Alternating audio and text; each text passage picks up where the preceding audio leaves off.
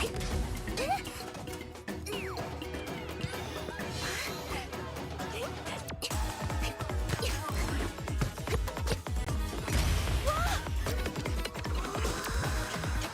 me segura! Lança-dente!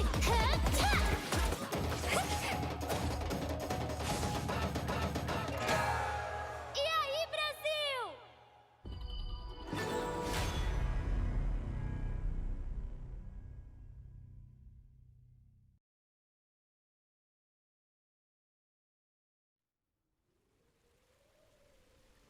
Está chovendo de novo. Não sei porquê, mas sempre chove quando estou numa missão. Meu nome é Lan. Sou um assassino de guerra. Meu alvo dessa vez é uma criança chamada KAW.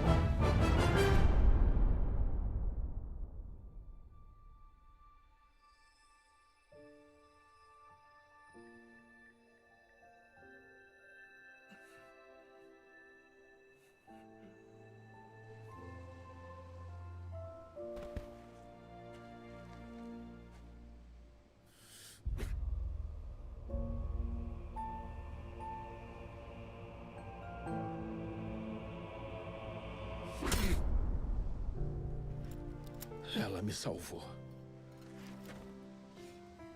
Ela não deve ter ideia de quem eu sou.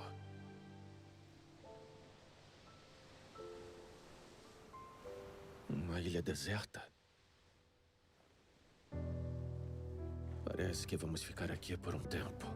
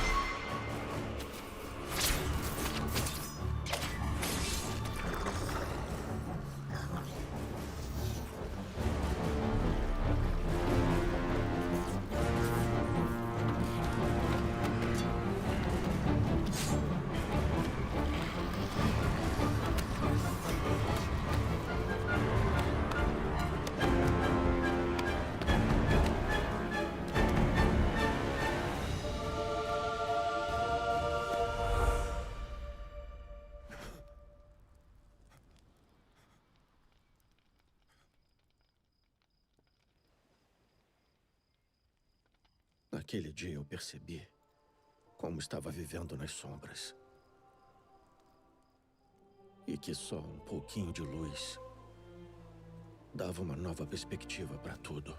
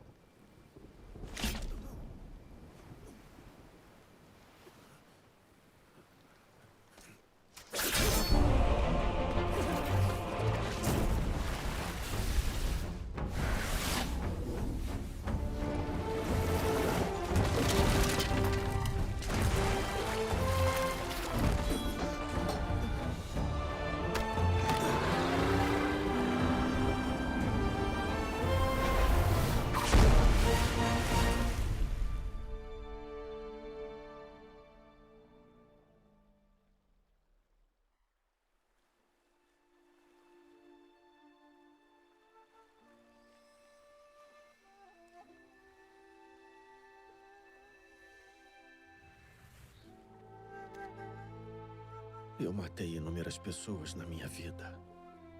Já era hora de chegar a minha vez.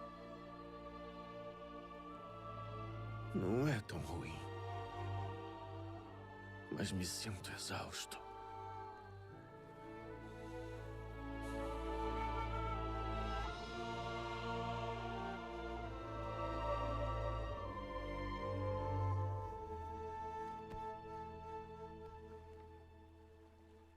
Olha, parece que a chuva parou.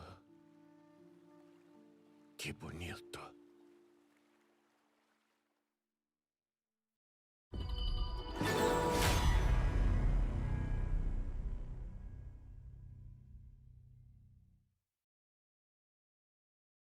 Dear players, welcome to Honor of Kings. Born in 2015, Honor of Kings is the world's most played mobile MOBA with over 200 million registered users and 100 million daily active users. It has witnessed a total of 73 billion views of esports content in a single year, and recently seen international teams battling it out for a prize pool of $10 million at the 2022 KIC tournament. Since launch, Honor of Kings has been continuously refined and crafted to be the ultimate competitive game on mobile. Now, we are going to take you behind the scenes as we share some of the development ideas that went into creating the game. Let's go! How to create the world's most played mobile MOBA. This was the goal we set ourselves, and from it, Honor of Kings was born. Within the game, players take on the roles of their favorite heroes to fight alongside their teammates in the Gorge and ultimately attain victory. Now, Honor of Kings is coming to Brazil. Through the game's journey from the East, cross-cultural encounters have generated a wonderful chemistry along the way. But what remains unchanged is Honor of Kings' core concept and the pursuit of perfection in game and hero design. These are constantly at the forefront of our thinking. At the early stages of hero design, the first things we ask are, what kind of experience can the hero give the player? How can we make our roster of heroes fully fleshed out and realistic? What kind of visual appearance, personality, and backstory do they have? And what type of weapon and combat style is most suitable for them? What are their strengths and weaknesses? Then, even deeper questions. What is the hero's mission? What are they fighting for?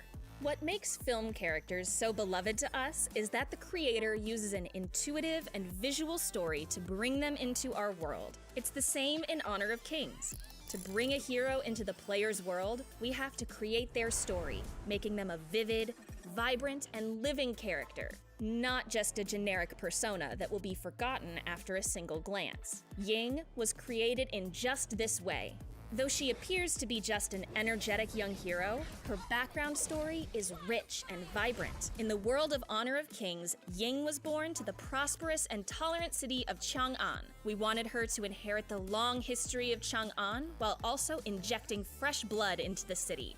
Born into a family of military generals, Ying grew up hearing stories of great warriors and eventually aspired to become a legendary hero, a torch to light up the ages. Thus, with her fiery heart, she becomes the protector of Chang'an.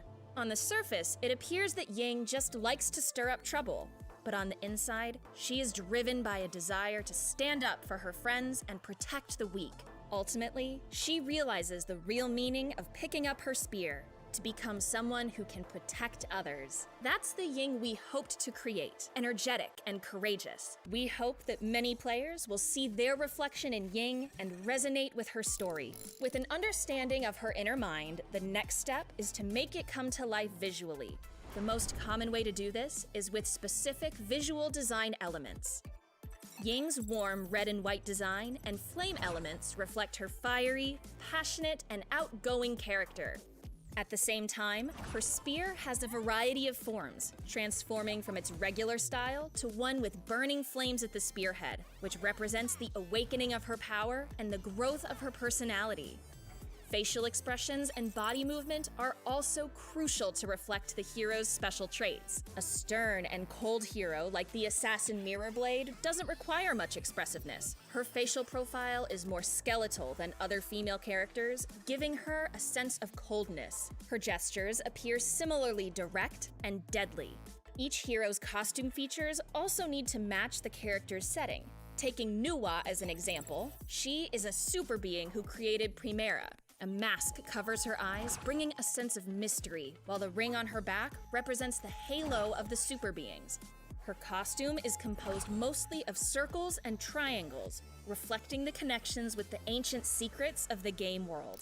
In addition to the story and visual design, we also have to produce the core playstyle for the hero based on their traits.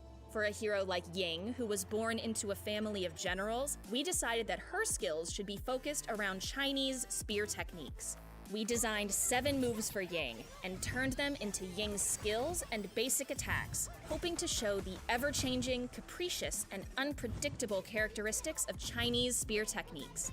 Many heroes use spears as weapons, so to make hers unique, we found the red tassel spear from traditional Chinese weapons, retaining the flexibility instead of the hard pole and head. These elements give a sense of softness, overpowering stiffness. Ying also uses 2 hands to wield the spear, which is rarely seen in Honor of Kings and other games.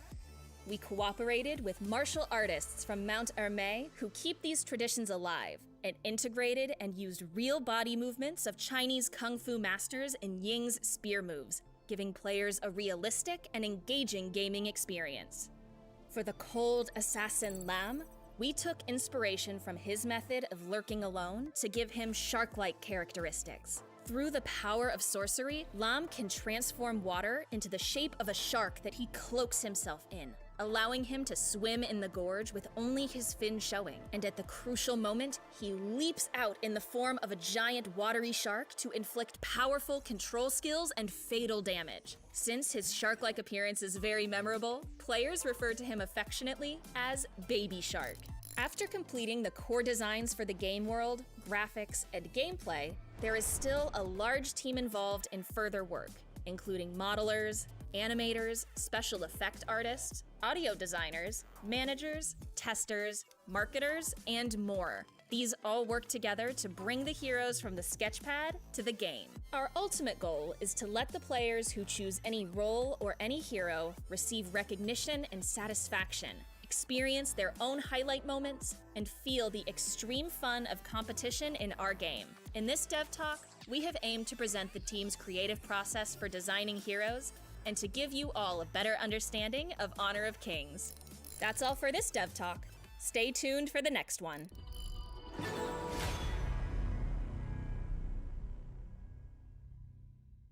For more insights on version updates and improvements, keep an eye on Ying's column on our official social media channels. That's where we collect all of your questions and do our best to provide you with answers. We look forward to your feedback and suggestions.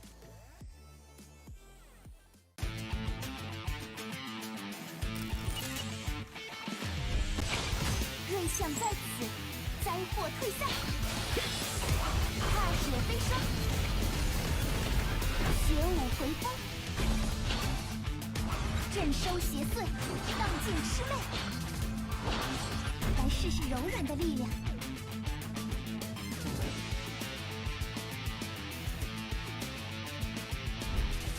早就知道你有问题。 But he is too deep and he's gonna go down. No damage is too insufficient. Everybody's gonna be solo. This is gonna be Luna's chance to shine. Come on, Luna. Luna's gonna have those 1 kill. 骗我的下场，真吧？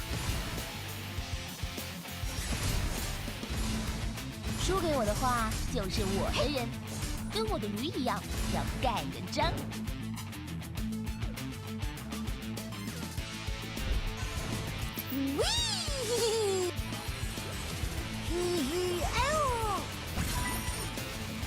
Coming in, Monkey. What that damage? ASD goes down. Minky goes down. 3 triple kill.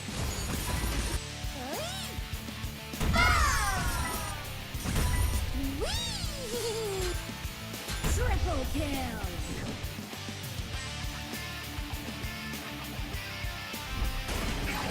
粉色炮火，绝佳搭配。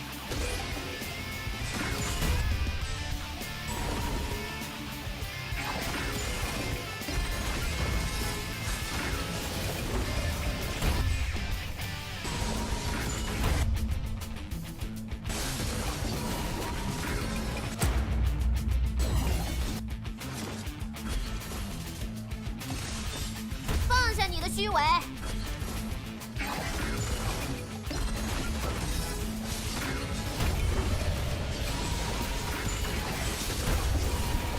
Quadra kill。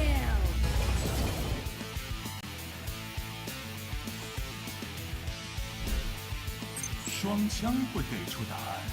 They're gonna engage. 10x going in with the ultimate. And this could be it. 再给你一首歌的时间。 Right there. Air get taken down. RCG, they want to back up a little bit. They're getting taken a little bit too low. Popping in with the ultimate on the Marco Polo. Triple kill. 藏好了吗？ It's gonna be a quadra kill. 灼烧黑夜的热情。接住，在下的飞吻。 Dear Summoners, the highly anticipated Honor of Kings Asian Wave Season 1 is coming on April 27th. As a brand new esports league, this KAW league will invite 10 teams from Malaysia, Japan, Philippines, and Myanmar to compete for a total of 500,000 yuan in 6 weeks.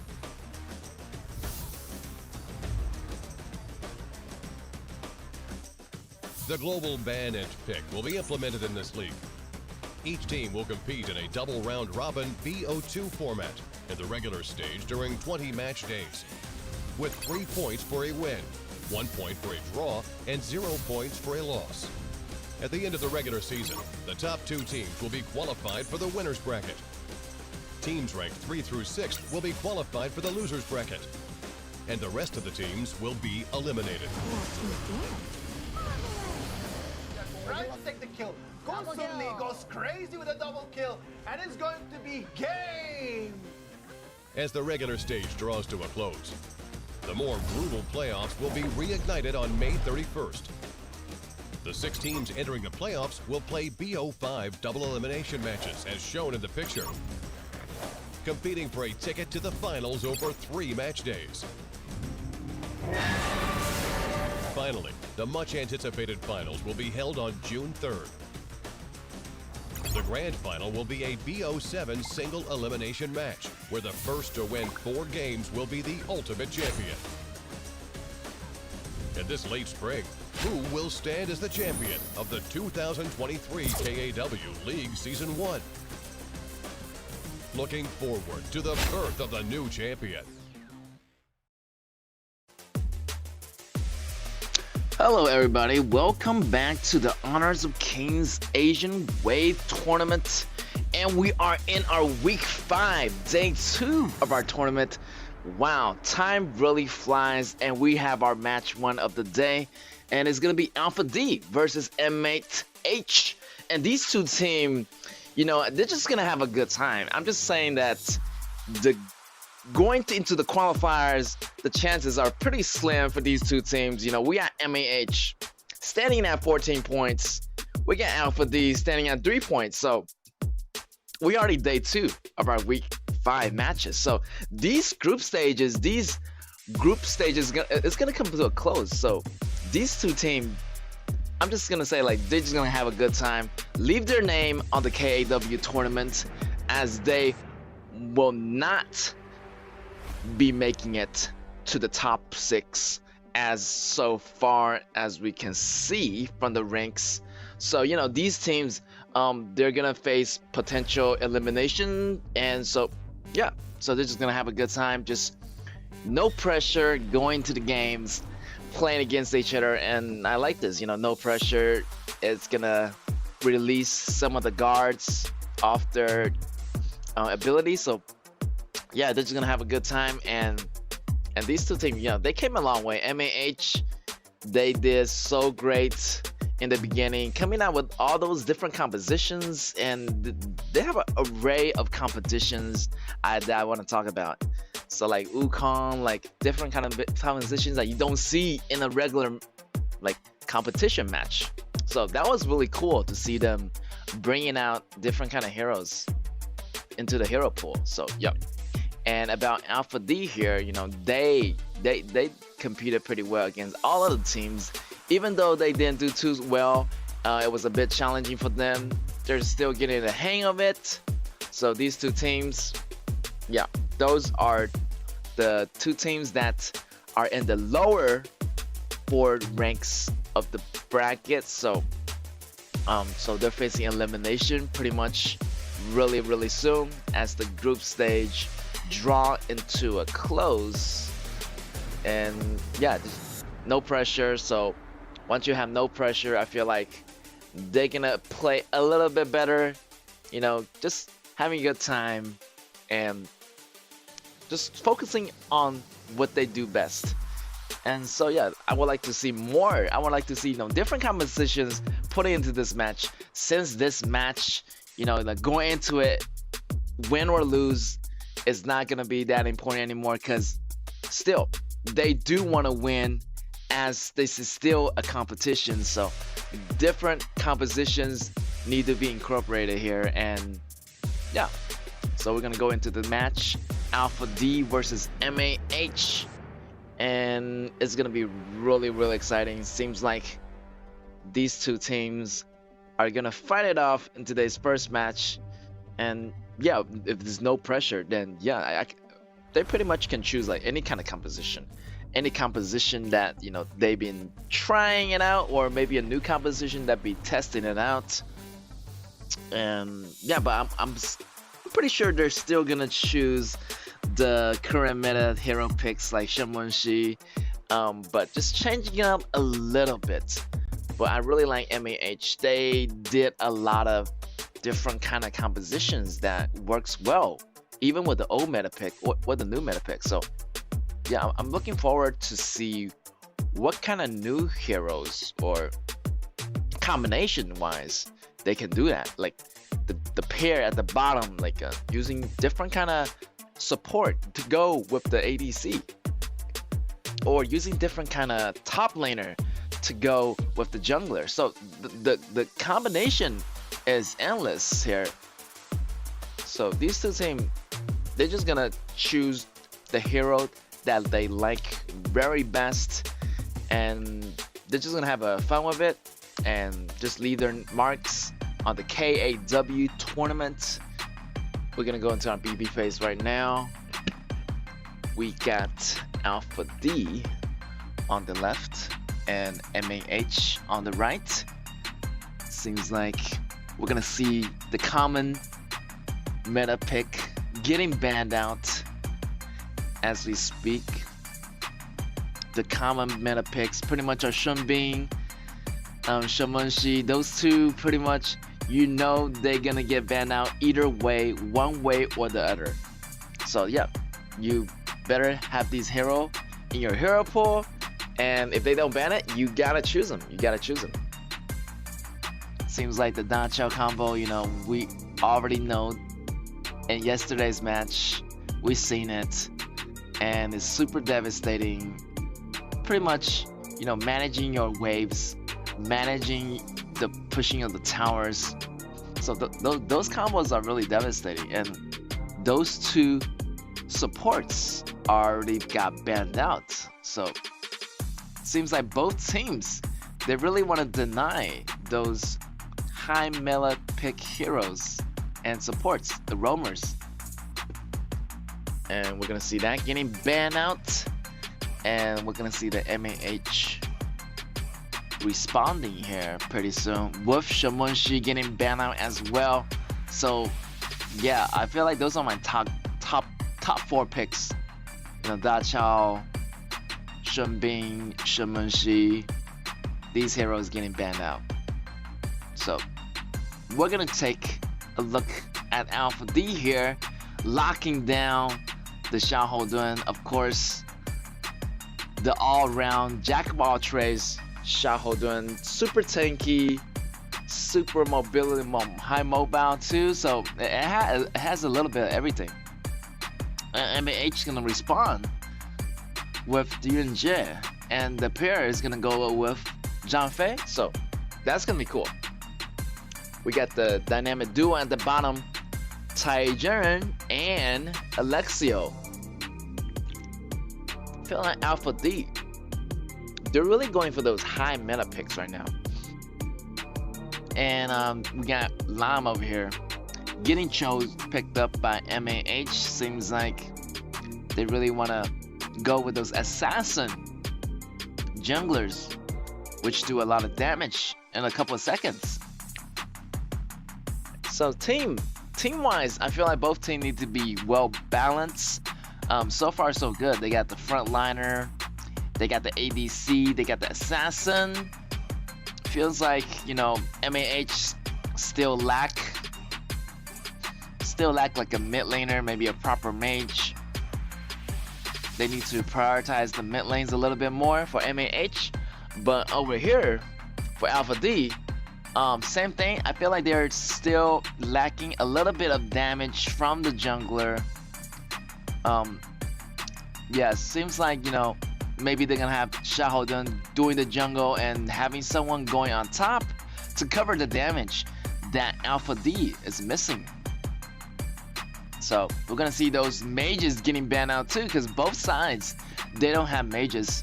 So we got Zhao Jun getting banned out, Yixing, also another popular choice, getting banned out, and Yingzhen getting banned out. So these backups for Shamunshi already got banned out. So you know what's left. Maybe Zhou is one of the good mids that you can have high lane clear priority. So maybe Alpha D or MAH could pick up on that. And we're gonna see the Guanyu getting banned down. Seems like Alpha D knows their top lane is really good with Guanyu, so you know Guanyu getting banned out. And JYI with the reply. Let's see what he can choose for his teammates. Not a lot of mage choices left, you know. Maybe Ganjan. Ganjan is a really good choice, or like a high wave clearing hero for the mid. Seems like, you know, they're gonna have Mulan getting picked up by MAH, and it's wow, one of the Warriors top lane, and so much mechanics going to that Warrior on the top lane, you know, switching from different kind of modes. So this hero is really stylish in the way she take down their opponent. It's gonna be cool to see, you know, Mulan going against Byron on tops, and it's gonna be a tough time for Mulan unless, you know, she can make something work, or going against Charlotte. So yeah, these top laners are really warriors right now. They need to find a way to cut the back row, to go into the back row, you know, do some damage and get out safely. But we have Tai in the back for Alpha D, so it might be difficult for Mulan. They might need a little bit of burst damage, and that's exactly what we need. We need my Shinui, and they're gonna pick up on that. It seems like they got the combo ready. You got Lam, you got my Shinui, you got Mulan. So the damage, the burst damage, the ability, and the assassination is already there. MAH got the damage, and the frontliner is there, so pretty much well balanced. Same thing for Alpha D. You got a little bit more protection, you know, you get the extra life, and we got Shangguan getting picked up in the mid lane. So both of these mages, they're really like assassination mages. Yeah, the priority I feel like is gonna go to Shangguan a little bit, because you know she has more lane clearing power in the beginning, using those paintbrushes to do those magical spells, maybe in a line or like a small AoEs. So definitely, you know, Shangguan has the lane priority in the mid lane, so they have to be careful about, you know, after the mid lane is cleared up for Shangguan, she's gonna go for a gank, and you're gonna see that early rotation, the ganks coming in from Shangguan, diving into the towers. But can it be possible? And yeah, I think she's gonna do that. She has Frenzy equipped, so that's gonna be a lot of damage coming from Shangguan. And yeah, but it's gonna be a one shot. So after she lands, she doesn't have a way to get out unless she has more abilities. So having that frenzy can be a good thing and also can be a bad thing. You know, you can't get out, but at the same time you're doing so much damage, you're getting a lot of life steals back into your spells. So we're gonna go into the match shortly. Alpha D against MAH, and yeah, it's gonna be a cool battle, guys. Seems like both sides are gonna have a intense battle. The assassination, as a lot of assassins here. We got Lam, we got Mashinui, and Shangguan and Mulan. So it's gonna be a all-out battle, all-out brawl. All right, Alpha D on your left on the blue versus MAH on the right on the red. And yeah, talk about like all the heroes, like pretty much half of them out of these 10 heroes, they're assassins, and they need to do a good job, you know, protecting the back row, protecting those ADCs actually, and giving them space, you know, giving them space to, you know, operate in the backgrounds, you know, so they can really get those damages out. But also at the same time, you want to put pressure on the opponent. Put them on the opponent ADC. So putting pressure on the first blood already drawn. As you can see, Alpha D getting the first blood early in the game, and that's gonna be on the top on Charlotte. As you can see, Charlotte's summoner ability is not flash, it's not anything else, but it's intimidation, and intimidation lowers all damage source by a lot. So here's the 1v2 situation here. Look at that, the activation of the passive followed the activation of the intimidation. That's a lot of damage reduction. That's at least like 30 to 40% damage reduction combining with the passive. So JH went in there, thought he can do a lot of damage, but the damage reduction from Charlotte was just too high. Nobody can take Kai down. Kai would just had those damage reductions right there. There's gonna be a 2v2 situation. He's gonna go in with those passive. Mulan in trouble. Need to get out. Using the second blade ability to push back, but no. So much damage is going into Mulan, and Mulan right now is falling behind. Right now, Alpha D using the momentum. Assassination coming in. So from Shangguan, they're gonna use this chance to invade for the blue. The battle's gap happening. John Fei's gonna fall. He's not gonna have level 4 right there. Kai is gonna fall, but the Proctor from Tai Jenner is gonna pop in. That's not gonna save him too. He's gonna fall in the process. So that's gonna be a 1-for-1 trade. But still, Charlotte did everything she can. She was just really deep, and she did the maximum damage as much as possible before getting out. So he was doing a really good job.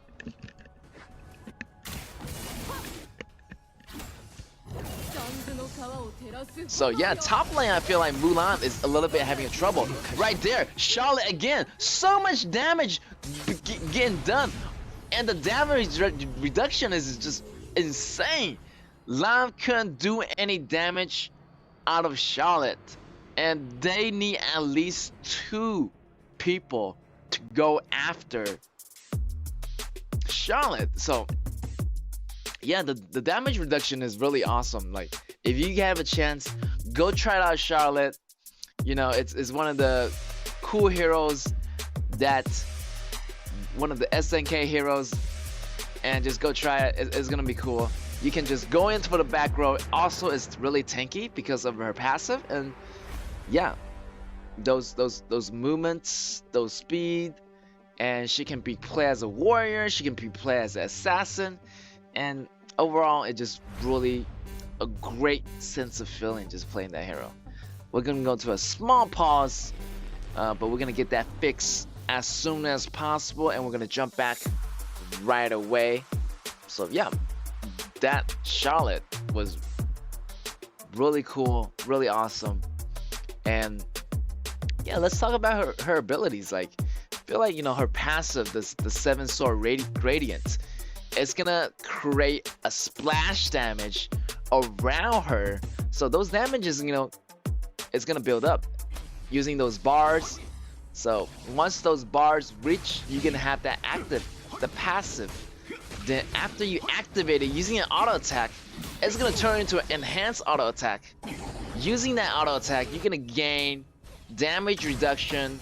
At the same time, you're gonna deal a small percentage, small knockup around you. So yeah, it's gonna be cool, guys. Try it out. Right there, 4 minutes already. Tyrant is gonna get Alpha D. Alpha D just using this momentum to push into the blue jungle.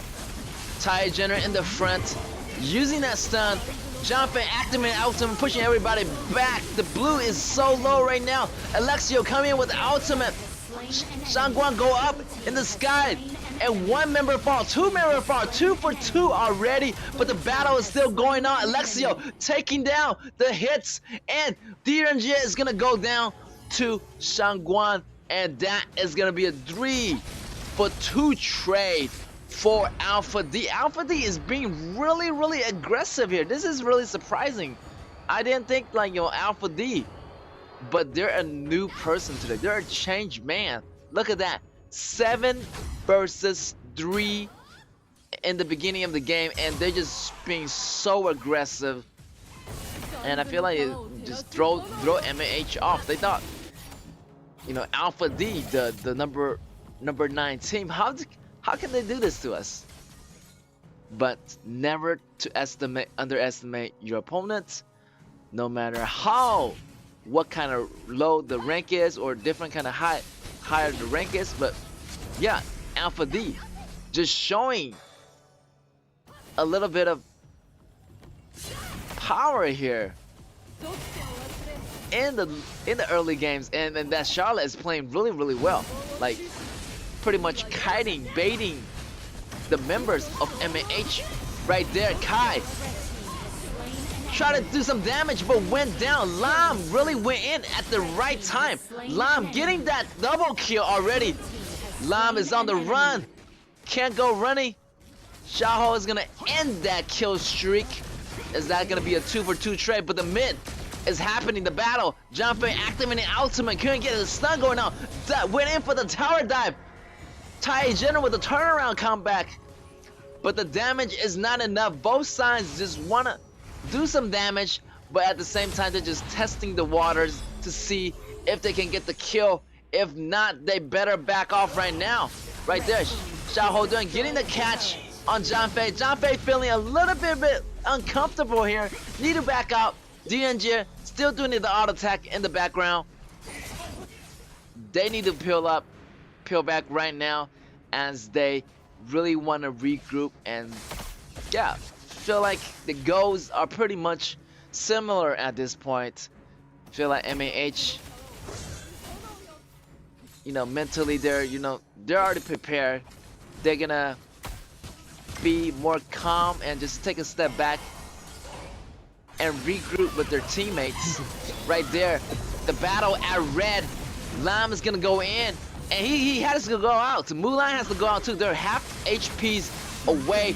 DNG is in trouble, but the second ability is gonna find him. The flash across the wall is gonna save his life. Lam picked up the kill.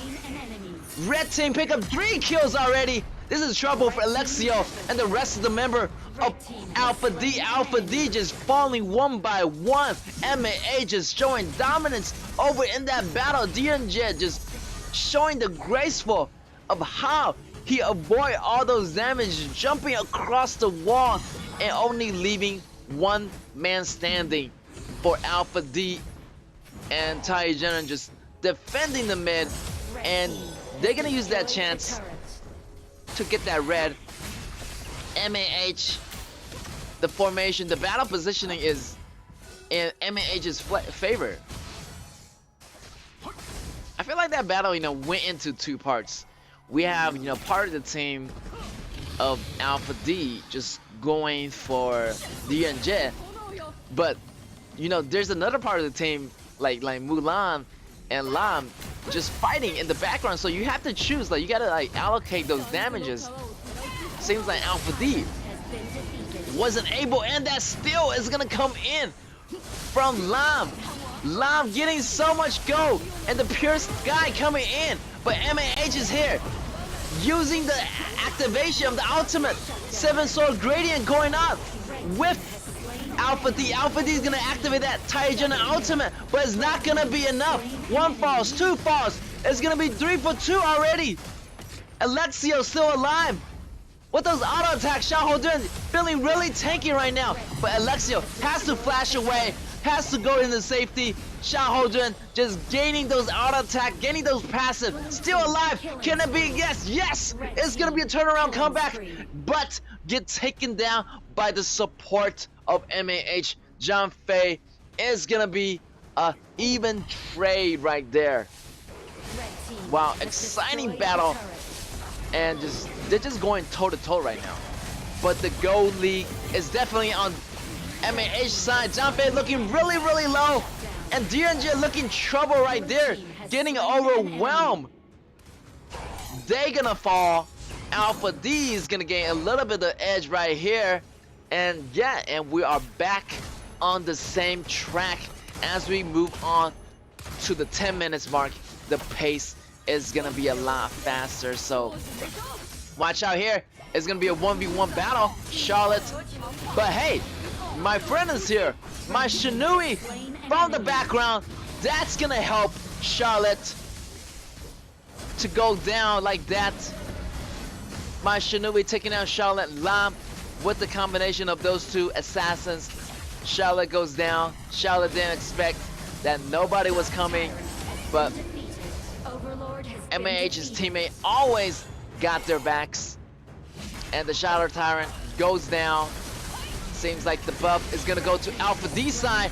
Right there, the engagement from MAH, I think it's gonna be good. The ultimate is coming in from Ty Jenner, but it's not gonna help. The rest of the MAH is coming. Lam going in to the background, try to get up Ty Jenner. 3 falls. That's the 0 for 3 trade there in favor of MAH. Alright, MAH is gonna use this opportunity to make some push happening right there. As 3 member of Alpha D falls, the Tyrant buff is not gonna be in effect for Alpha D. The Vanguard is inside the base. 4-man down for Alpha D. Alexio is coming back.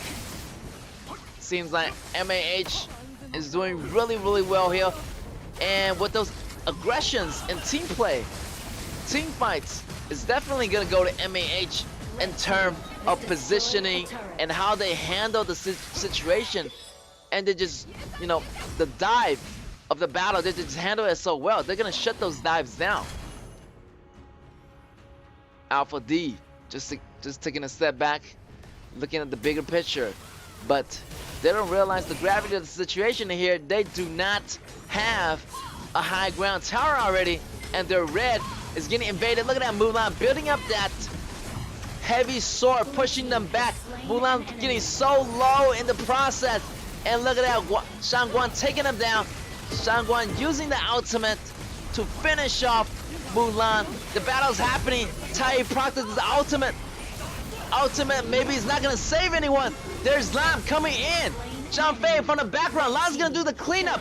DNJ still providing the damage in the background. So much damage is going on. Only 1 member remains standing, and that's gonna be Shangguan. Shangguan take down Lam, but she's gonna go down as well. 3 members standing. That's gonna be a 5 for 2 trade. I think this is gonna be it. MAH going inside the core. That's gonna be an auto attack, finishing out the base with the Gold League. That's gonna be it. MAH taking the win this time. It's awesome. In the beginning, there's a little bit of trouble in the top. Mulan was facing the pressure of Charlotte, and the different teams of Alpha D. So yeah, great turnaround. I feel like MAH got what it takes to win this battle.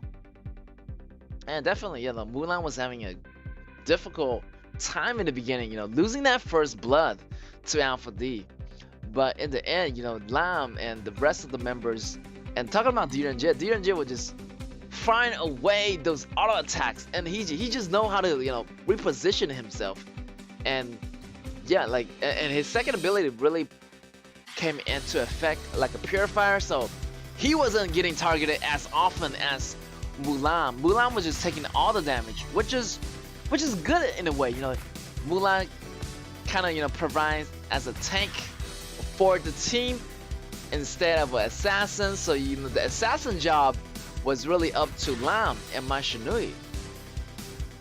So yeah, everybody did their part. If you can't really play as an assassin, you can really switch your roles. Get those items, get those tanky items.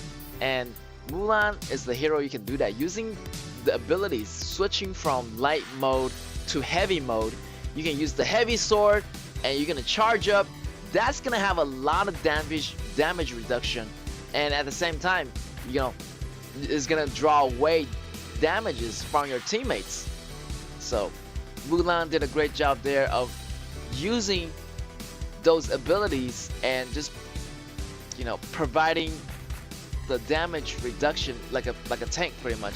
And you have Zhang providing the protections, but also at the same time using those ultimates to stun, and those battles just happening so quickly. You do not realize what's happening. The Tai General's ultimate, but it's not gonna be so useful as Lam's second ability pretty much damaged everybody in that area. So even Tai General uses the resurrection and having all those teammates coming back for Alpha D, they're just gonna coming back like not fully healed, but maybe like halfway HP, and Lam and DNJ was able to take them down pretty easily. And yeah, actually Shangguan really did really well this round, like getting those kills on Mulan, and Mulan just look at the tankiness of Mulan, just getting that super item and ominous put on mission, and yeah, getting that damage and HP. So yeah, there's a lot of tankiness going into those two assassins. Also another tank item built on Lam, so they're really tanky at the end of the, it was difficult to take them down. And Charlotte didn't really have any tank item, but the damage reduction wasn't enough. So many burst damage coming down from MAH, and that's a lot of damage to deal with. And they just came in like a thunderstorm. MAH using those passive, using the Mai Shinui, the stuns, the CCs, and the auto attacks coming from DNJ, which is so crazy. Nobody can get to DNJ in time. I feel like the damage is too crazy, and they provided the window for DNJ to do those damages. So MAH really put everything, the protection and everything, into DNJ's damage, and that is gonna have your MVP coming up. It's gonna be HY from MAH with the KDA of 4, 2, and 17 assists. Whoa, this is crazy. 4 kills from a support, and that's gonna be Zhang Fei. And well, he provided a lot of protection. At the same time, he dives in too. So yeah, I'm not surprised there. Right there, so much damage actually coming from Alpha D in the beginning. And this is the battle, turning battle right there. Everybody was, kind of damaging on the right side, but they didn't realize that DNJ was still in the corner, back against the wall, just using those auto attack. They have no idea, using that, providing the triple kill for Lam, and they just got that boost right there. That was the turning point of the tie. Exactly. And Alpha D they're always getting surrounded. You can see like those number advantage, and Sangwan arriving a little bit too late, go in, gets taken out. Charlotte again resurrected, but the tankiness of the team of MAH, they managed to survive those battles, and DNJ always survive those battles, and DNJ just providing constant damage to everybody, and they're just too squishy. Like, they have the damage, but they can't really sustain any damage, and Xiaohouden was like the only frontliner for Alpha D, and it wasn't enough, and DNJ just got his items and really taken down Alpha D in the process. But yeah, seems like MAH, you know, feeling it really good, even though, you know, it's a long shot to make it to the qualifier now. So they're just gonna try their best, get as much points as possible in today's chart, in today's game. So standing in at number 7 is gonna be 14 points, and I hate to be the guy as number 7, because, you know, if you're a number 6 rank, you can probably make it to the qualifier. So, but you know, they are facing elimination, but they want to show great sportsmanship, so they're gonna try their best, try to go for as much point as possible and leave their name on the KAW tournament. So, and the same thing for Alpha D, and they really do really well actually against MAH, and they were being a little bit too aggressive in the beginning of the match. Seems like, you know, they need to calm down a little bit. They don't want to rush it. So, you know, once they get that lead, they just want to chill and just kind of like farm up and make the right moves. And yeah, and talking about the positioning needs to be better. The formation needs to be a little bit better. We're gonna see the BP phase now of the round 2. MAH on your left and Alpha D on your right. So yeah, those high mobility ADCs are getting banned.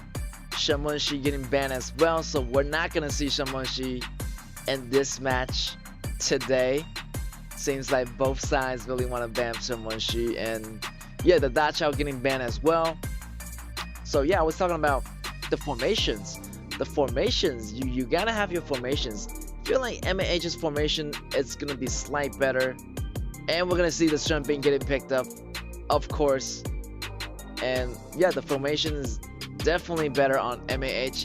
They know how to position their hero pretty well, having Hu and Hu in the frontliners, and having Hu in the back row does so much damage.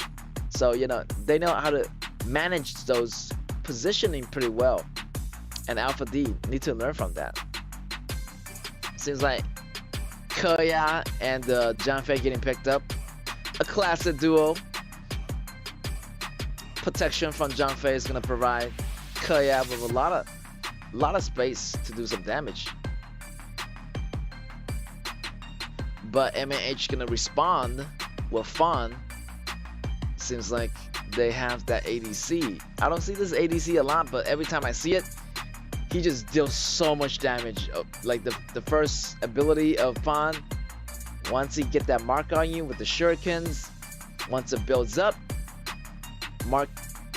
4 marks, the shuriken, the bomb is gonna go boom, and that damage is gonna have a lot of damage effect right there. And also a splash damage is gonna deal damage to anybody in that vicinity. So yeah, a lot of AoE damage too from this hero alone. So yeah, and it's a bit squishy, but you know, the movement ability, mobility dash coming from Fawn can really, you know, getting you out in a lot of sticky situations. So yeah, we're gonna see next, we're gonna see the mages getting banned out, as both sides are lacking of mages, and we can already see the top lane is gonna be Libu versus Byron. Byron, you know, a top meta pick right now. Seems like Libu is gonna have a hard time in the beginning of the laning phase, But don't you worry, once Li Bu get to level 4, he can actually initiate the team fight with MAH, and with the combination of Fran's ultimate, you know, that's gonna do some devastating combo. And yes, we are missing a Yixing. Yixing is really great if you want to slow down your opponents. You know, they want to be aggressive, but you want to stop that. Yixing is your man to call. And yeah, you laying those ultimate down on Yixing is gonna really put up a wall. And yeah, it's good for like running away, it's good for engaging fights. So it's gonna lock Li Bu's in that cage, and those Li Bu's ultimate, he can't really go anywhere beyond that cage.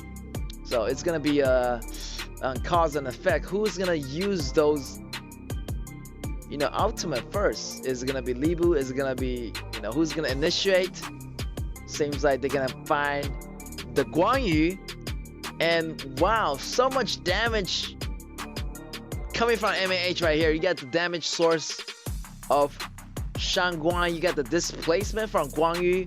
You got the Li Bu ultimate knockup, the Shenbing time mage ability. So yeah, it's gonna be a lot of damage from different kind of source here.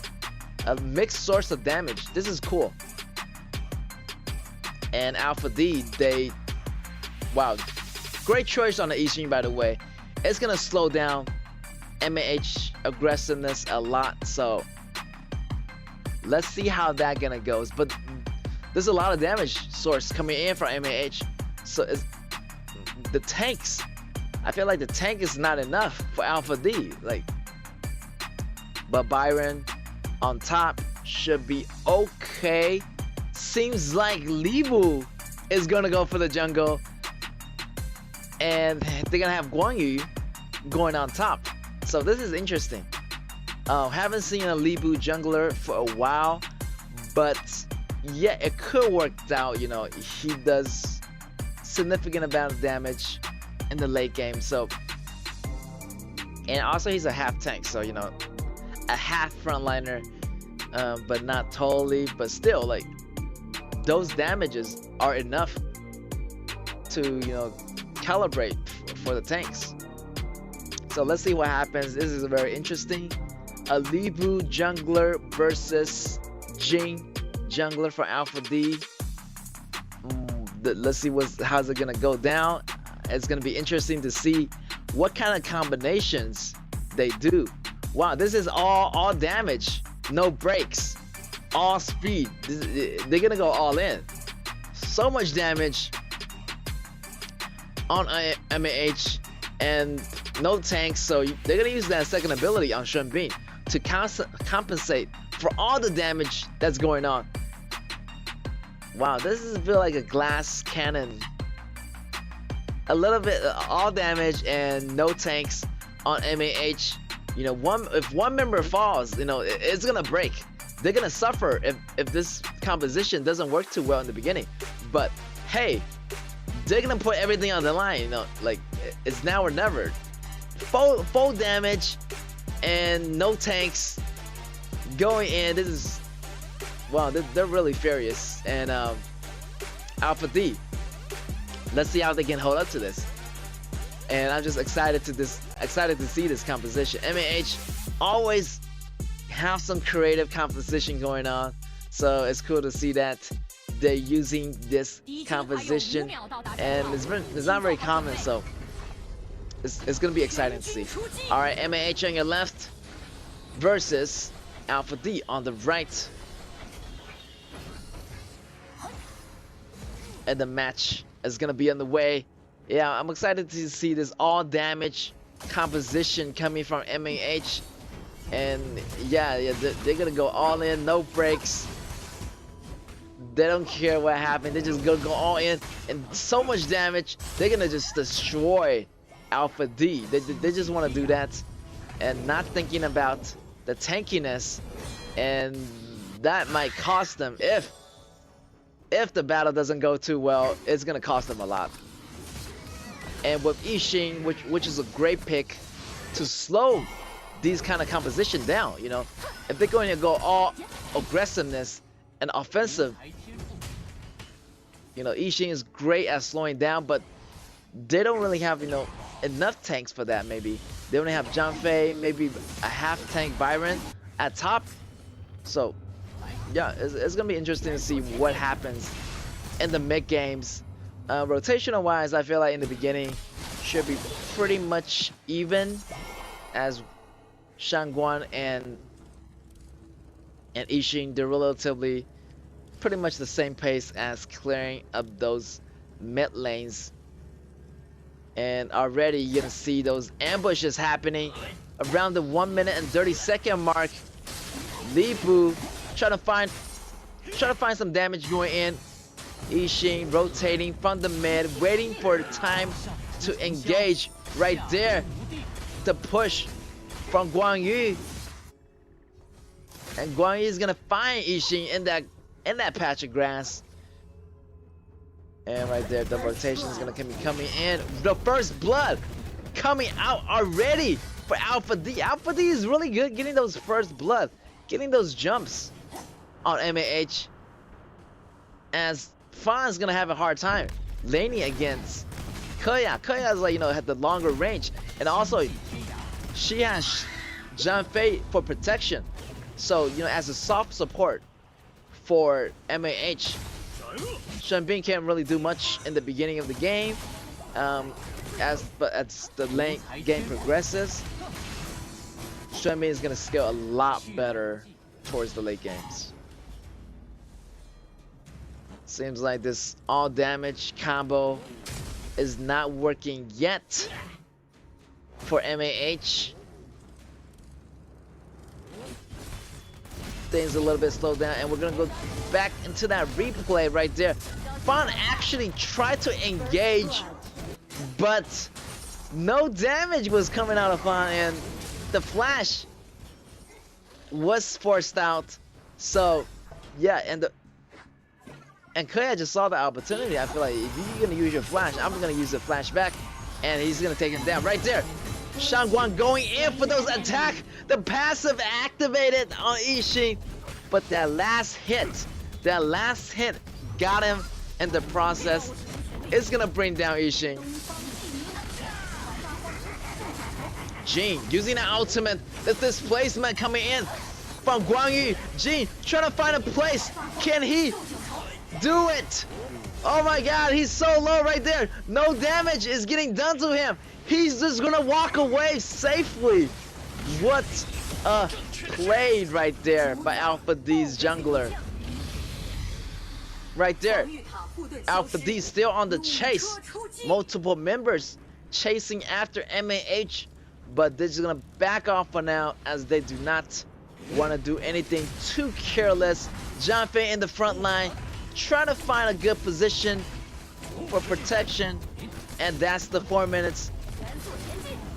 The Tyrant is gonna be out. Let's see who's gonna have the river control.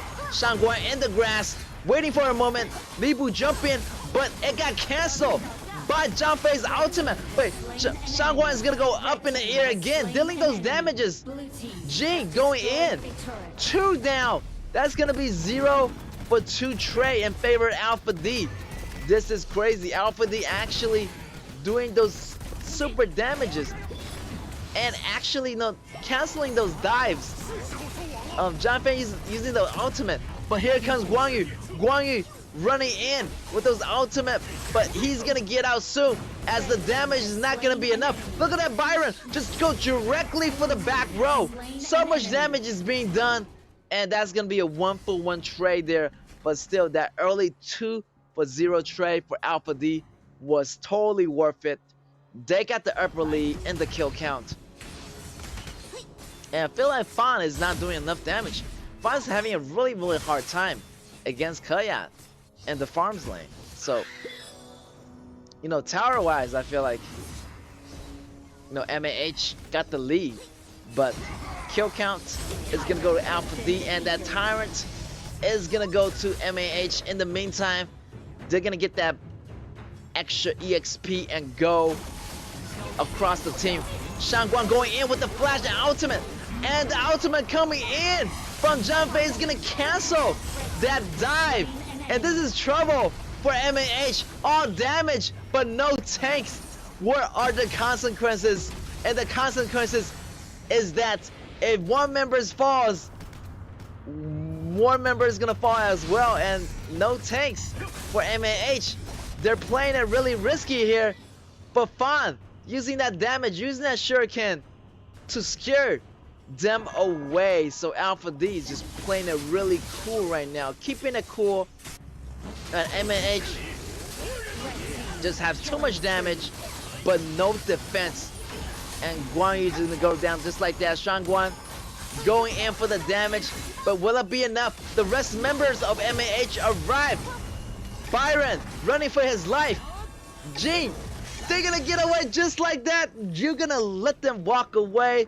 MAH, wow, the damage is not there.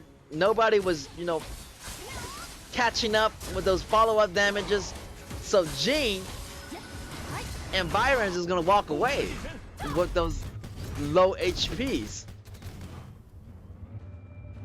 MAH's composition is not really working out here. You know, you got a lot of damage, but you gotta apply them effectively. And if you don't take any members out from Alpha D, it's gonna be trouble. Because the longer you're being battled, the worse it's gonna be. Right there, the initiation coming in from Shen Bing. The initiation coming from the ultimate of Li Bu. Li Bu take one down. That's a number advantage right there. They're gonna take down Jin. 2 down for Alpha D. That's gonna be 0 for 2 trade in favor of MAH. MAH, you know, they need to do something more like that, you know, taking out one member at a time, then engage on the rest of the members, and that's how you're gonna do it. And Alpha D shouldn't fight without, you know, the jungler, without the assassin, without the top. So they need to have a 5-man team before engaging in any team fight, as MAH's composition is more like damage. So once you take them apart, it's gonna have a good time. Right there, Jin with the ultimate. It's gonna bounce up to Fan's face, and he's gonna get Fan in the process. And this is what actually Alpha D is talking about. They need to fight as a team. Right there, Li Bu has to force out his ultimate. The flash coming from KAW. It's gonna do it. KAW going in too low. Going in a little bit too deep here. Junfei on the run. Feeling a little bit low. The cover damage of Ishin gonna provide him with the extra lead way to escape. Junfei looking really low, but still dealing damage. Jin try to go in, try to do something there, try to make a play, but he needs to back out as the rest of MAH's member just lurking in the grass. And Alpha D need to, you know, find their position more carefully, as mentioned in the last match. If they don't want to repeat the mistake that coming in from last match. Right there, Alpha D, they need to be backing off right now. They need to have a 5-man team in order to engage, and they need to find Guan Yu's position as well. So yeah, Junfei ultimate is not ready. This could be trouble for Alpha D. So much damage coming in from MAH. Alpha D needs to hold on. No ultimate is on Junfei, and no ultimate is on Ishin. They need to have those ultimate in order to slow the dives coming from MAH. That's gonna be a 3-for-1 trade, 4-for-1 trade for MAH, 5-for-1 trade, and it's gonna be ace. That damage is coming in online for Fan, and nobody can really stop MAH at this moment. No, Alpha D was doing really well. They just had to hold on really tight, and the damage are coming in online for MAH. But hey, MAH still is fully all damage, no tanks. So Alpha D here, they still have a chance as long as they play their cards right. The assassination coming in from Alpha D's Jin. Jin is still dancing over the battleground right there. Jin is gonna go on the left side of the battleground. The ultimate coming in from Junfei. The displacement coming in from Guan Yu. And Jin goes down. Look at Fan. Fan's still attacking, having the red buff. And the battle is gonna be a little bit put to stop here, as the tyrants are coming out of his team. But the chase is still going on. Guan Yu is gonna chase down Yixing. Yixing goes down. They're still fighting in the background right there. Look at that. Li Bu taking out Byron in the 1v1. And look at that. Fan actually already inside the base. This could be trouble for MAH, as they are in the zone already. They are in the zone and they are dominating. Alpha D is in trouble. And that's what I mean. Alpha D is in trouble, and this is gonna be it. Alpha D facing the pressure of many attacks. Shangguan going in up with those ultimates, and the following the damage by Fan is gonna do it. The Li Bu going in, being super aggressive, going after the back row. KAW falls, but the damage is not gonna be enough for Alpha D. Byron coming in, but the damage is already done. MAH going on the offensive right here. Once the damage on MAH side, going into the late games, they're gonna have so much damage. Alpha D's defense just not gonna hold out. Byron going in the grass. There's a trap, and so much damage getting done by Shangguan is ridiculous right there. The burst damage from the ultimate, from the second ability, first ability. Wow, Shangguan just do so much damage in a short period of time. Right there, KAW is in trouble. The displacement from Guan Yu, there's no way from KAW to come back from that. And look at that, Li Bu jumping in, the ultimate, taking the tower aggro, but he's gonna manage to stay alive. Guan Yu going in with those stomps. Right there, Jin coming in. Watch for Jin's positioning. The flash coming in from Fan, being so aggressive. Double kill for Fan. Jin goes down, not enough damage. And yeah, MAH is dominating, showing dominance, using that fully damage composition belt.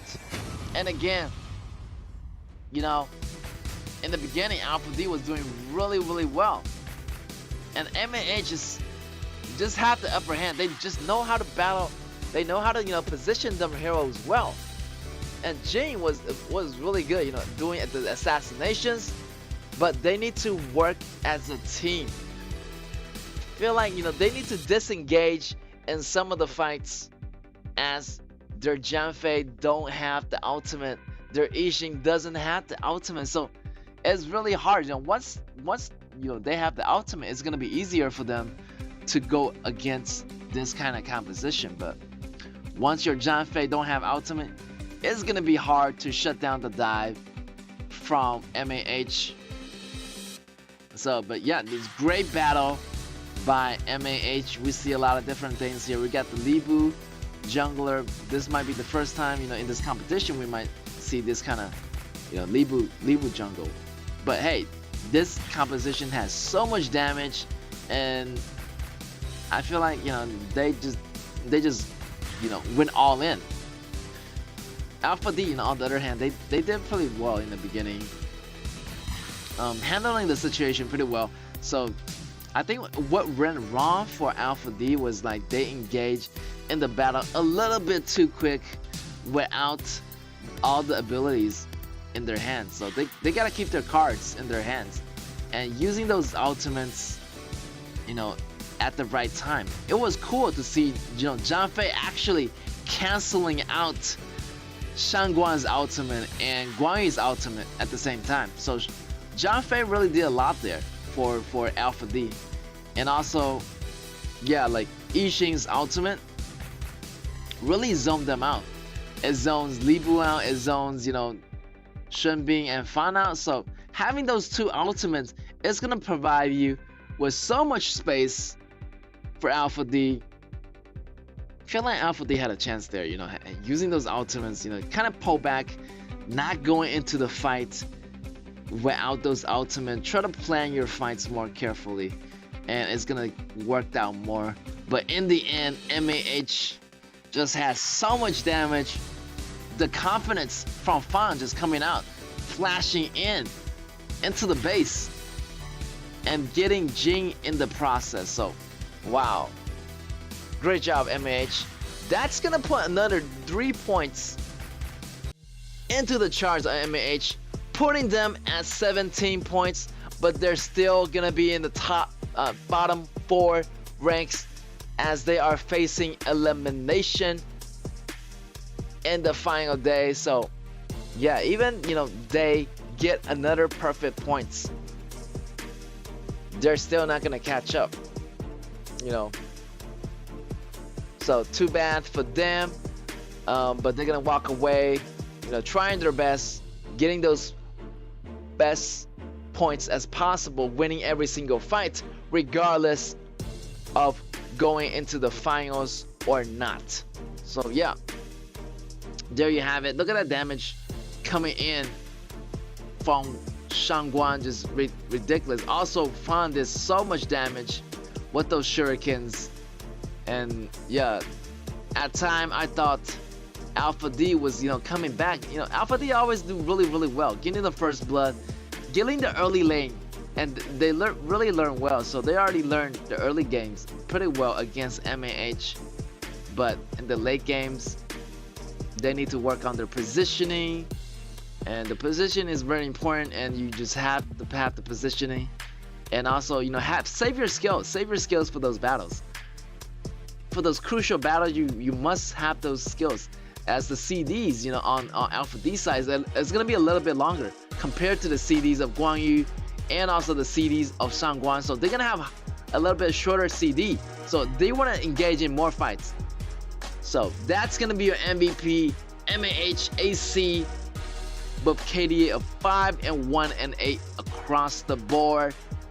And yeah, he was just doing a lot of damage, pushing the ADC of Alpha D into the corner and executing, secure the kill for the teammates of MAH. Right there, going after Jing, just running in the background and not letting Jing escape. Just waiting for Jing to switch positions and just taking him out right away. Watch Guan Yu's position, coming in from the top, flanking in from the back, jumping in with the second ability, pushing Zhang back. So many crucial ability coming from Guan Yu. Guan Yu just finding the positioning.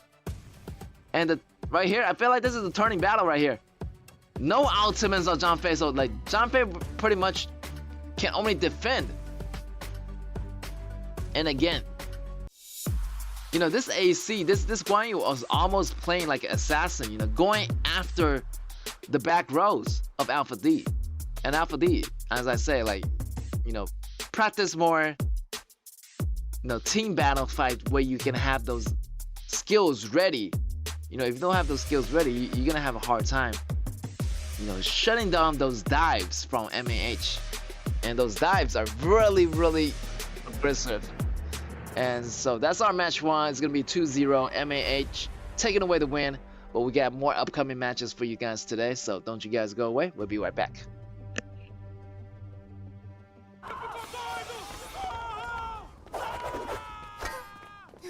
Parece mais trabalho pra mim.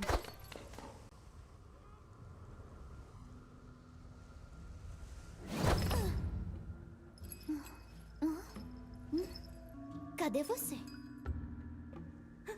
Ai, não podem me ver aqui.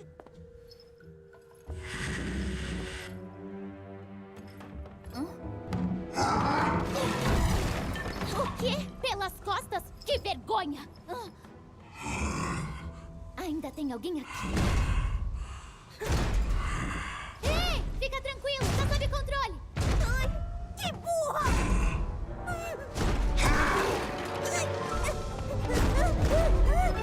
Deixa comigo.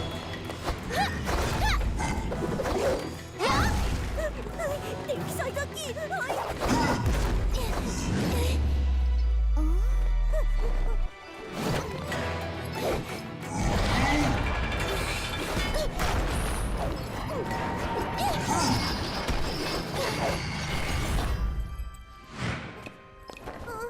Ei, é perigoso aqui, vai!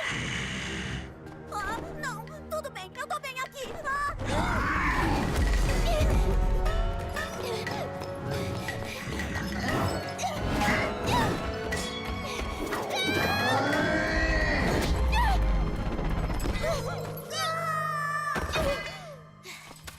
Lata velha!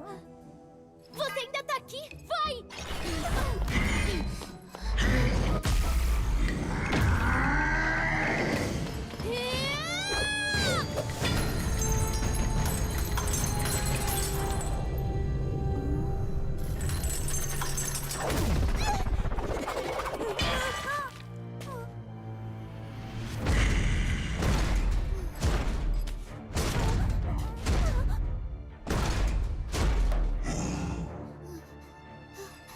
Anda, foge.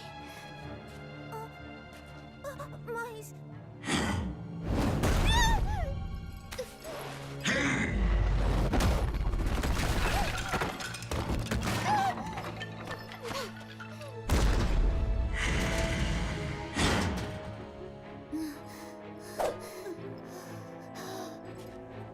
Eu vou te enfrentar!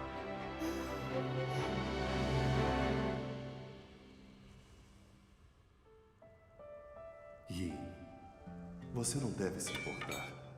Se sua lança partir, não é ela que te torna uma heroína.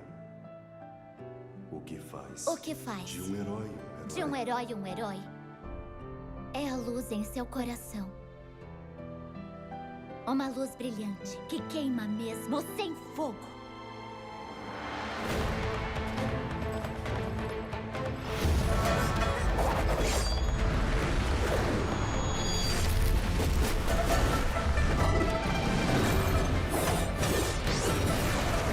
Fogo selvagem!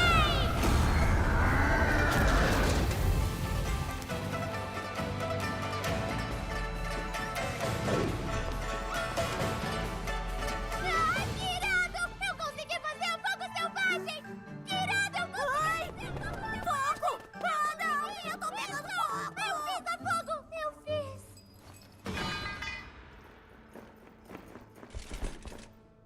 Não machuquem ela.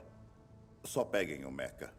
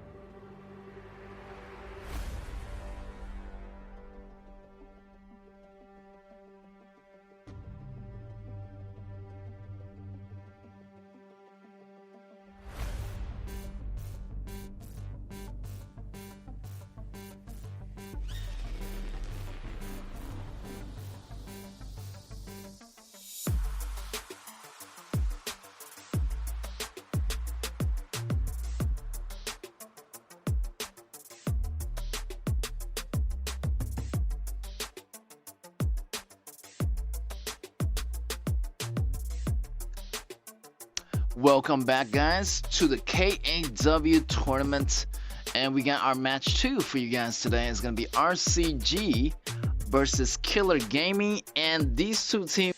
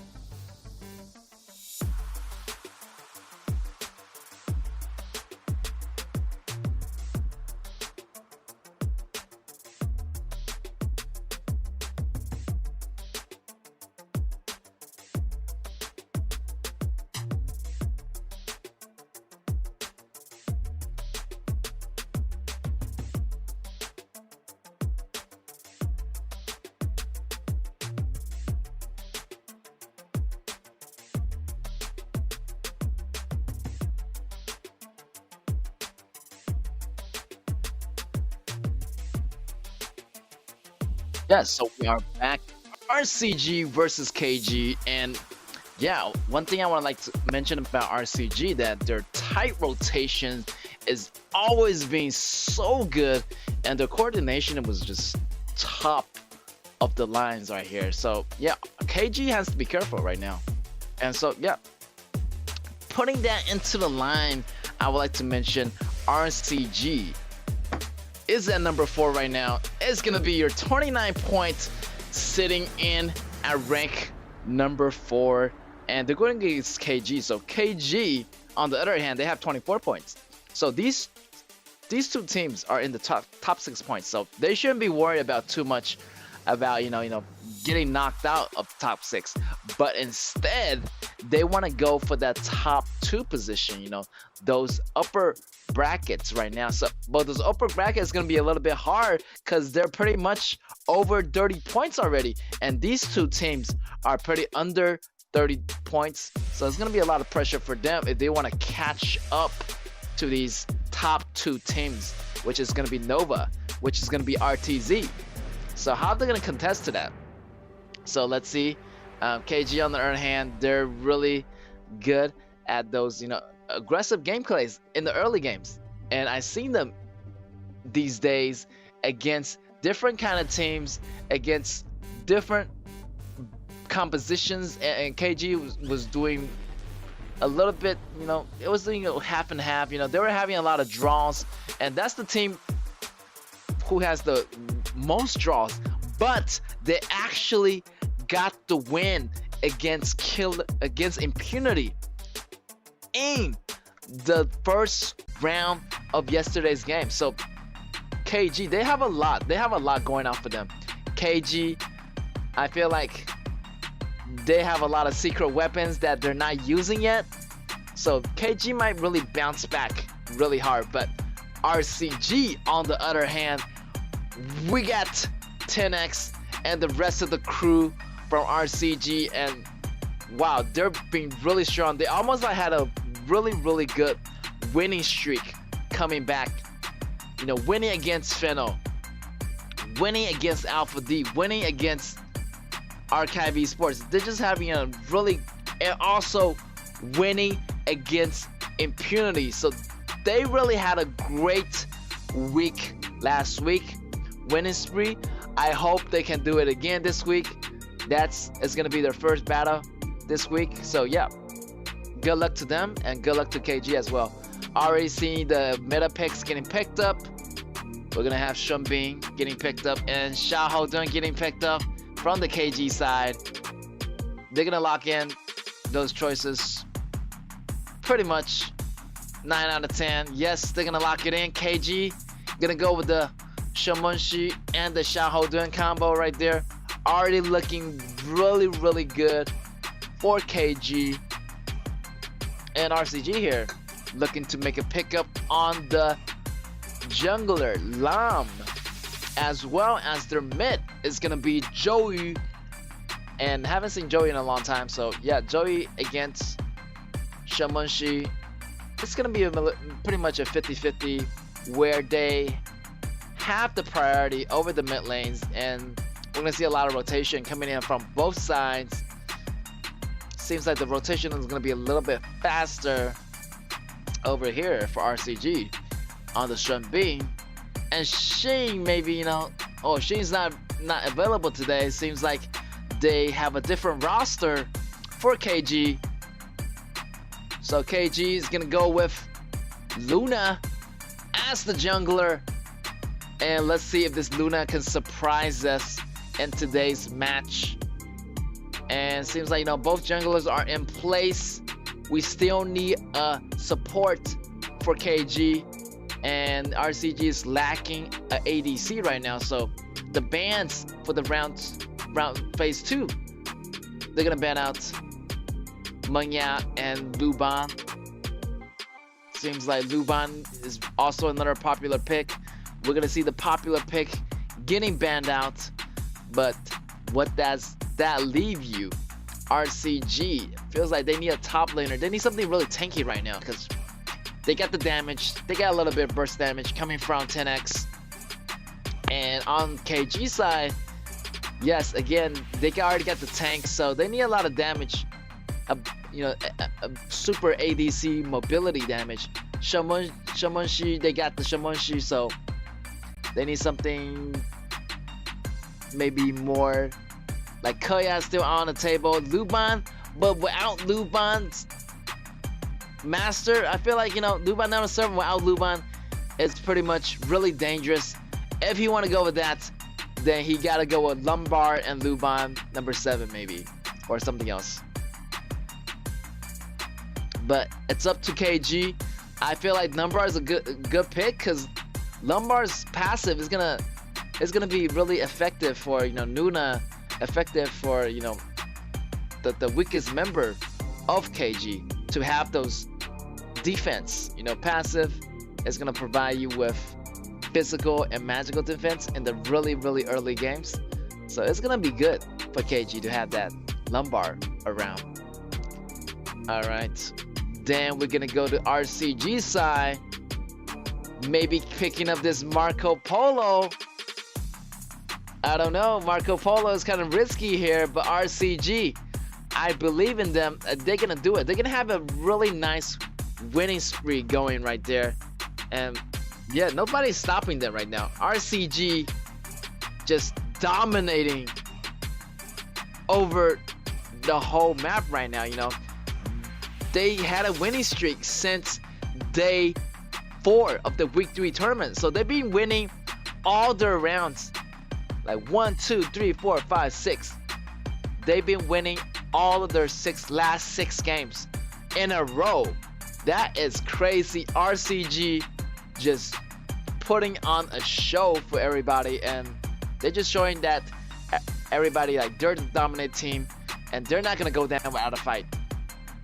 So early laning is gonna be difficult for Marco Polo to fighting against KAW. KAW definitely is the top meta pick, but Marco Polo is thinking something else. RCG, they're gonna pair a Marco Polo with that Ata, which is gonna be really effective.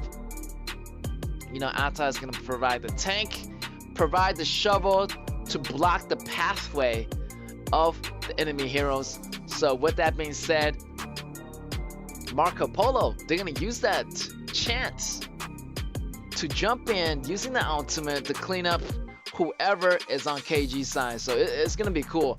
And with that Shun Bean, it's gonna provide a lot of compensation, damage compensation, and a lot of healing factors for this team fight. And let's see how KG respond to this. KG, they got Lombard. They're pretty tank right now,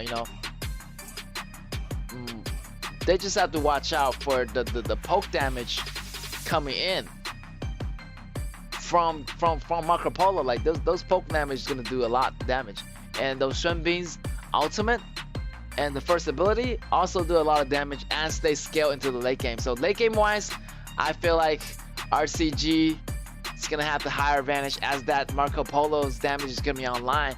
But in the laning wise, KG is gonna have the upper advantage. Also mid game, I feel like KG does have the lead. And yeah, the poking damage also for KG is gonna be really effective. So I feel like Marco Polo, in the late game, he better get those Succubus cloak, because those magic damage coming from Luna, coming from Shamonshi, is gonna do a lot of damage into Marco Polo. And if you're low hit point, if you're not in condition to fight, if you're wearing down, they're gonna wear you down. So you gotta have at least something to sustain for the battles. If you're gonna come in there with half HP, that's not gonna cut it for RCG. So RCG gotta be more careful about when to engage and to engage in those healthy HP bars. Alright, ladies and gentlemen, the match gonna start off. RCG on your left on the blue, and we got KG on the red. And it's gonna be an exciting battle already. Both teams, I feel like both teams are really top contenders. KG just taking out Impunity, with the draw, but RCG got that winning spree. So both teams top contenders, and let's see how they're gonna fight out. let's get ready to rumble. Seems like, you know, the opening's pretty much normal. Both junglers getting the jungling camp done. Moving on to the next one. Farming up. Probably gonna meet at the top as their jungle routes. They're gonna collide at one point or another. Right there, both teams. We're gonna see the rotation happening already. As they clear up the minions, the mid lanes will have to rotate. You know, they can't just stand there and do nothing. Alright, we're gonna have engagement right there coming from Zhou Yu and Shamanshi, but they're gonna trade some blows, exchange some attacks, and back off. Level 4 already, 1 minute 30-second mark, and you know what it is. It's gonna be the attacks coming in. Already Flash get taken out of KAW. 10x going in, but attack, he has red, but they're gonna back off for now. As Lumbar is too tanky in the beginning, you need to have your teammates around to take that down. Luna already level 4 too. So, yeah, both teams need to watch it here. You know, their jungler is level 4, and sooner or later, the mid lane is gonna be level 4. Level 4 is gonna go to Heart. He's gonna get that level 4 faster than Shamanshi. And you know what that means. That's to me a faster rotation is gonna be going on for RCG here. Alright, the fire going down, laying the flame, putting the gas to the flames. Right there, the drop from Shamanshi's ultimate is gonna do some poke damage. So both mages already got level 4. And seems like their support is getting to level 4 as well as we speak.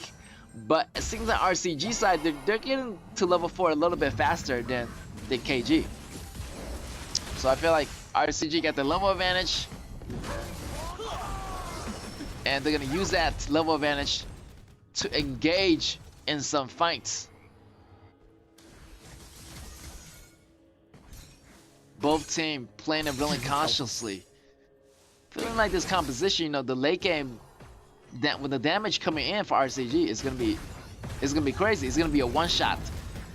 They need to destroy everybody really quick. Right there, Ata going in. That's gonna be a little bit small mistake on Heart.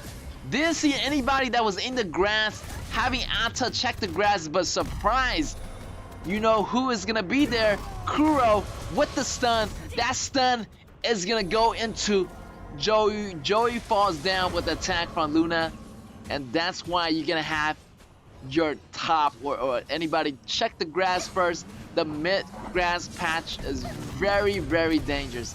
You do not go out of your towers just for that. So KG is gonna have that upper hand on the first blood right here, and I feel like RCG, you know, they're feeling the pressure, so they're gonna be extra careful, waiting for that Marco Polo to come online pretty much any second. 4 minutes already. We should see the Doomsday or the Spark Forged Dagger on Marco Polo. If the farm is going well, Marco Polo should have his, you know, first essential item right about now. And yeah, the battle's still happening mid. See that Luna just doing some damage, going in with the execution, and he's gonna bounce out. KG's composition, you know, they have the pokes, they have the tanks. It's pretty much well balanced.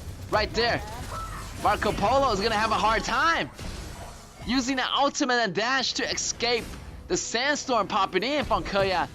It's gonna be difficult for Marco Polo to do damage right now as he has to go back and recover. And yeah, the pressure is gonna be on RCG. They have Luna going in with the damage. Luna's still going on,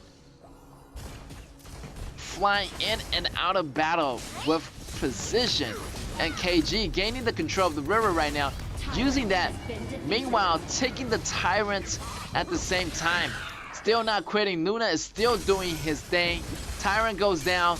We're gonna see the Dragon Exchange happening. RCG getting the Overlord, using that as a pushing power. Try to get some push going on here. RCG looking for an opportunity to make a push on the mid. But here comes Luna. Luna cleared the minions, and now they're working their way on the bottom right now.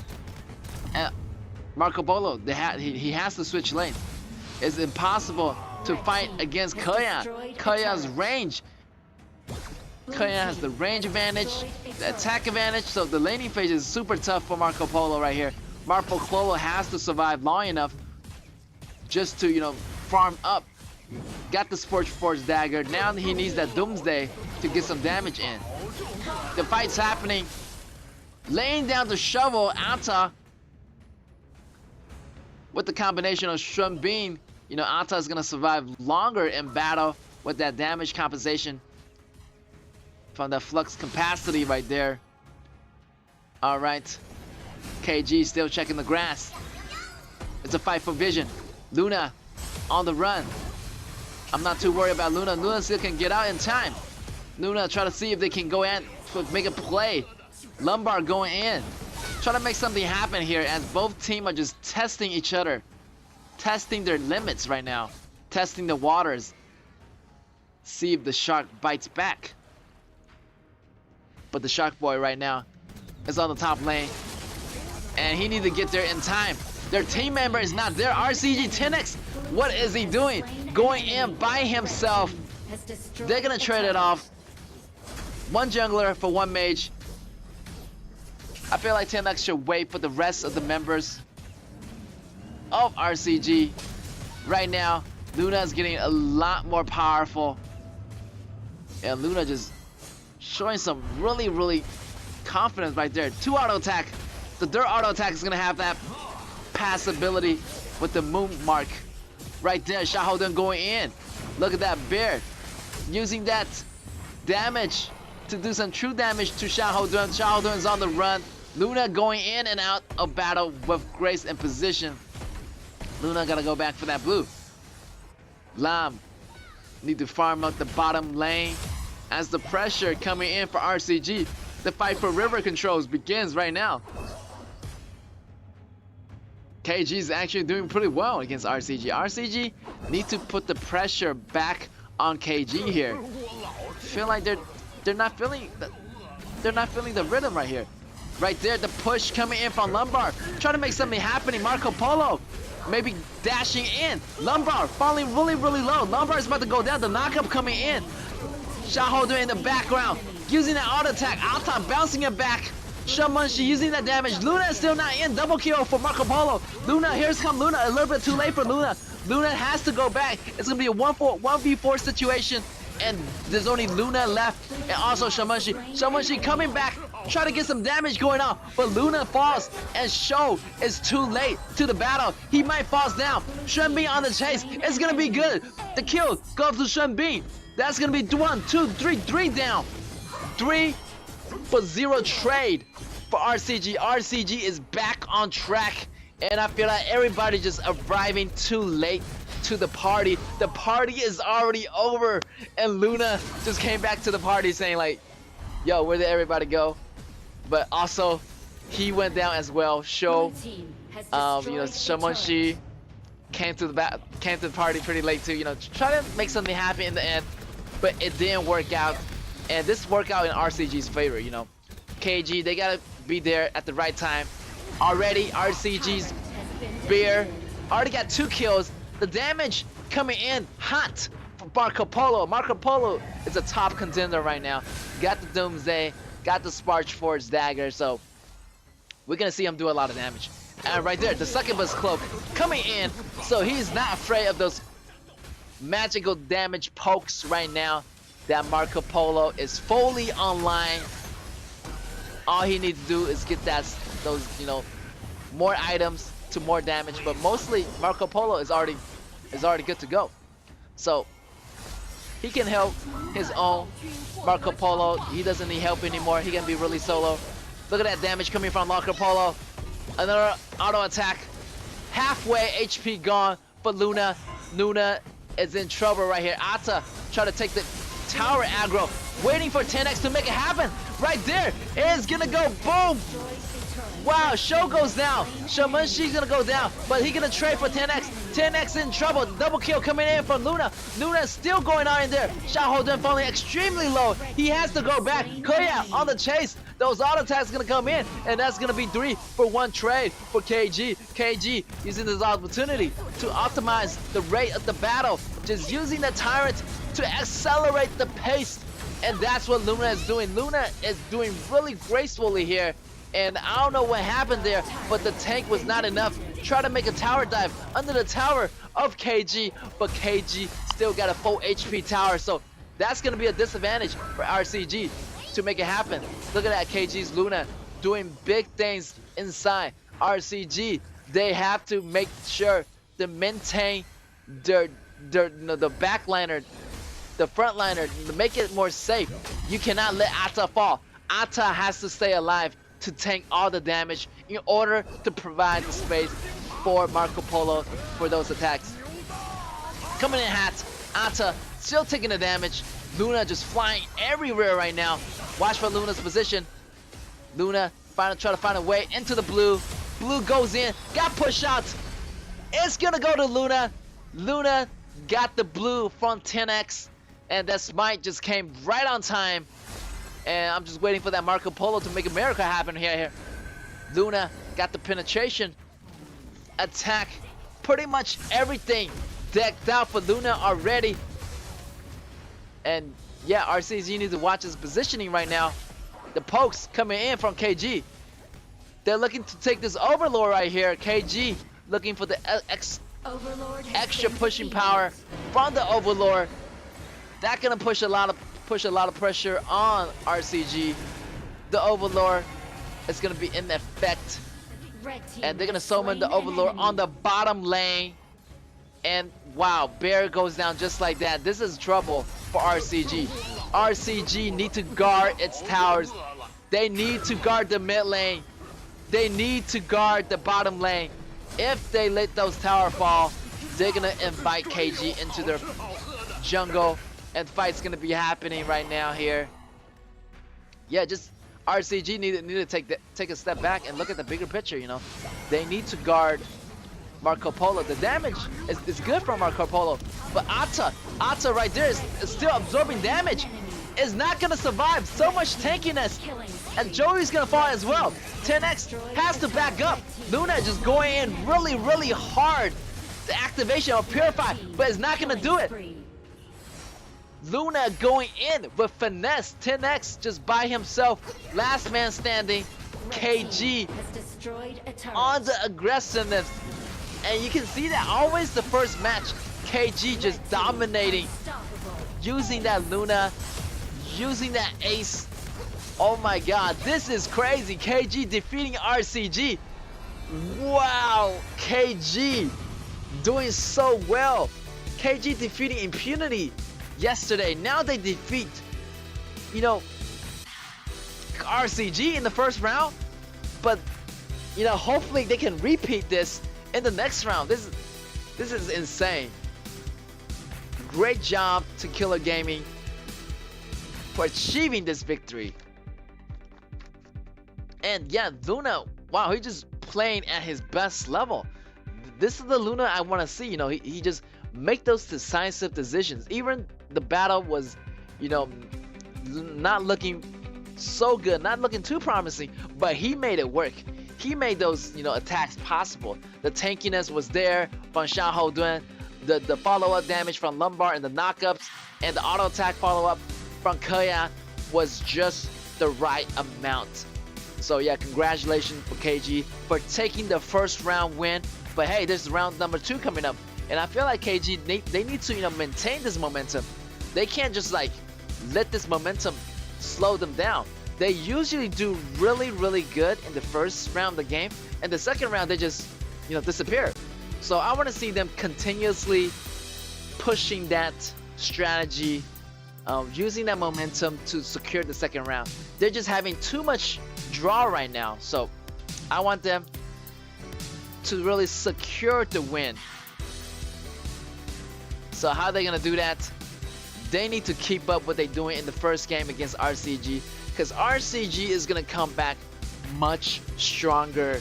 And wow, RCG had a winning spree, had a winning streak. Now they might have the potential to go into a draw for these two teams.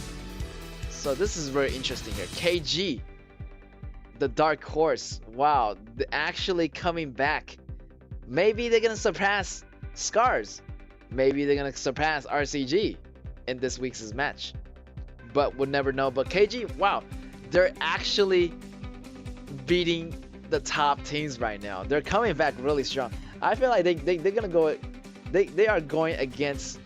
They're going against Nova. They want to go against Nova as they want to go after the #1 team. You know, KG, you know, like they had the most draws, but their performance is pretty much up and down. You see them doing really good in the first round, but the second round, you know, it disappears. I don't know why. So they need to keep up with this pace, keep up with this super momentum, in, like they did in the first round. So they really like to go against Nova because Nova beat them in week 2 of the day 4 competition. So they want revenge. And Killer Gaming, wow, they really surprised me. I didn't know that they had this in them, and I feel like, you know, this new roster is gonna work out for them, and the combination from these players are incredible. And wow, I feel like Atta and it just couldn't hold out much enough, and that Shenbin with Atta is okay, but still really squishy. Too many squishy heroes on RCG, and the damage was there, but once those squishy hero falls, one person falls from RCG, it's gonna be really hard to maintain that composition. The damage coming in from Marco Polo is not gonna be enough to take down the rest of the member of KG. So at one point, you know, I feel like 10X did a really good job of waiting for the right moment to go in for those kills, but in the end, Luna really dominated, just using those skills, coming in and out of battle with finesse, just showcasing us the high mechanical gameplays of Luna. And there you go, it's gonna be Fan from KG with the KDA 414 across the map, 26.5% damage dealt, and yeah, he was just there doing everything.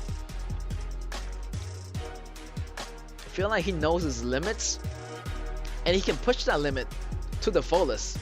And we're gonna go into the replays right here to see that what's going on in details.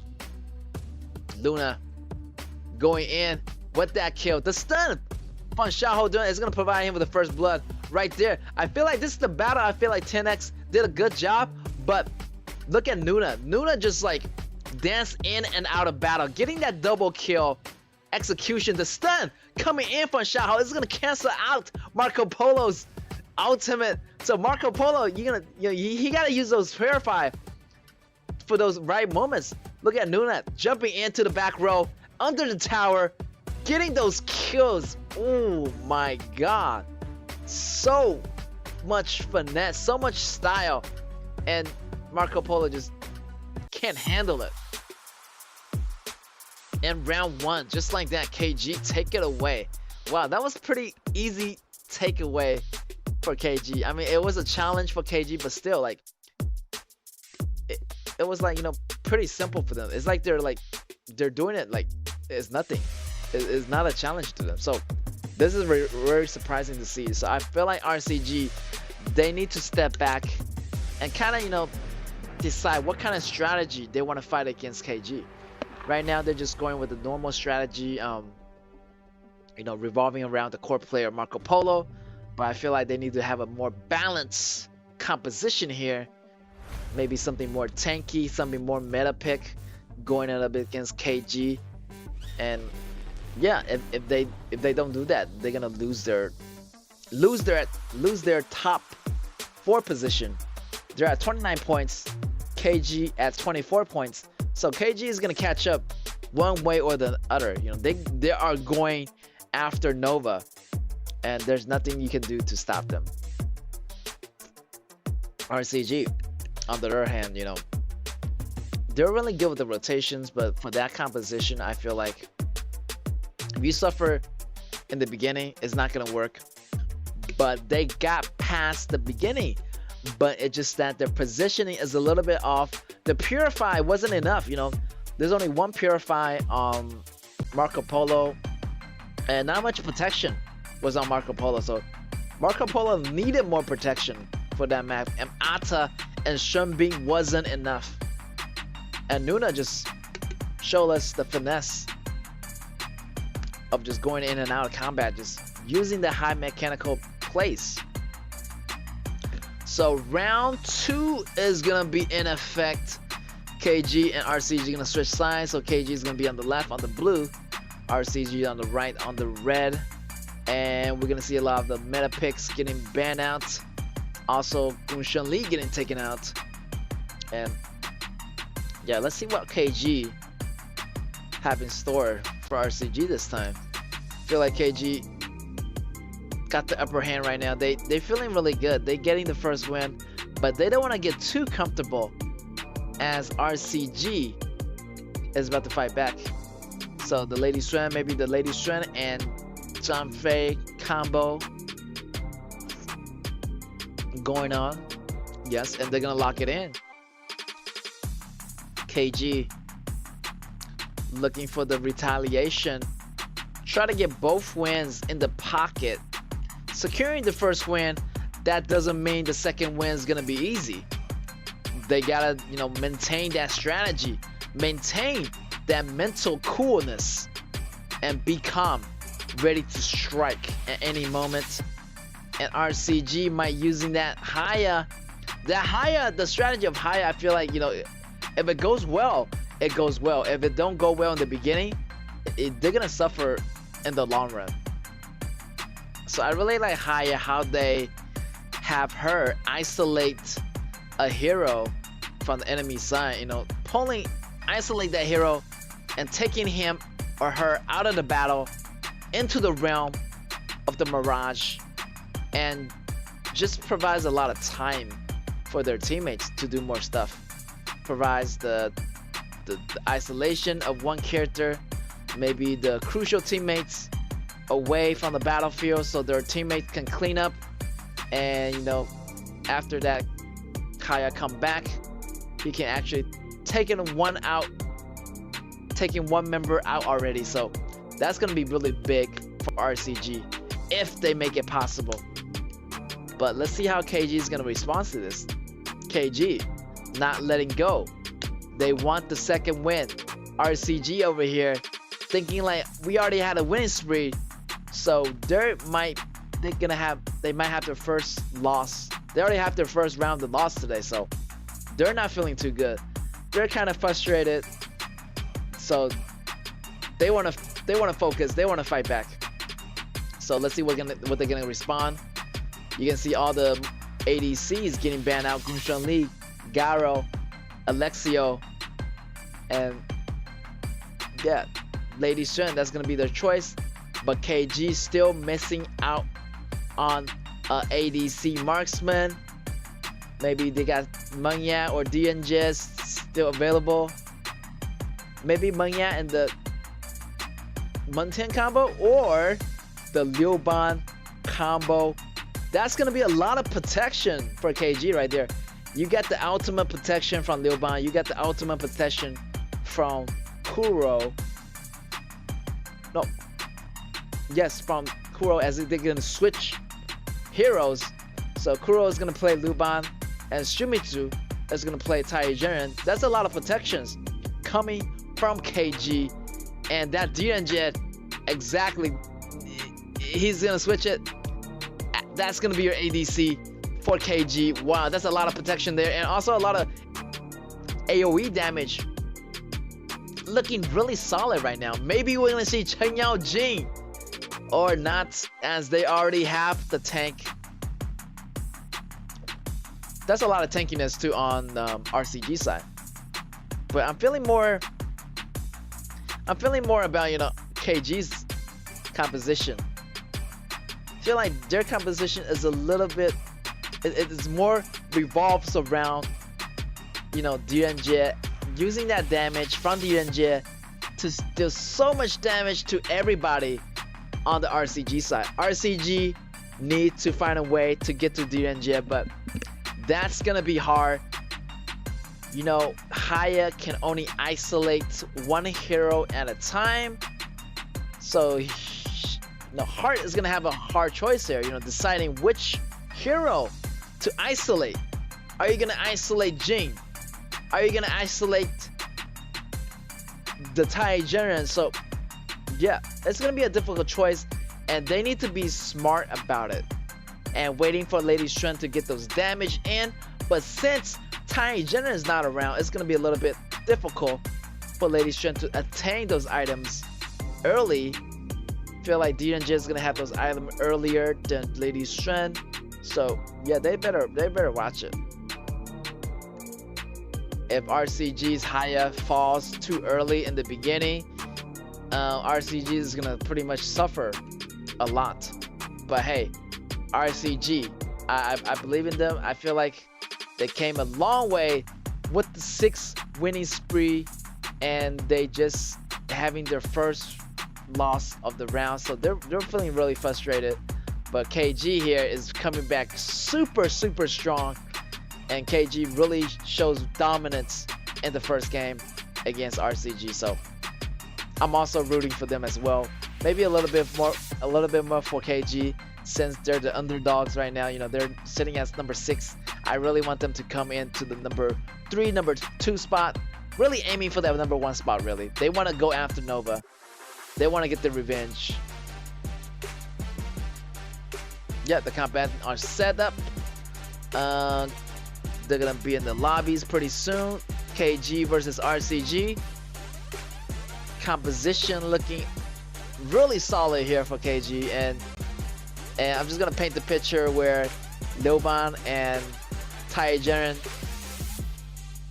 going in to protect their jungler, to protect their ADC, and pretty much mid lane for KG, pretty much using as a utility, just clearing the lanes, applying the CCs. Really solid here for KG. And RCG, they need to get stuff done quickly. They need to assassinate DNJ and the jungler Fan. And that's all they need to do. RCG just have a mission. They need to assassinate the key heroes of KG, and that should be good. Haya a little bit in trouble. This is what I'm talking about. You can't do a lot of damage in the early game. You gotta maintain. Haya's also, you know, in the early game, you need to make sure Haya stays alive and have that goal rolling for Haya. Because Haya is like really squishy unless she gets really strong, you know, destroying one enemy at a time. That she does best, and use that snowball just to roll. The phase go pretty well, as the Tiny General is gonna go battle and help out, getting those extra goals for DNJ in. Seems like we might see a gank happening here. 1 minute and 30 seconds. Watch this. Limport is on the run, using that flash to get out. If not, the first blood is gonna go to KG. But RCG right here, waiting for a counter strike.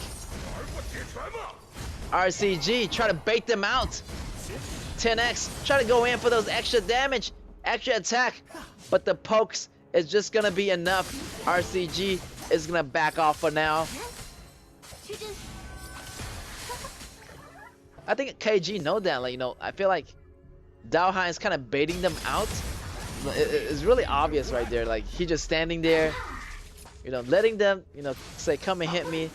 Seems like KG knows what's happening, so no, they're playing them really smart here. KG try to make it much as possible, try to farm in DNJ, farming it up with those last hits. It's gonna provide some extra goals here. We don't see a little bit We're gonna see a little bit like gank happening pretty soon here, as everybody is already in level 4. So I'm just waiting for those big battles to happen. Let's see what Haya is gonna pull in first. The attacks is coming in, and they're gonna pull it in, but no, they're gonna withdraw the distance between Haya and Jing, and Jing's gonna get away. Almost got pulled in into the Mirage, but no, Jing escaped using the mobility from the ultimate. Jing's gonna stay alive for now, and you can see the resource denying already for RCG. RCG is really taking it slow, not too much risky business here. Oh, Haya actually pulling in one member of KG here. Zhao Jing is in trouble. Zhao Jing getting those attacks, actually landing the CC on Heart. He managed to stay alive here. And yeah, RCG just have to use the target pulling. Oh, the flash coming out. That's gonna avoid the auto attack from Lady Shen. Zhao Jing getting taken so low, he has to go back. RCG 10x. Try to deny some resources. Try to gain some river control, but the bottom is facing extra pressure for RCG. Everybody just fighting for this Tyrant. 4-minute play. Berber control. It's kind of ambiguous right now. RCG try to take this Tyrant, but also KG really want this kill. Also, that's gonna go to Yuhan. Yuhan has that ultimate. He's gonna use the ultimate to push the rest of the KG out of the way. RCG's in trouble. John Fei feeling so low in the process. Jean falling so low. The shields is popping up for Kuro. Kuro's managed to stay alive. No casualties there. Everybody falling so low in the process. Wow, that battle was exciting. And yeah, Tyrant goes to RCG. Seems like Jane still want this blue. Using that ultimate to go in execution. And he needs to get out. And he's still doing the dances inside that Mare blade. Alright, RCG's just taking it slow here. Don't want to be too rushy. And KG, the same thing. They really wanted the second win. So, you know, they want to be calm right now. They want to engage in those smart situations. You know, think before you act. Both lanes feel like they both have one tower going on for them. One tower over here for KG, but 0 towers for RCG. So pushing wise, in terms of pushing, the tower is going to go to KG. Still, KG got the upper lead right now. If they can manage to make one smart battle where they take down RCG, I feel like KG is going to have the upper hand. But that's a lot of tanks here coming in from RCG side. So they need to stay alive. RCG just so tanky right now. And KG just maintaining that tankiness. Maintaining those damages, it should be enough. 10x in trouble. He's gonna get picked off. And first blood already going to KG. 10x always finding himself in a position that where he's picked off. And look at that DNJ just pushing that bottom lane to the max. And that's gonna leave an opening to the mid lane as well.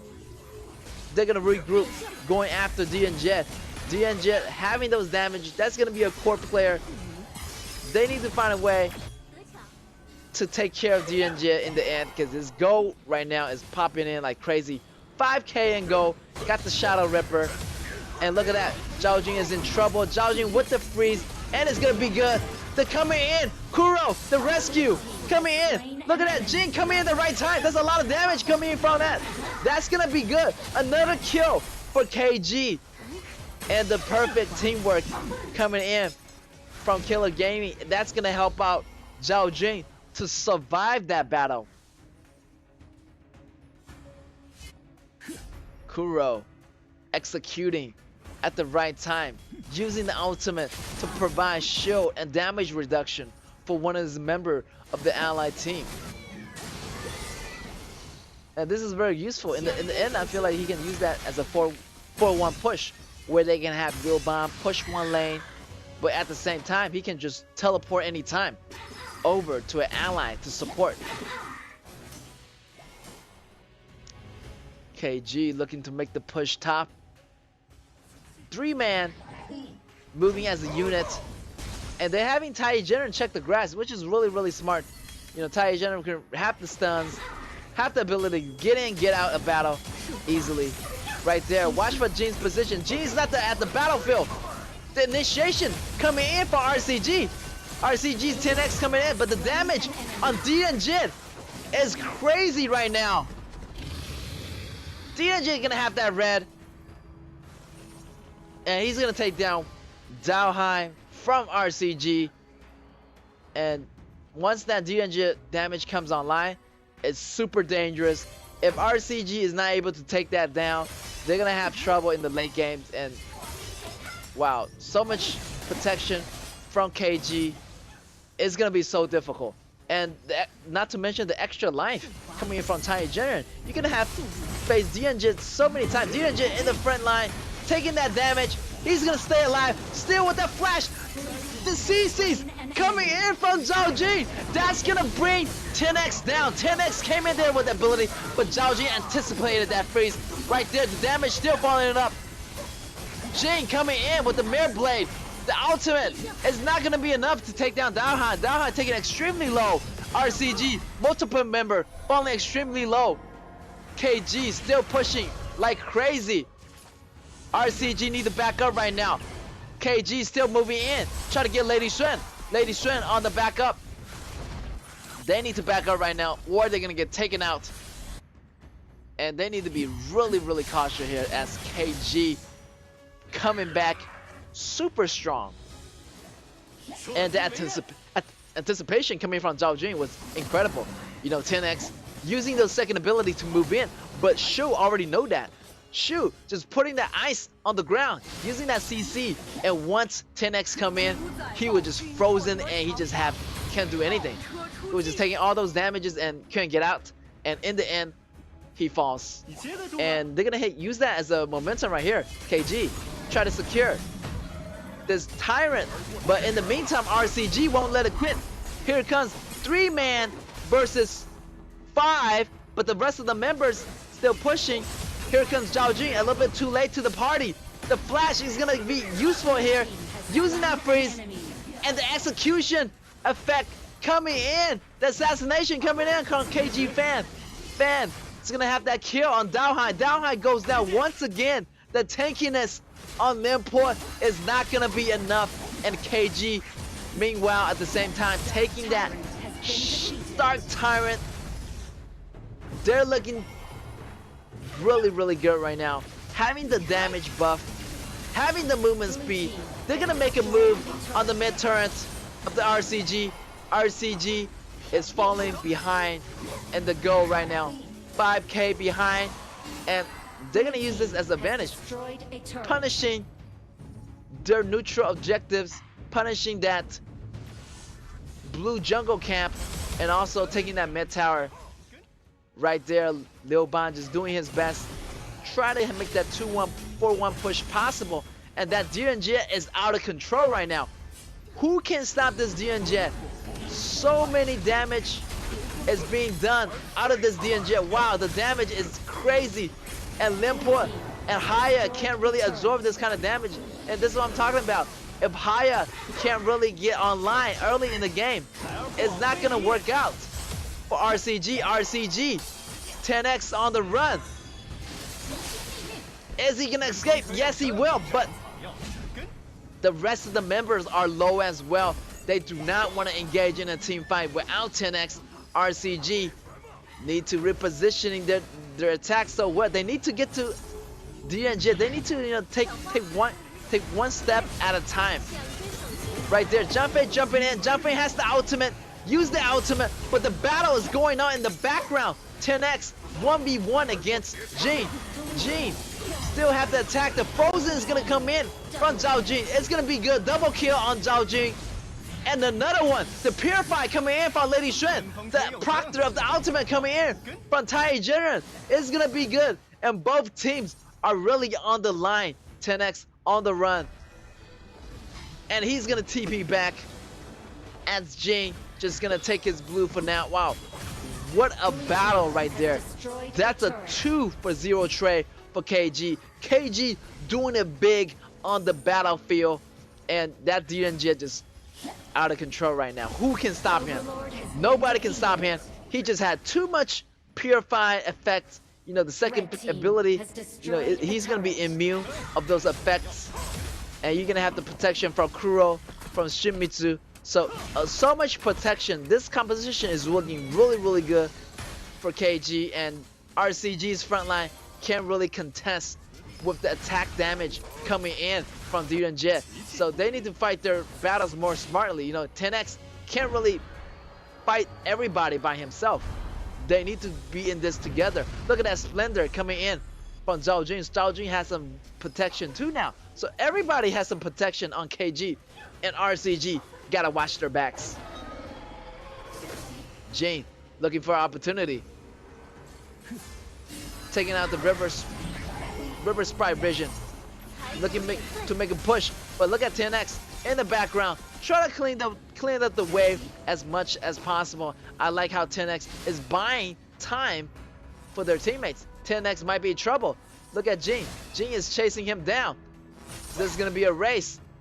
Jing is out for blood, and 10X is going around the gorge and just taking a tour of the beautiful valley.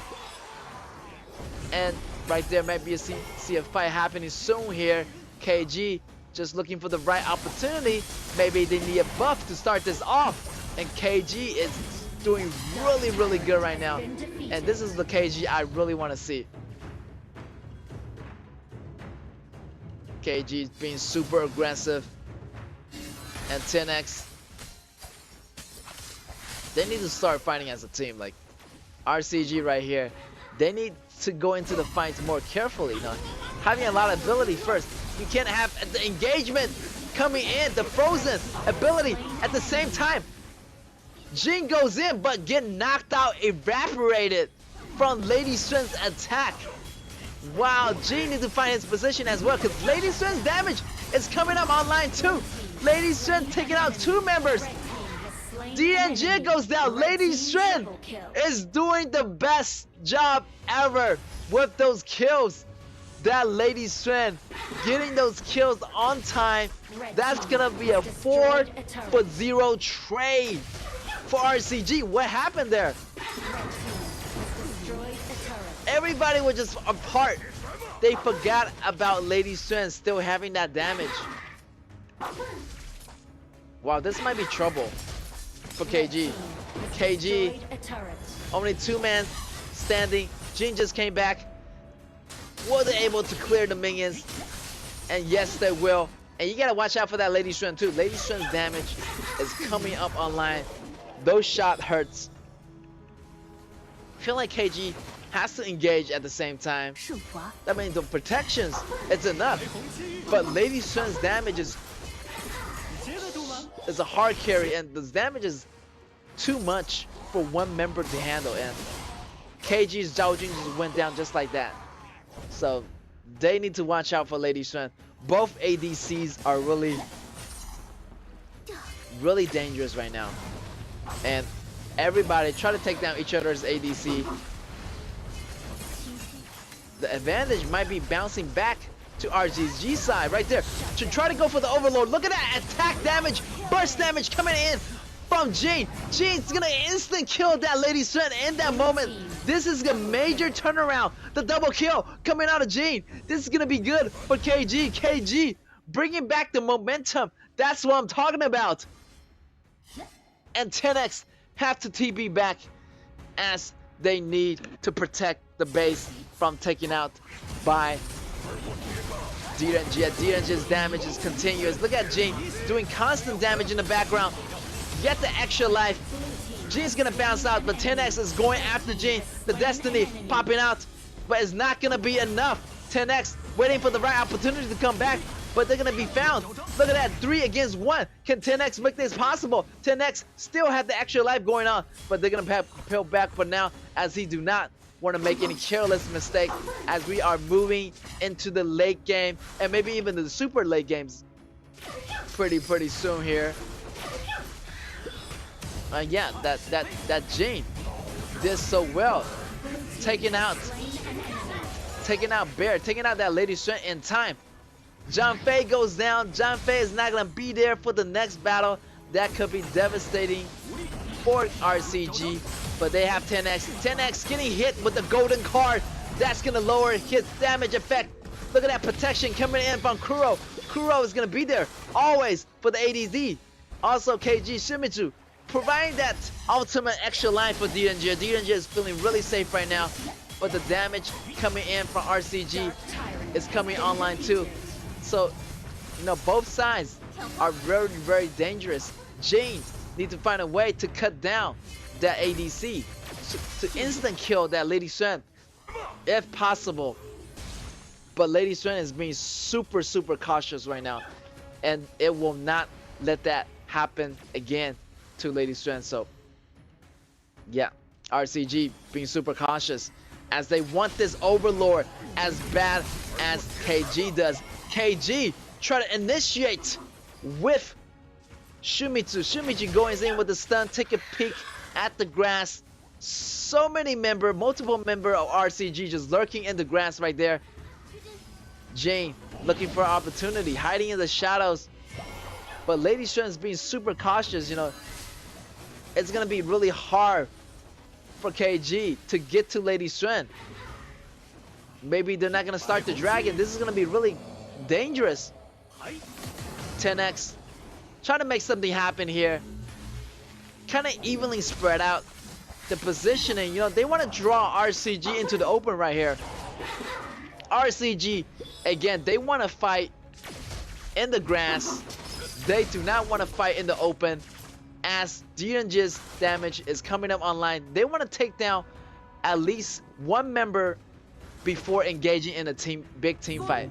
And KG, everybody on KG side, they really want to execute Lady Shen before going into the fight, or it's going to be really dangerous. Tempest Dragon, already 20 minutes. It's going to be the deciding factor. The initiation from John Fei. The Nimport initiation is going to be good.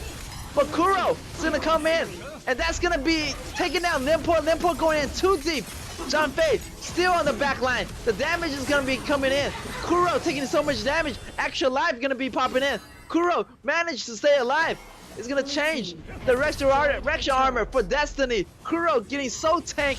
RCG, one member down for Dao High. And KG try to use this momentum.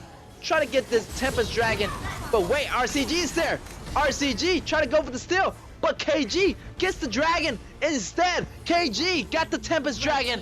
And RCG pulling in one of the member of KG. KG's gonna go down. Kuro goes down. Jin goes down. Heart goes down. And Trey, that's gonna be 2 for 2 Trey right there. But KG got the upper hand as they got the Tempest Dragon. Tempest Dragon is marching on both the top and the bottom as well as the mid lane here. And yeah, this is super late game now, so everybody gotta watch it. Gotta watch your positioning. Everything has to be online. Everything has to be perfect if you want to win this battle. And RCG, there's a lot of pressure on you because you guys have already one loss already. One loss in the first round. So this, if you guys lose this round, you're gonna have 0 points. KG on the other hand, they're trying their best to make it back into the competition, trying to go for those top ranked points as much as possible. KG just being super cautious. Jin try to find Lady Shen's positioning. Here we go. Can he make it happen? Is he fast enough? Is Kuro's gonna protect Fan, or is gonna protect Xiao Chu? Like what's it gonna be? RCG looking to make something happen. Anything can happen right now. It's gonna be a split-second decision. Let's see which team is gonna make the smarter decision here. We're gonna have the 4-1 push happening for KG. KG gonna have Liu Ban pushing the bottom lane. And just waiting for something to happen here. Liu Ban just having his trigger on the ultimate to pop in any second. Gotta watch out for Direnji's position. You want to protect your ADC. And also watch out for Jin's position as well. Lady Xuan getting those damages up. Always in the shadows, lurking, trying to make something happen. And RCG, this is like the calm before the storm. You know, everything is very calm right now, but once the storm hits, the battle, the big battle, the team battle, it's gonna go down. One team is gonna walk out victorious. Is it gonna be KG? Is it gonna be RCG? We'll just have to wait and find out. And both teams just fighting very much toe-to-toe here. The goal is not much the same, a little bit leading, you know, KG, like the AK go lead. But it's not gonna make a difference in the late games as everybody's items already built up, you know. Everybody got their final items already right about now. So it's all up to the strategies and how they gonna work it out here. Look at that. Liu Ban with the 4-1 push. Working on the second dragon already. KG with the CCs. And that's gonna be good. The Zhao Jun CCs is incredible. And he's gonna go in. He's gonna have to freeze on Lady Xuan. Lady Xuan getting frozen, but that's okay. He's gonna back out. The super minions coming from the bottom lane. That's gonna have an advantage on KG. KG got the lane advantage. And also, they got the kill advantage too. It's gonna be a 5v4 situation. KG making the way to this dragon. Can they take it? In the meantime, RCG want this dragon as badly as they do. So they're gonna come in. They try to steal it as much as possible. The initiation coming in from Zhao Jun. Initiation coming in from Tai Jin. It's gonna be good. The resurrection armor popping in for Lady Xuan. Lady Xuan is gonna go down just like that. I think it's gonna be KG's match right here. KG heart goes down. 3 members goes down for RCG. That's gonna be 0 for 3 trade in favor of KG. And 10x is gonna go down. 10x resurrection armor popping in. The revival is not gonna be enough. 10x goes down. 4 for 0 trade for KG. KG is gonna be his final push. Can they do it? Will they able and manage to win the second match? And I think that's gonna be possible because they got the Tempest Dragon in the base already. The ultimate from Zhang Fei is not gonna be enough. They're just gonna slaughter Zhang Fei in its place. And here you have it. Killer Gaming takes away the win. Incredible. And that was a toe-to-toe match there. KG coming back so strong, taking down the winning streak, you know, the 6th winning streak in this past week from RCG. Wow, that's really surprising. The number 6 team take down the number 4 ranked team right now. So wow, that's really big for me. And the teamworks coming in from KG is unparalleled.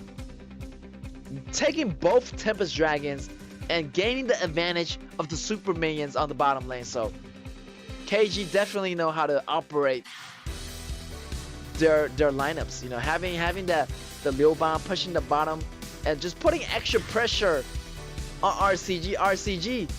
10x was a little bit off today. You know, he was getting picked off by multiple member of KG, and I feel like KG, you know, overall they did a spectacular job protecting DNJ. Even though in the end, you know, Lady Xuan was a little bit overpowering in those attacks, and he was just one-shotting everybody. You know, once you get one auto attack from Lady Xuan, your HP just fall down halfway. So you either find a way to take down Lady Xuan instantly, and that's the job for Jin to do. And Jin did it perfectly with this instant kill on Lady Xuan, and that KG gained a slight advantage. And after the Tempest Dragon, it was pretty much smooth sailing. And not to mention Zhao Jun's CC. Zhao Jing was landing all those combos. Wow. I feel like Zhao Jing was the real MVP here. Landing those CCs, landing the freeze, like the AoEs, and landing those second ability on 10x on Yao, and also on the rest of the members in the back row.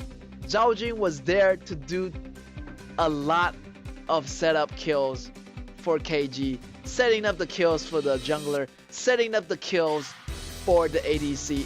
Zhao Jing really set up their ADC for success. It's crazy. Like, so they utilize this combo really effectively, and yeah, this is moving as one cohesive unit. KG just putting the CCs down, and when you give space to Jing or to Dianjie, you know, they're gonna use that to shut down the battle. They're gonna take over the fight. So Zhao Jing was doing so much job there. Zhao Jing, that match, it goes to shows that, you know, good mage players does really good job of setting up those kills. I say Zhao Jing did a really good job that game. And yeah, RCG, you know, they had a winning streak, but they come to a loss, so they can't afford to make mistakes like this once more. They gotta get their head back in the game and get ready for the next round. So this round, KG really came on top, and they didn't end up with a draw now. They actually repeat the win from the first round. So they're really focused. I feel like they're already visualizing the win right now. You know, they're really focused. The coaches, the team probably had a really good pep talk. You know, having them really focused. Their mental state is really calm right now. So all these factors bring KG into what they are today.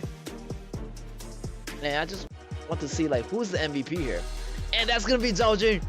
He did so much things. Show this player, oh my gosh, he was the key factor. I feel like in most situations, he was providing those long CC stuns. KDA 5-1 and 12 across the board, 31% damage dealt. So yeah, really want to go into details here and highlight what Zhao Jing did in those major team battles. Zhao Jing with the ultimate, and look at that, the first blood. Okay, that was nothing. Okay, that was just getting the first blood, not much going on there. But I really want to show you the freeze coming on right here, right there. Anticipation, the prediction of the second ability, which is crazy right here. In the back line, using that flash to draw the enemy. You know, baiting the enemy going after Zhao Jing. So RCG actually targeting Zhao Jing. Zhao Jing was pretty much the bait, using that ultimate to seal off that access, the path, and going back in, using that freeze again. Look at that. Almost like 9 out of 10. Zhao Jing actually getting that second ability to lock down the members of RCG. Great CC combination right there. Another great CC combination coming from Zhao Jing. Wow, KG really done it this time. They really know how to utilize their composition to make it work. And everybody just getting the job done. And yeah, and they replicate the momentum they had in the first round. So good job to them. So that's your match 2 for today. 2 gonna be 0, 3 points to KG. We're gonna take a small break and we'll be right back.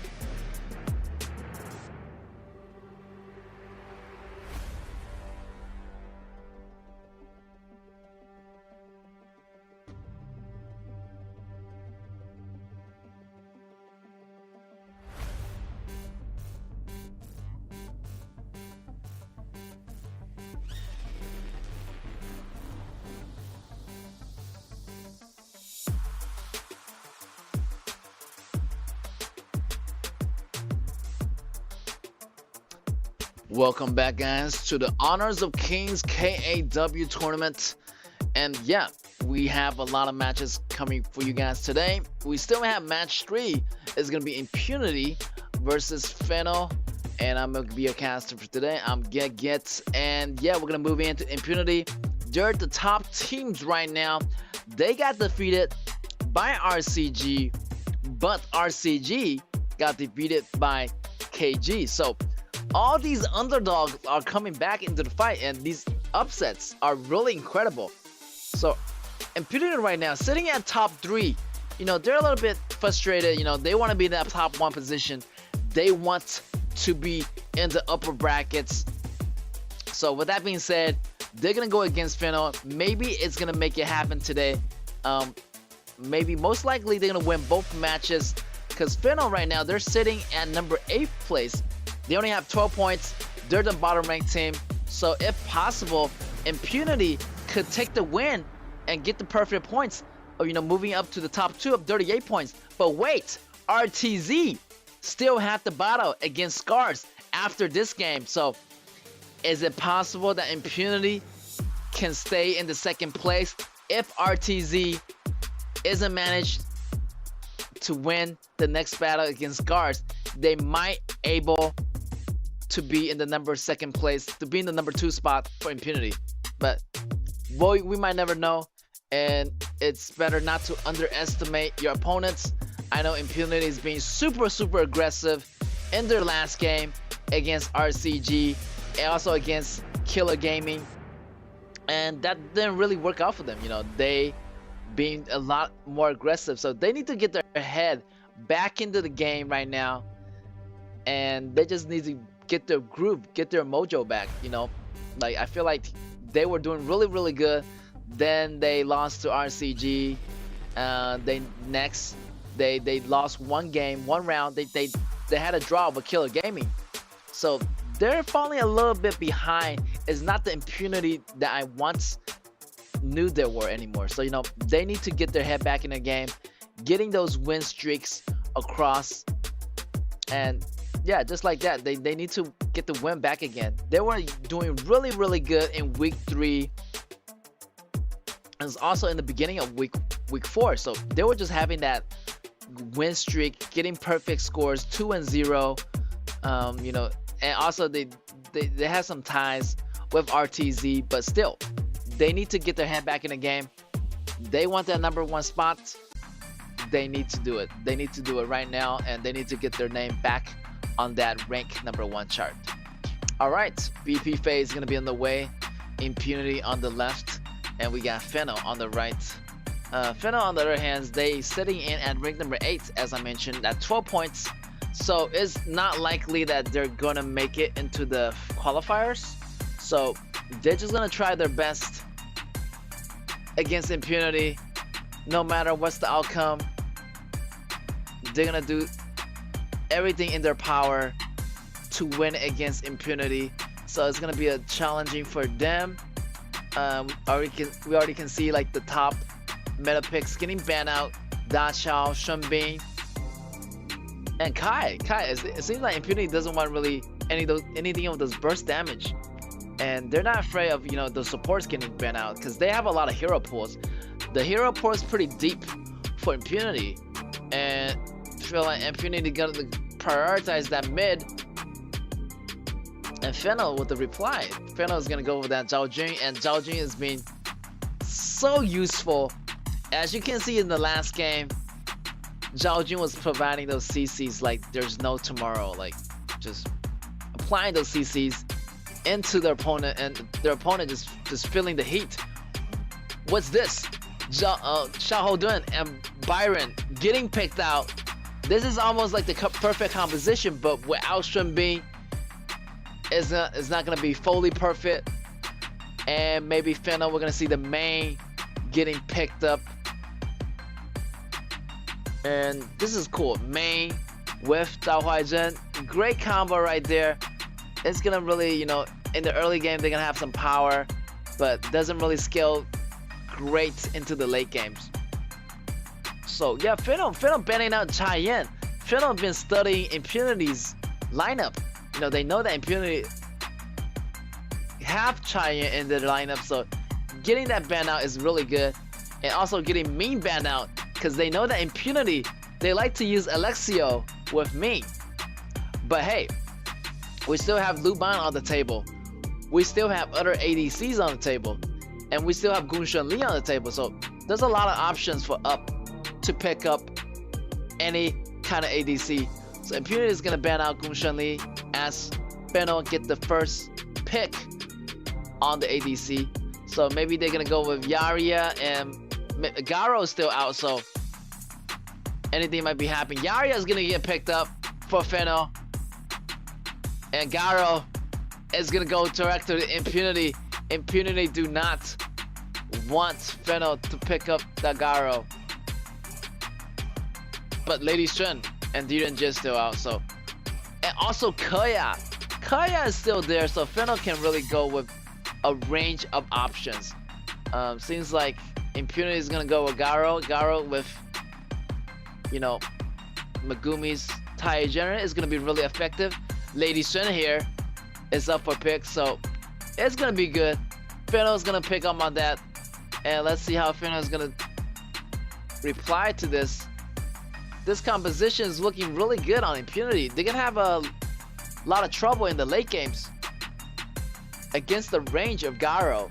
So yeah, Fennel, they might have the early advantage of main, you know, on the top lane against Byron, but yeah, in the late game, in composition wise, I feel like Impunity has the more solid composition. But if Fennel is able to really be aggressive in the early game, just kind of drive that force and put it back into Impunity's face, then yes, Fennel is gonna have that early game advantage. But they're going against the top team right now, so it's gonna be a lot of challenges for Fennel. But they're not really scared. They're just gonna do whatever it takes to bring down Impunity. Impunity, on the other hand, they really want to get their head back into the game. They really want this perfect point, and they want to get it all the way so they can really go into the upper brackets. So it's a fight. This week is a fight for the upper brackets. Top 3 teams right now: Nova, RTZ, Impunity. So those 3 teams are mostly likely to be in the top 2 teams. So mostly Nova, maybe they secure it, maybe not. Maybe RTZ and Impunity is gonna catch up, because they still have more matches coming up, you know, tomorrow, you know, Saturday and Sunday. So it could be anybody's game. You do not know who's gonna be in the top 2 ranks. It could be Impunity and Nova, or it could be RTZ and Nova, or it could be RTZ and Impunity. So the choice is yours. Take your pick. And it's gonna be awesome to see those top 2 ranks, who's gonna be making it, and everything is gonna be put on the line here. All right, Impunity versus Fennel. We're gonna go into this small battle right now, round 1, and let's get it. Impunity. Maybe they're gonna be more reserved this match, as I know, like, they were being super aggressive yesterday against Killer Gaming. And that cost them the game. You know, being too aggressive is not really that good. But hey, you really want to control that aggressiveness. You really want to, you know, maintain that rhythm, that perfect tempo, not letting anything phase you. All right, let's rock and roll, boys and girls. Impunity on the left, on the blue. We got Finance on the right, on the red. And we're gonna see that clash lane, Yaria, following main already. But Byron knows that they're gonna have an encounter there.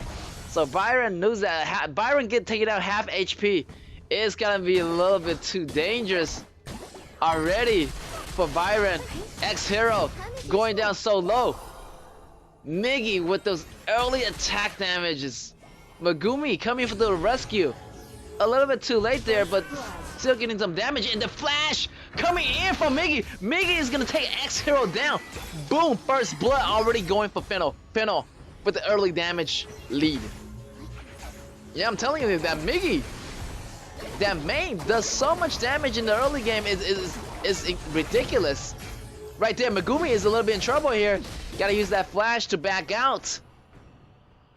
But in the meantime, you know, Miggy just deals so much damage with that 1-2 ability combo coming from main.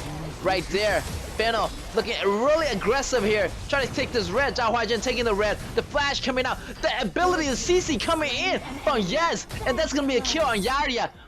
Azar falling so low, the chase is gonna be on. The hot pursuit, cutting after Arise left and right, overstepping a little bit, so, but still managed to make the escape for safety.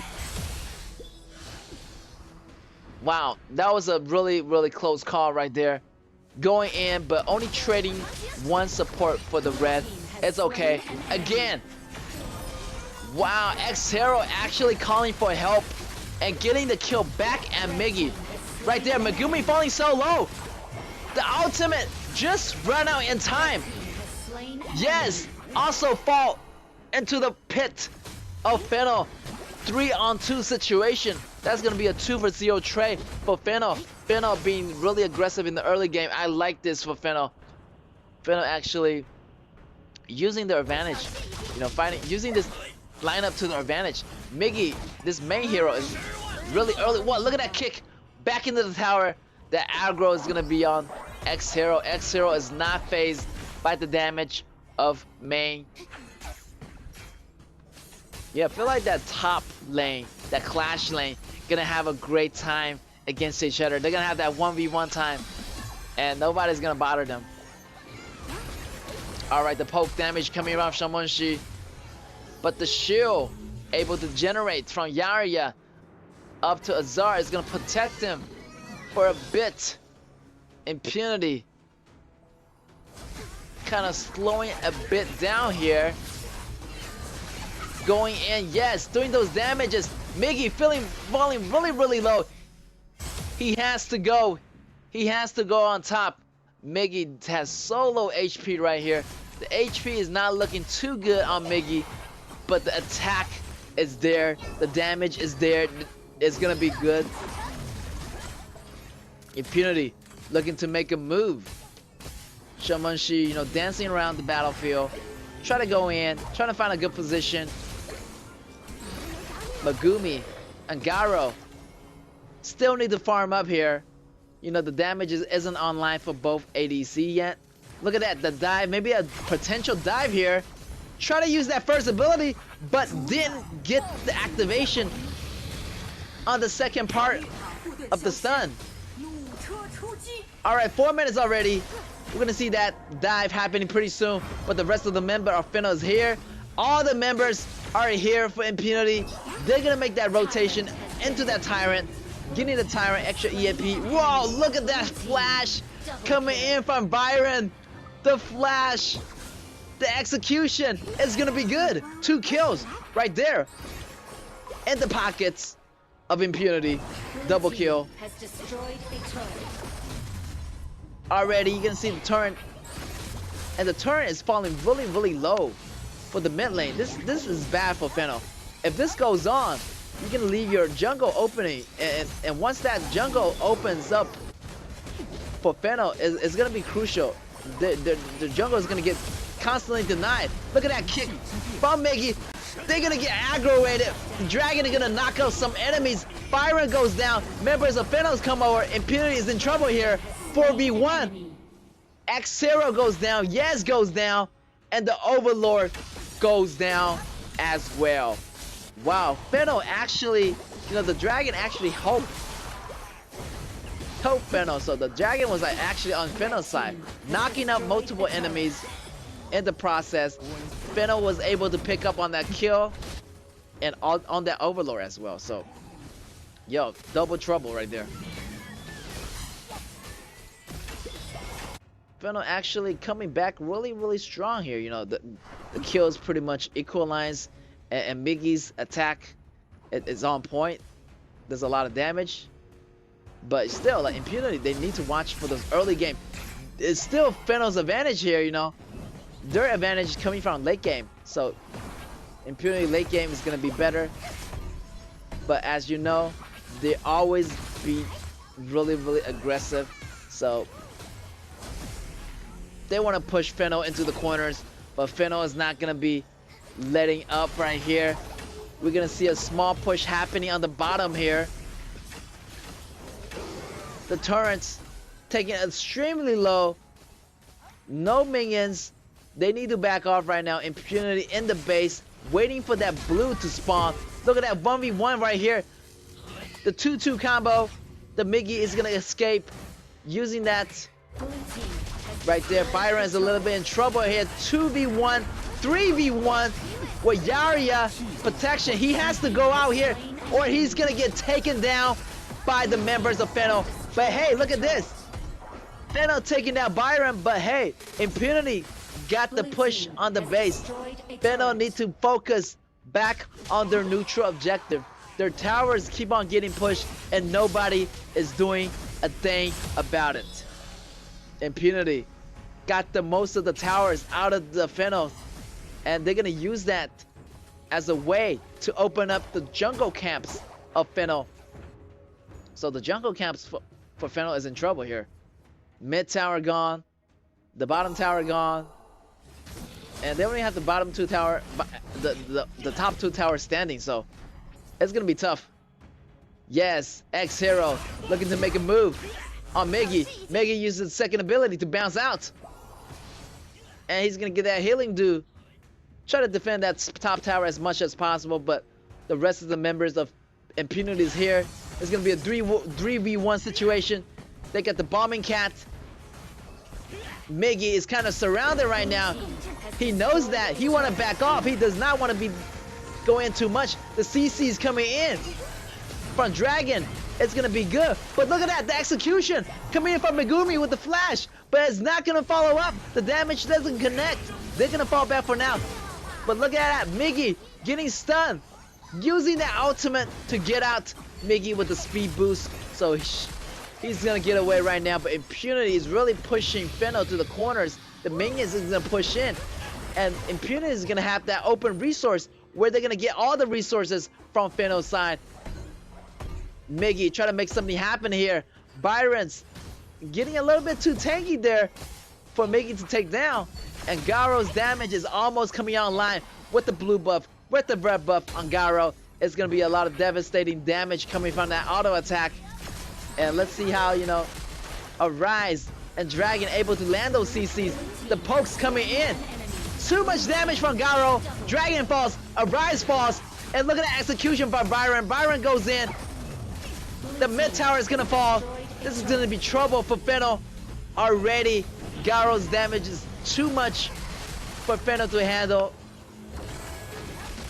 And yeah, the Xiaohouden coming in with the jump is crazy. The Garo damage is online, and yeah, I feel like Xiaohouden just went in there. It was Xiaohouden, not Byron. Byron's at top, but Xiaohouden just jumped in there, dealing all those damage, taking all those damage for Impunity's members. And Fennel try to make a fight back. If I could turn around, the counter strike is not gonna work here. The minions still pushing in. Fennel gotta focus on their towers. They can't be fighting all the time. Impunity pushing the tower, but they can show them they can be aggressive at the same time. 10 minutes mark. Feel like Fennel needs this Overlord, you know, to push back the minions as much as possible. But Yes is here. Try to make a steal on that tower. Try to make that smite possible. Overlord is gonna go to Fennel. Fennel's gonna survive for a little bit longer right here, taking out Yes in the process. So Fennel got the steal, and Impunity almost used that smite, but the CC effect coming out of Fennel is gonna secure. Yes is also securing this Overlord at the same time. So those Overlords gonna summon those Vanguards, gonna defend those lanes for a bit longer. And Impunity just waiting for one more member to come back before they engage in a bigger team fight. And they gotta watch for that Mei here. Mei probably gonna go after the back row of Impunity's member, and they need to watch it.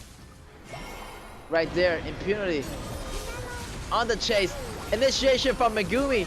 The stun is gonna be good, but look at Miggy. Miggy is flanking from the back, waiting for something to happen.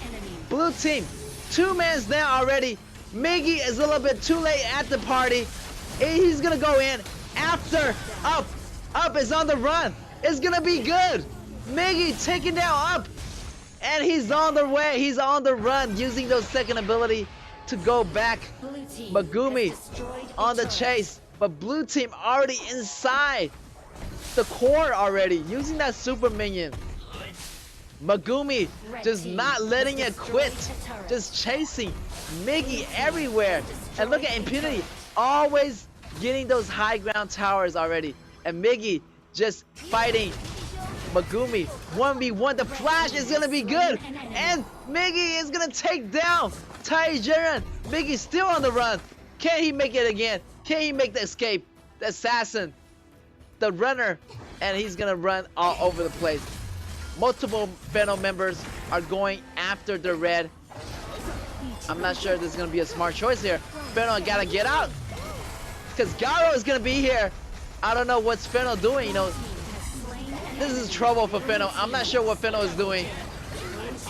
They made a huge mistake coming in after the red. I don't know what they're doing.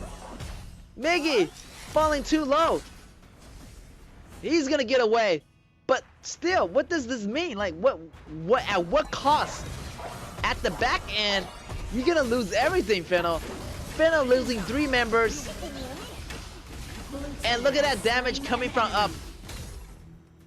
It's unparalleled, and Miggy is in trouble right here. At half HP gone, and Miggy is getting surrounded right now.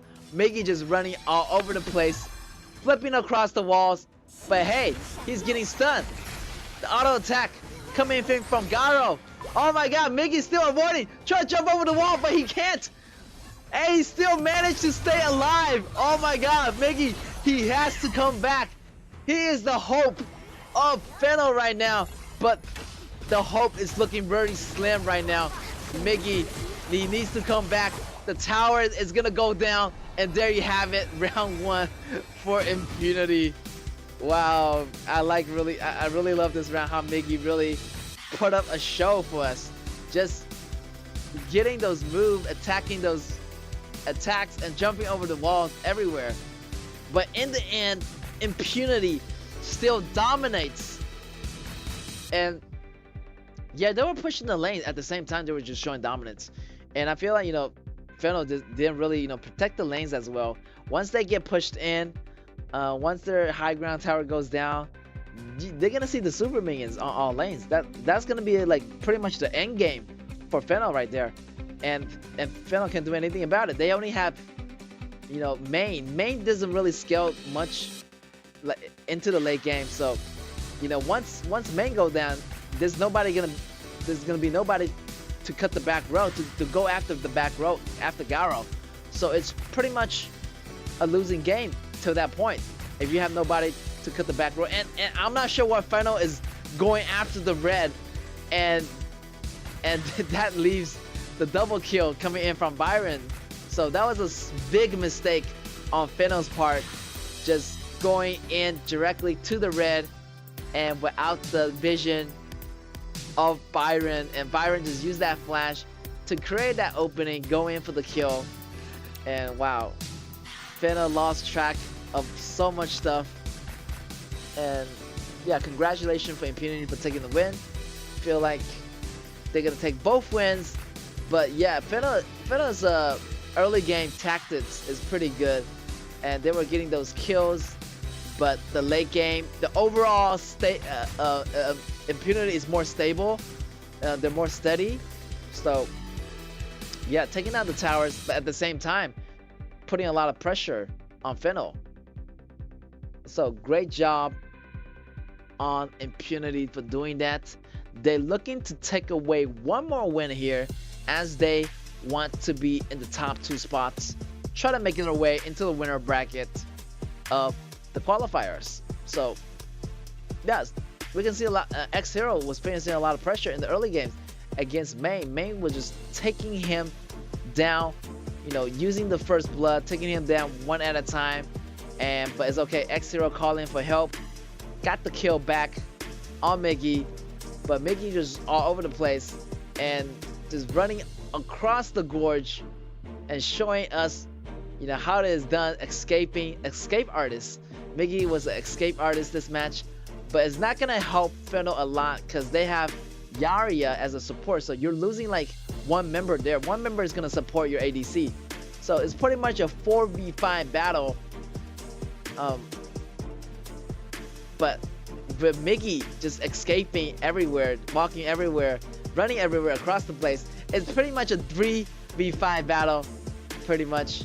Yaria and the rest of the teams against Impunity, and Impunity just saw that strategy and just really shut down that strategy using the pushing strategy. You know, they're gonna have the number advantage always, so they're just gonna push, getting that super minion and just executing those attacks on time. And there you have it. X-Hero is gonna be your MVP. 6-3 and 0 across the board. And you know, he died a couple of times in the early game, but it's okay. But that final moment, it was payback. You know, he came in there with that flash, with the first ability ultimate. He just annihilated Fennel in the face right there in the beginning. Call for help, get that kill on Fennel, and right there he's gonna flash in, no hesitation, and he just used that fog of war. Just you know, nobody sees him, and he flashed in. There's no time to react. Right there in the shadows, coming in, boom, boom, right there, 1-2 ability, and he's managed to get that double kill and pick up that triple kill off of Yaria there. Great job on X-Hero, knowing how to use those fog of wars, knowing that Fennel doesn't have the visions on him. So yeah, congratulations to X-Hero for making it happen right there. And we still have our round 2 coming up for Impunity and Fennel, so it's gonna be intense. Fennel, they need to find a new strategy. You know, they need to, you know, be more precise if they want to, you know, not to engage in more team fight. Instead, you know, you gotta protect your towers, protect your lanes at the same time. So they need another well-balanced composition, a more solid composition, instead of the main composition. If you want to surround the core playing strategy around main, maybe you know, you got to change the soft support to a hard support, since they don't have any front lines for that match. So it's gonna be difficult for them to defend those towers, and maybe have more mages do those defending. They have, you know, Zhao Jun to clear the lanes. Maybe have another hero to clear the lanes. Their lanes were just getting pushed like crazy, and they're losing towers like every single minute. So Impunity's just taking advantage of that and just push to the finish, using those super minions and slowly choke down Fennel to death. So yeah, I see that coming, and Fennel couldn't really have that damage. You know, if Fennel, you know, did really good in the beginning, it was their chance to take down, but the aggressiveness was not there. Impunity, you know, fought back, and yeah, X-Hero did a tremendous good job of those counterattacks, and he got the MVP out of that, so that's good. But talking about Miggy was cool. Like, you know, he was running all over the place. You know, you got Tai, Jaren chasing him. So it was really funny to see that. You know, he was just putting him at bay, just holding him down, and the rest of the men really can't catch Miggy. The main character, using that second ability, she can jump over walls, and she can use that second ability twice to initiate a jump on the enemy, and that's gonna, you know, recover her HPs. Also, that durability of hers is gonna release the ultimate, and once the ultimate releases, you're gonna have an extra bar of energy. That's an extra move in your inventory, and you can activate the ultimate to gain a short speed boost. So you're pretty much like a ninja, and you can jump over walls. You can do all type of escapes, and nobody's gonna catch you. And so that was really intense. That was like a runaway, like the cat chasing the mouse, and the cat is gonna be impunity, and the mouse was pretty much main that match, just running everywhere and leaving their base wide open. So, you know, meanwhile, Impunity's members are chasing. We still have Garo just, you know, pushing the towers, and Fennel can't really do much about it. So that was a pretty fun match to witness, and we're gonna witness more fun matches in our round 2 of our combat. Fennel right here, you know, their composition really strong in the early game, getting the first blood, but I feel like they should target Garo more. Garo just getting more powerful every single second, and towards the end, nobody can contest to Garo, and yeah, there you have it. And BP round 2 phase is gonna be going down right now. Fennel on the left, Impunity on the right, Danchao getting banned out, the usuals, Shamonshi also the usuals. So yeah, we're gonna see those common meta picks getting banned out. Seems like both teams really want to deny those fast wave clearing heroes like Zhao Jun, like Shamonshi, and we might see a Shenbing getting banned out or Xiaohou getting banned out. Shenbing, of course, the priority ban is gonna be banned out, so that leaves Xiaohou Duan still out on the table. They can go with that choice, or they can go with Yixing. They want to prioritize that mid. Well, there you have it. They need to prioritize that mid. Yixing, great choice. As you know, Yixing is good for those composition that they're really aggressive composition. So if you want to slow down those aggressive teams, Yixing is your choice. We're gonna have the classic duo, the knockup duo. We got Libu and we got Miyamoto Musashi. Those two is gonna go hand in hand, jumping in, really synergize with each other's ultimate. Libu jumping in with the combo, knocking everybody up. Also, Yes with Musashi is gonna jump in with the ultimate, knocking up the members. Fennel might have a choice on Cheyenne and Xiaohou Duan, and they're gonna lock it in. But I feel like Impunity already have the counter to Cheyenne. Musashi using that ultimate is gonna block all the regeneration coming from Cheyenne. So there's already like a anti-regen built in to Musashi's ultimate. And with that being said, they're gonna have Ming as a support, and we might see Alexio here, but Alexio getting banned from Fennel, and Fennel knows that if you're gonna choose Ming, we are gonna ban Alexio. And Alexio and Ming combo, it's been super popular recently, so those two does so much damage together. So Impunity, they need to find another marksman, and also the mage, of course. All right, maybe we're gonna see the Hayat getting taken out. Yeah, let's see what we're gonna pair up with. Maybe Lady Shen is gonna be a good choice. Maybe Zanjia. Maybe they're gonna go with some kind of super ADC. Maybe a Hoi. I'm not sure here. It's gonna be cool. Like who's gonna be paired up with me?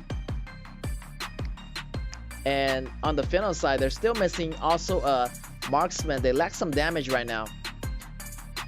Cheyenne is gonna go really go with Dianjie or something really standalone hero. Just stand in place, just attack, auto attack like crazy. So Dianjie is a great choice.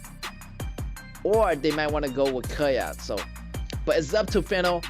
But with Cheyenne, you usually see these super auto attack DPS overtime heroes. So Dianjie is a good choice. and they're gonna lock it down maybe with Byron, DNJ, and Xiaohoudun, and they are gonna lock it in, and that's gonna be a solid composition coming out of Fennel right here. All right, Lady Swen, as expected. So these composition, you know, are no surprise. You got Ming, the dynamic duo, Up and Megumi. We got Azar with the support of Cheyenne. So both teams are looking really, really solid right here. And yeah, let's see how this Lady Swen is gonna farm up. And wow,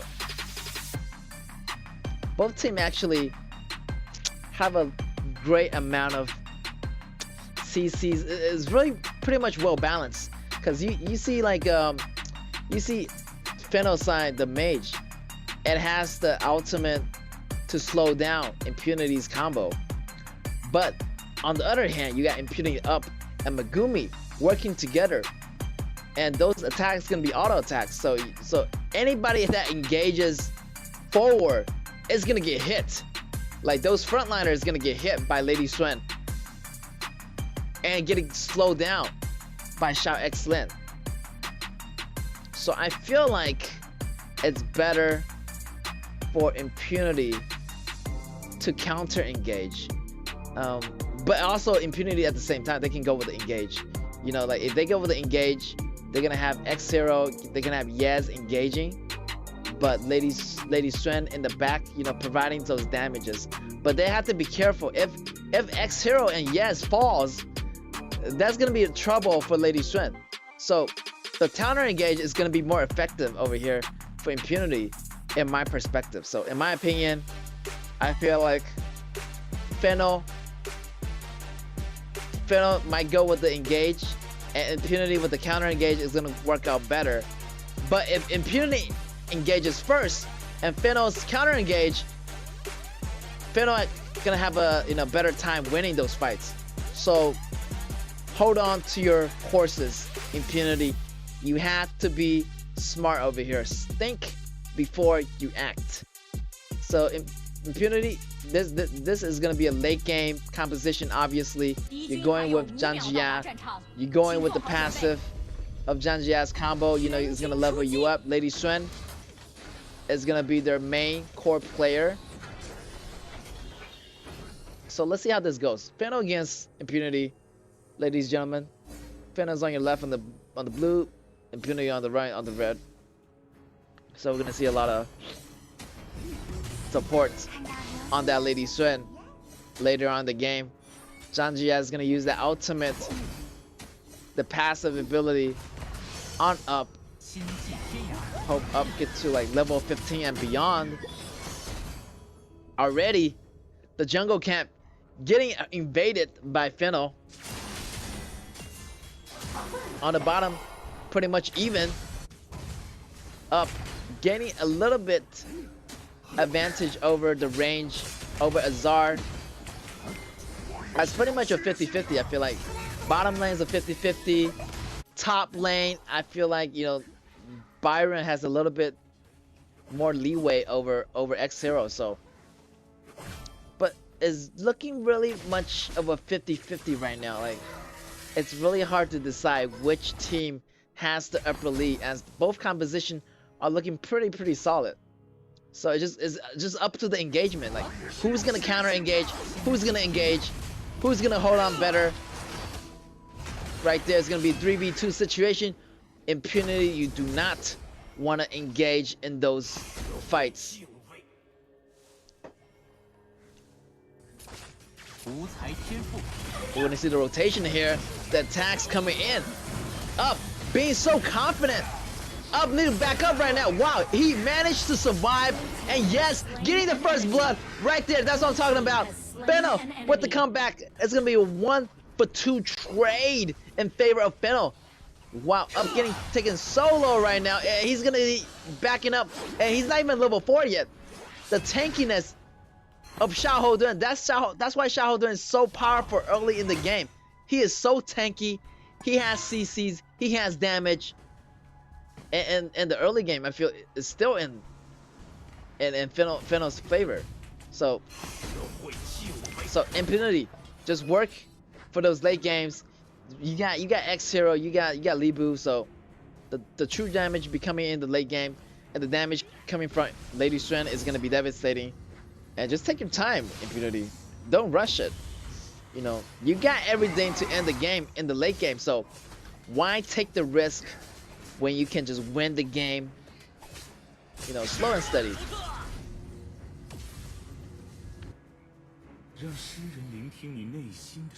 Fennel, you know, if they want to make something happen, you know, make it happen in the late, like in the mid games. If not, the late game is gonna be trouble for them. Look at that jump in, ultimate to ultimate. He is not gonna get away. Byron using that flash, but X-Hero, and yes, the combination.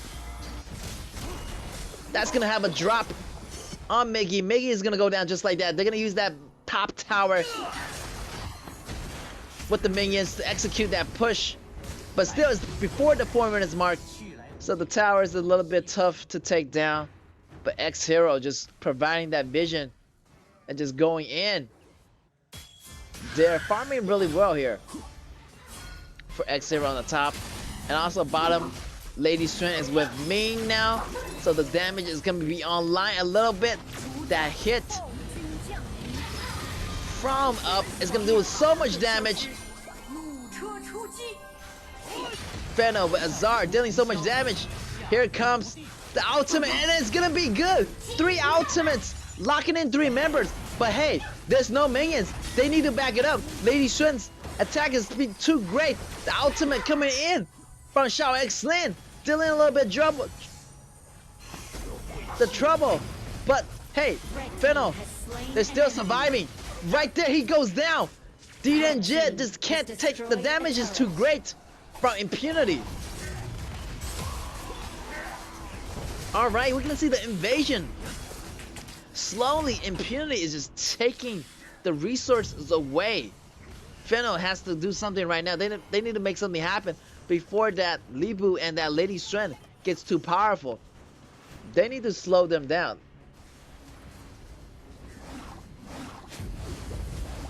Fennel need to make something happen early in the game. If not, the late game, they are not gonna survive. Okay, Overlords gonna go to Fennel. But hey, look at that bottom tower just getting pushed in like crazy. Overlord is out. Red team already securing another tower. Bottom lane, getting 2 towers in a row. Back to back. Fennel right here, need to watch it. They're pretty squishy, I think. Like without that Giant right there. Getting that Tyrant, meanwhile in the process. So Impunity kind of gaining control of the map. Gaining the neutral objective, you know. Taking the jungle camps. Right there, up with so much damage. So much damage coming out of Lady Strand. This is crazy. And they're just slowly chunking down on those towers. And Xiao Xlin getting the anti-regen item. And all the items is going to be in effect. Look at X-Hero being so confident. 1v3. Look at that X-Hero still cutting it down. He is unstoppable right now.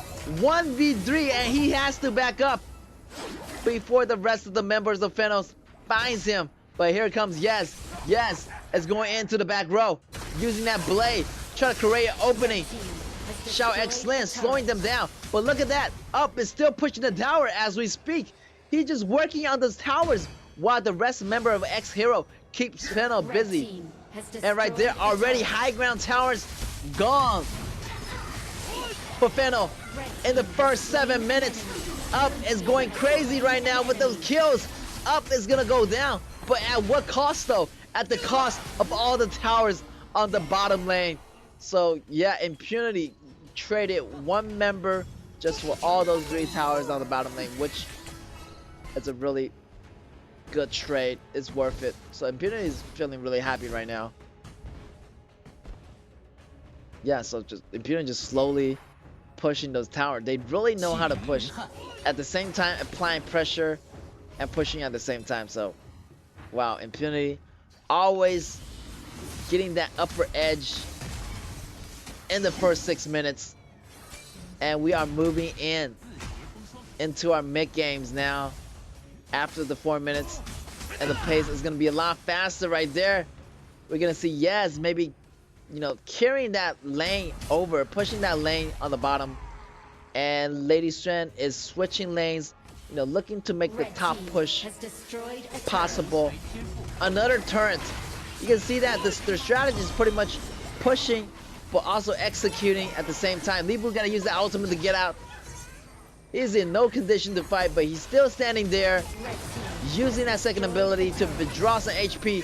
Look at that up, dealing so much damage in the back. Xiahou Dun jump in with the combination of the ultimate from Yixing. It's gonna provide them with something. But look at this, Yes jumping in with the combo. It's gonna be a slaughter. 3-member falls, 4-member falls. That's gonna be a 0-for-4 trade in favor of Impunity. 4-for-0 trade for Impunity. That's amazing. And they are ending the game already. Only Cheyenne left standing. There's not much she can do. Cheyenne goes down. And the minions are pushing inside the lane. But Azar is coming back.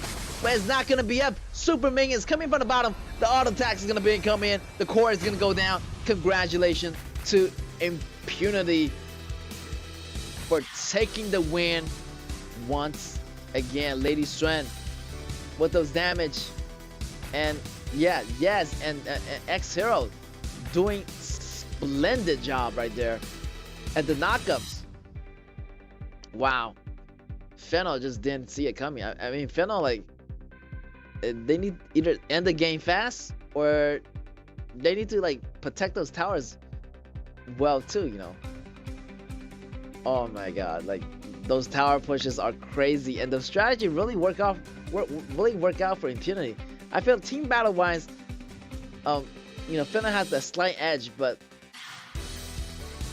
Impunity, every member have a job. You have the job of, you know, fighting. You have the job of pushing. You have the job of distracting. So Impunity has the full package there, and I feel like Fennel, you know, didn't really have those you know those strategies. They need to keep in mind that it's not about just all the fights. It's also about protecting the towers. So Impunity just take that win easily from them. And Fennel, you know, they're still at the bottom ranks. They're going against a good team. No surprise there. Impunity taking both wins. That's gonna be 3 points added to their points. They're gonna be in tie with first place with Nova currently.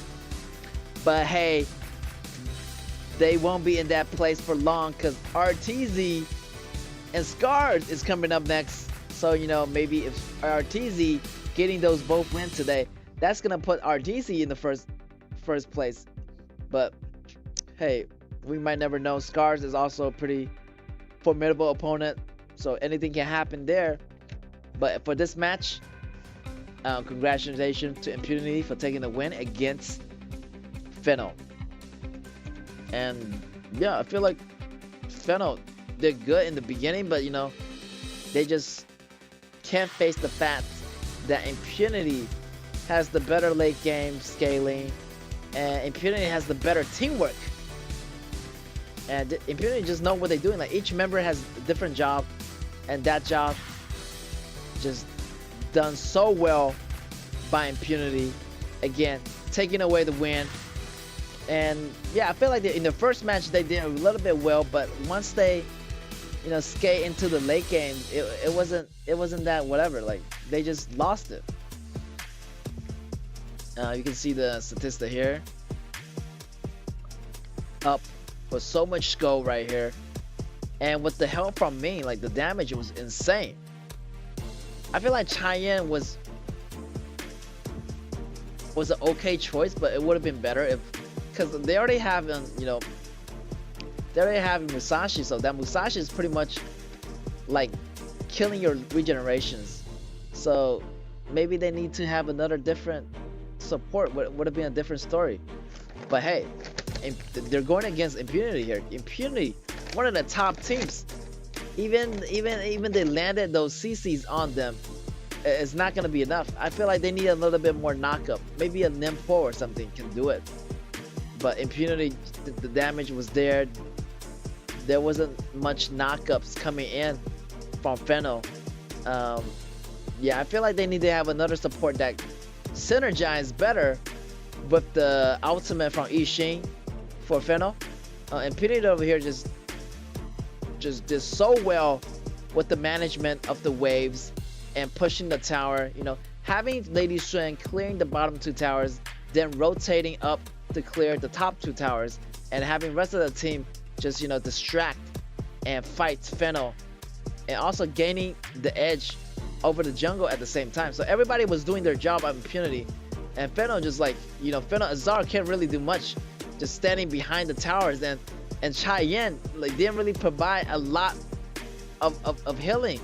There wasn't any chance. They were just avoiding all those battles. Impunity just, you know, separate those battles into small battles. You know, if they didn't want to go into this big team fight. Big team fights wise, of course, Fennel's gonna have an advantage. But those small team fights, Impunity definitely got the upper hand. And once the goal lead was in effect, look at that, 12, almost 10k goal lead.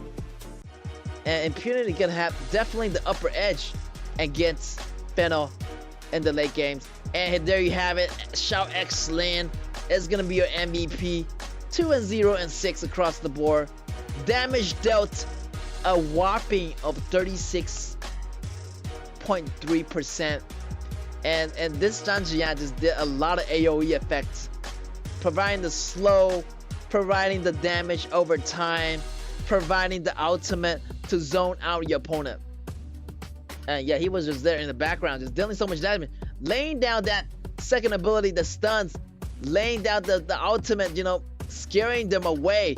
Even if they're in the ultimate of Ishin, there's nothing, you know, there's no follow-up damage from the rest of the Fennel team. So they're just sitting ducks, waiting for Yes to appear, coming in with the double kill. And just like that, Impunity take away that easy win.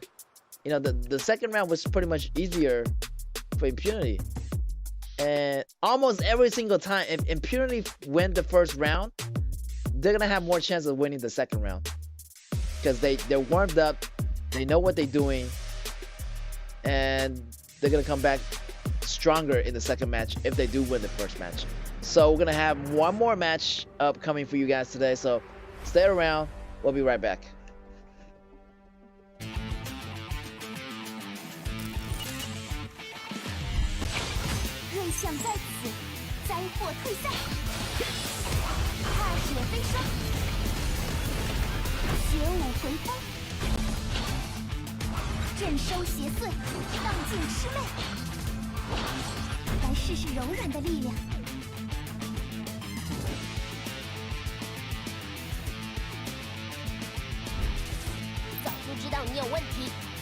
But he is too deep and he's gonna go down. No damage is too insufficient. Everybody's gonna be solo. This is gonna be Luna's chance to shine. Come on, Luna. Luna's gonna have those 1 kill. 真吧。输给我的话，就是我的人，跟我的驴一样，要盖人章。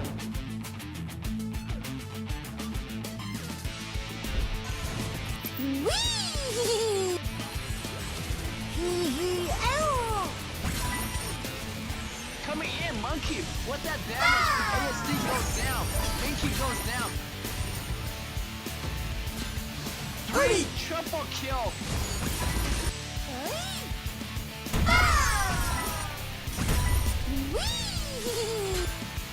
Triple kill.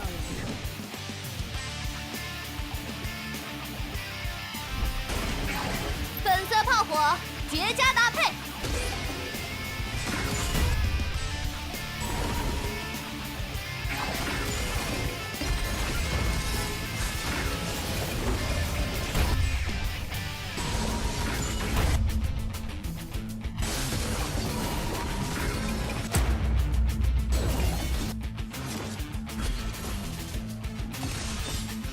身你的虚伪。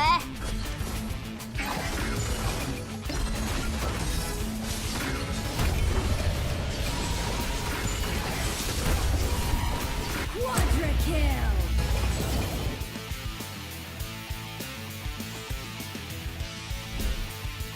双枪会给出答案。 They're gonna engage. 10x going in with the ultimate. This could be it. 再给你一首歌的时间。 Right there. Here get taken down. RCG, they want to back off a little bit. They're getting taken a little bit too low. Popping in with the ultimate on the Marco Polo. Triple kill. 藏好了吗？ It's gonna be a quadra kill. 灼烧黑夜的热情。接住，在下的飞吻。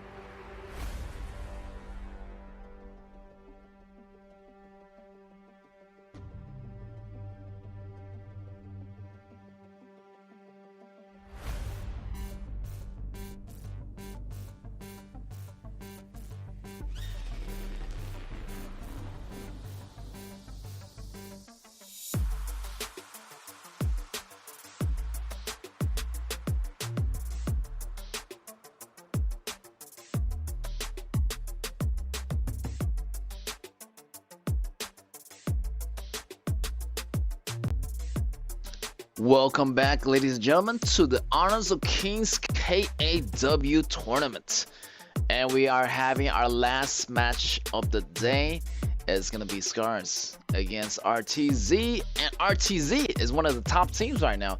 If they manage to win this game with a perfect score of 2-0, they're going to walk away with 3 points. And that's going to be 39 points on this rank chart. That's going to put them in first place in front of everyone. So yeah, they really want to take this chance of making the first place, and I'm really excited for RTZ. I know, you know, they came a long way too. You know, they're the top teams that was in the beginning of the week. So moving on to the second week, the third week, they're falling a bit behind, but this is their chance to take back the first place. And yeah, I'm telling you, they really want this. They're really hungry, and they're out for blood to take this back. And on the other hand, Scars, you know, sitting in at 27 points, they also really want to you know, take this win too. You know, they're tying up with KG. KG is catching up, so they're not really feeling really comfortable in that position. They really want to secure that top spot as well. Feels like it's gonna be a long shot for them, since they still need to win more points. So if they gonna have 9 points added to their points right now, they weren't able to be in the top 2 positions. So they're gonna try their best to knock down RTZ They're gonna make it to the qualifier for sure. Feels like with those points, their top 6 ranks is gonna be already pretty much secure, as we only have 2 days left. It's gonna be Saturday and Sunday. Those are the deciding final factors. The points gonna add up. Pretty much, these top 6 teams are pretty much set.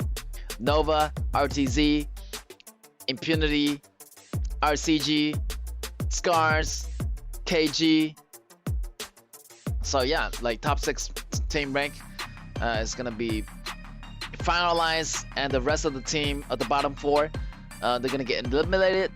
So yeah, let's go. BP phase underway. It's gonna be round 1, Scars versus RTZ. The common ban pick is gonna be in effect. Da Chao getting banned out, and Da Chao and Tai General getting banned out, and as well as the Miyamoto Musashi. So yeah, Gun Shuanling getting banned out too. So we're gonna see a lot of hyper carries getting banned out too. Really want to prioritize that Shunbin. Always a good choice. You know, prioritize that support. And let's see what RTZ gonna reply. You know, these 2 teams are coming in hot. No hesitations on those picks too. You know, they're gonna lock down the best hero for this patch. And RTZ also not a pushover. They really want this win really bad, and this is the way to make it to the top right here. Scars using this advantage. What kind of situation? They're using the Shunbin and Shomunshi advantage, and they're gonna go with that combo. This is gonna work really well. They're gonna have high rotational speed, tighter rotational, better rotational, faster rotation than RTZ. And having that combo set already, they're gonna have Shangyu for the top lane. So looking good here for Scars. You know, they got the poke. Oh, maybe they're gonna see a Saker getting picked up by RTZ. Another high healing factor here. Saker is gonna go heal RTZ's battle combatants in the battle, making them stay in the battle longer. So both supports pretty much help their teams to stay in the battle a bit longer, and it's gonna provide them with some healing abilities. And I feel like Scar is gonna have a little bit edge more over RTZ because of that Bomb Cat gonna provide those pokes. But over time, I feel like RTZ can stay in the battle longer because they have that healing ability from Saker. That Saker is gonna provide a lot of healing from those firebugs. Those fireflies is gonna provide a lot of healing to the members of RTZ. So RTZ already have the sustainability there to survive in the battle. So let's see what kind of ADC that both teams are choosing. Seems like Garo is going to be out of the picture. Oh, great choice, Mengyan. Very sustainable, and with the partner up with Saker is going to be great. Saker is going to have that support, providing him with that healing and also the sustainability from the first ability of Mengyan. It's going to recover a lot of HP. And let's see how Autumn stand up to this. Autumn is going to go with Lady Swen. Still thinking about it, kind of hovering up in the air. Let's see what he's going to choose. And also he's going to pair up with Shunbin. So yeah, let's see how that's going to work out. Maybe we want to see the Luna popping out again in today's match, making a second appearance. RTZ, great choice on that Zhaojin.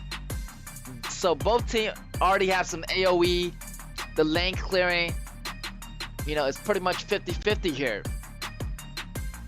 And let's see how this is going to work out. You know, ASD providing those attacks, providing those pokes into the back row, but they have so much sustain on RTZ side, so that's going to cancel out that poke.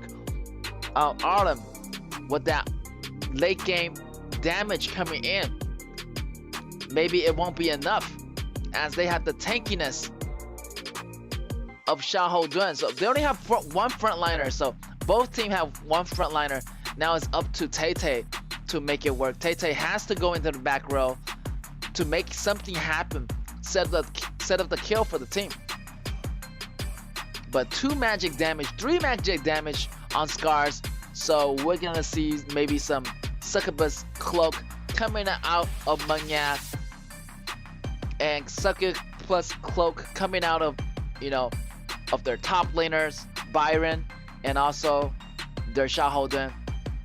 So they're gonna be really tanky for Scars to take down. So late game, I feel like RTZ just gonna overtake Scars. Scars, they gotta make it happen in the early games. I mean, they got some late game strategy too, but like late game, it's gonna be really hard to pierce those armors. Like they have 3 magic damage, only 2 physical damage, so it's gonna be tough for them. All right, match is gonna be another way, and yeah, feel like Manya is gonna survive pretty well this match. Getting that Purify, not much CCs actually on Scar. CC, you can have some small CC coming out of Luna, a little bit of, you know, stun, the mini CC coming out of Shunbin's ultimate, and the main CCs you're gonna have is gonna be Shang Yu's first ability, the push. So for RTZ side, they have so much CCs going on as sustainability. So I'm giving this match to RTZ. Sorry to say, you know, RTZ just had the better composition and better CCs over Scars. Scars right here, but Scars is not giving up. Scars is not a pushover either. They are a top contending team that competed in the KIC, so they gotta be careful. You can't underestimate your opponents anytime. RTZ looking for that early rotation already. Sakir going on top. Scars. Byron on the top, you know, getting that first advantage on those lanes, getting that river sprite, getting that edge. RTZ trying to slow it down right here. The freeze is gonna be good, and this is gonna be trouble for Shamanshi. Shamanshi goes down already. First blood being drawn out in the first minute of the game, and Mungyak getting taken out by Lady Strand, by Autumn.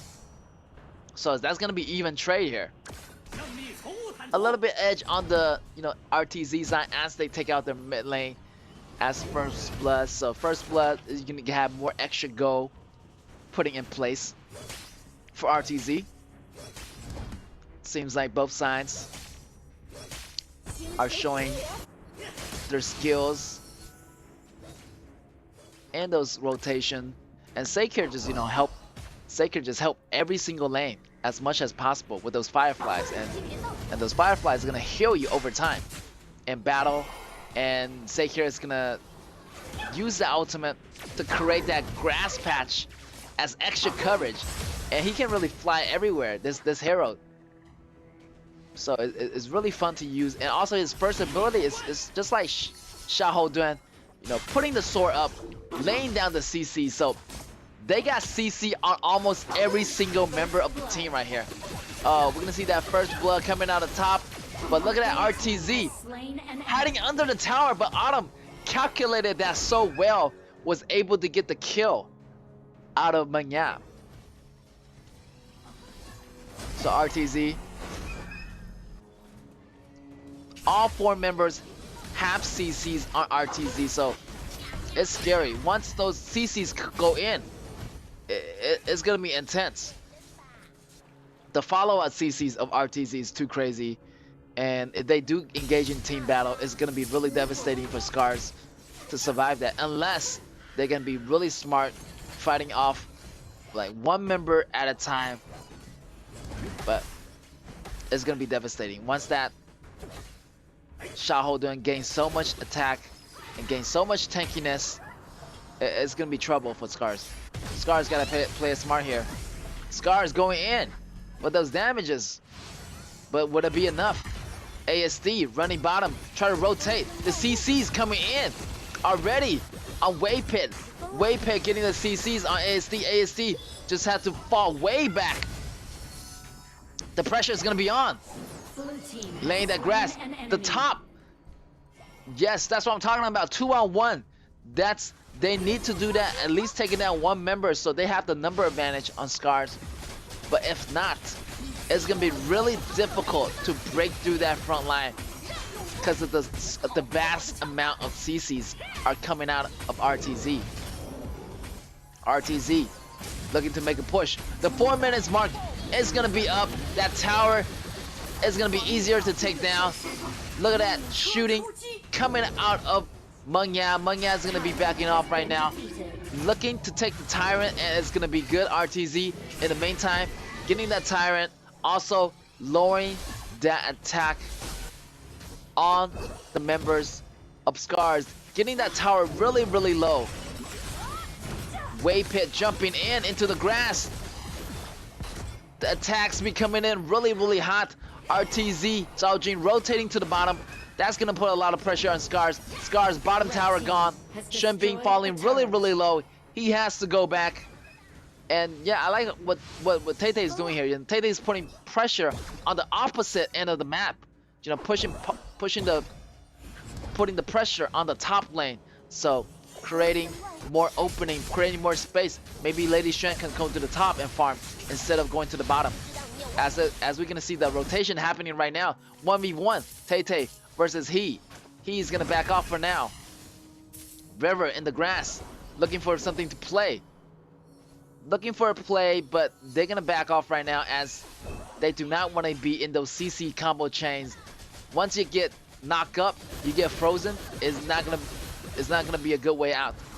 Tay looking for the 1v1, but here comes Saker. Saker is gonna heal everybody in those battles. RTZ applying extra pressure. You can feel the pressure already. The gold league is gonna go to RTZ. The turret league is gonna go to RTZ. RTZ getting the overlord at the same time too. RTZ already got the upper lead. There's gonna be trouble. Can Autumn and rest of the members of Scars? Autumn going in too deep. Too many CCs going on. That's the tank combo I'm talking about.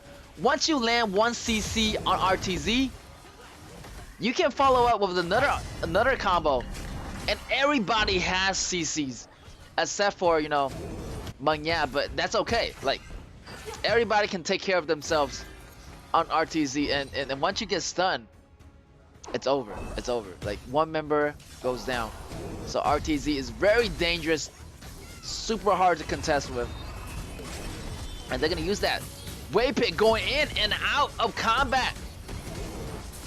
Just slowly pushing on Scars. Scars just feeling the heat right now. Things are not doing too hot for Scars. Scars just holding on to the towers.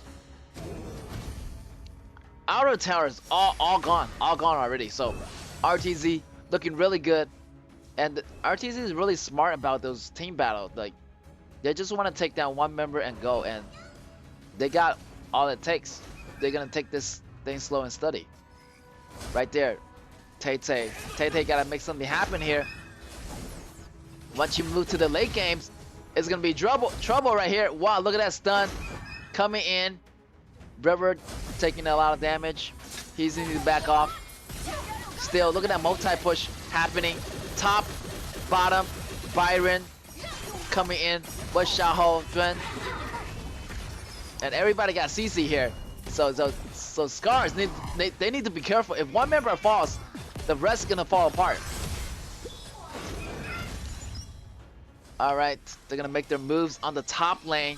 As the top lane, the minions is inside the turret. The pokes coming in. The push coming in. The ultimate coming in. It's gonna be enough to take down Zhao Jin, but at what cost? Whoa, and he's still on the run. Lady Shen actually dealing a lot of damage. Stake here, putting those heals to work. Tay looking extremely low. Can't contest with the CCs of Byron and the tankiness of Xiahou Dun. But they're able to scare RTZ back. They're gonna hold them back for now. But RTZ got the river control. They're gonna take the Tyrant. The Tyrant goes to RTZ. RTZ gonna use that momentum to make that push on the bottom. This is trouble. Tay do not want to fight too many members away by himself. The flash is gonna be forced out. No, that push is gonna be coming out of River. River is gonna push out, invade those damages, but still RTZ's members coming in hot. That mid turret can't hold on much longer. And RTZ just slowly putting their arms around Scars' neck, just choking down on them, just pushing every single tower they can see. And look at that, they just want to push the tower even without the minions. They just really denying their resources. RTZ. Scars looking to make a comeback, you know, pushing out those minions as much as possible. Having Luna doing the job right now, but I feel like River, he needs to do more heavy lifting for the team member of Scars, as he is the only member that has the push, has the, at least some kind of crowd control to create an opening for, you know, Autumn, for Tay to go in and do the work. But too much CC is there on RTZ side, super dangerous. And the Dark Tyrant is gonna be in effect. So if they do get this Dark Tyrant, I feel like a big fight is gonna be happening. Maybe the ending fight, you know. Let's see what happens. One jumping in, and it's gonna be gone. He's gonna get an instant kill off of that. The damage from the Tyrant, just enough for Byron to take down Autumn. Autumn just fell for that. They have no vision up the jungle. RTZ gaining the advantage. The bottom lane, look at those minions coming in hot. I don't know how Scar is gonna hold on to this. RTZ, so much damage, so much CC still going on. The damage still surviving. Byron is able to get out alive. Wow, look at that. Manya still pushing on that tower, being a little bit greedy. Do not want to push it too far, as you do not have minions inside the base yet, but still, so much damage is coming out of RTZ side right now. Byron goes down. He's a little bit too greedy. The attack coming in from Shang-Yu. Shang-Yu is gonna be kicking so low. He's getting taken out, but Tay is there to help. Tay is getting taken out halfway HP. But the damage is too great. Tay get taken out. The minions move in. The cannons. There's the auto attack coming from Manya, and there goes the core. Your first game, first round is gonna go to RTZ. Wow, RTZ with the perfect, almost nearly perfect, you know, CC combos there. Everybody got CCs. And it just didn't end well for Scars. Scars just got their back against the walls, and they are on the run. And yeah, they need more CCs. They need at least a Nimpoa with the you know, combination of the CC from Shang-Yu. So I feel like they need a little bit more CCs than what they're having currently at the moment. So I feel like RTZ got the upper hand right away. As soon as I saw the lineups, I feel like Scars is in trouble. Like, they do not have the sufficient CCs, and the damage was pretty much insufficient on Scars. You know, even though they can do some damage, they're gonna get car control by anyone, pretty much anyone on RTZ side. So that round, RTZ pretty much easily took that win, getting that win over Scars. Scars got to try a little bit better, you know, have some CCs in their team at least, maybe another bigger tank. Yeah, so RTZ, again, they have the better lineups, and you can see like good teams. They have CCs, they have sustainability, and they also have damage. Those are really balanced across RTZ's composition. And having a good composition really means a lot. You know, you have front lines, you have the back row, you have the CCs, and you have the lane clearing priorities, and great choice on RTZ, picking up Madame Mungyad and also combining it with Saker. And yeah, RTZ is closer, one step closer to the #1 spot right now. They already got the first win. They're feeling really lucky right now. They really want to secure that second win, you know. And look at the statistics, you know. I feel like Tay could do some damage, but it was impossible because so many heroes, they have crowd control on RTZ. Like if you get knocked up even one time, the second knockup is gonna come in, the third CC is gonna come in, not to mention the fourth CC, maybe from Wave Hit, maybe from Fries. So it's really difficult to break down this wall of CCs. And I saw some moments that River, the Xiangyu did a good job of pushing multiple members back, but there was no damage to follow up. You know, you gotta be balanced with those damages. And Shen Bing is good, but you know, Shen Bing without a front line, like tank like Xiahou Dun, like I feel like they need a little bit more tankiness for Scars. And yeah, RTZ just took it away easily. This match was in the bag for RTZ. Maybe even since the beginning, I just feel like RTZ got this win all along from the competition. You know, the match is over before it already began. So congratulations to RTZ for making it happen. Look at that tower count. You know, everybody was doing their thing. Everybody was just holding up to their own ground. With 8 tower against 1, the goal count was really much better in terms of towers for RTZ.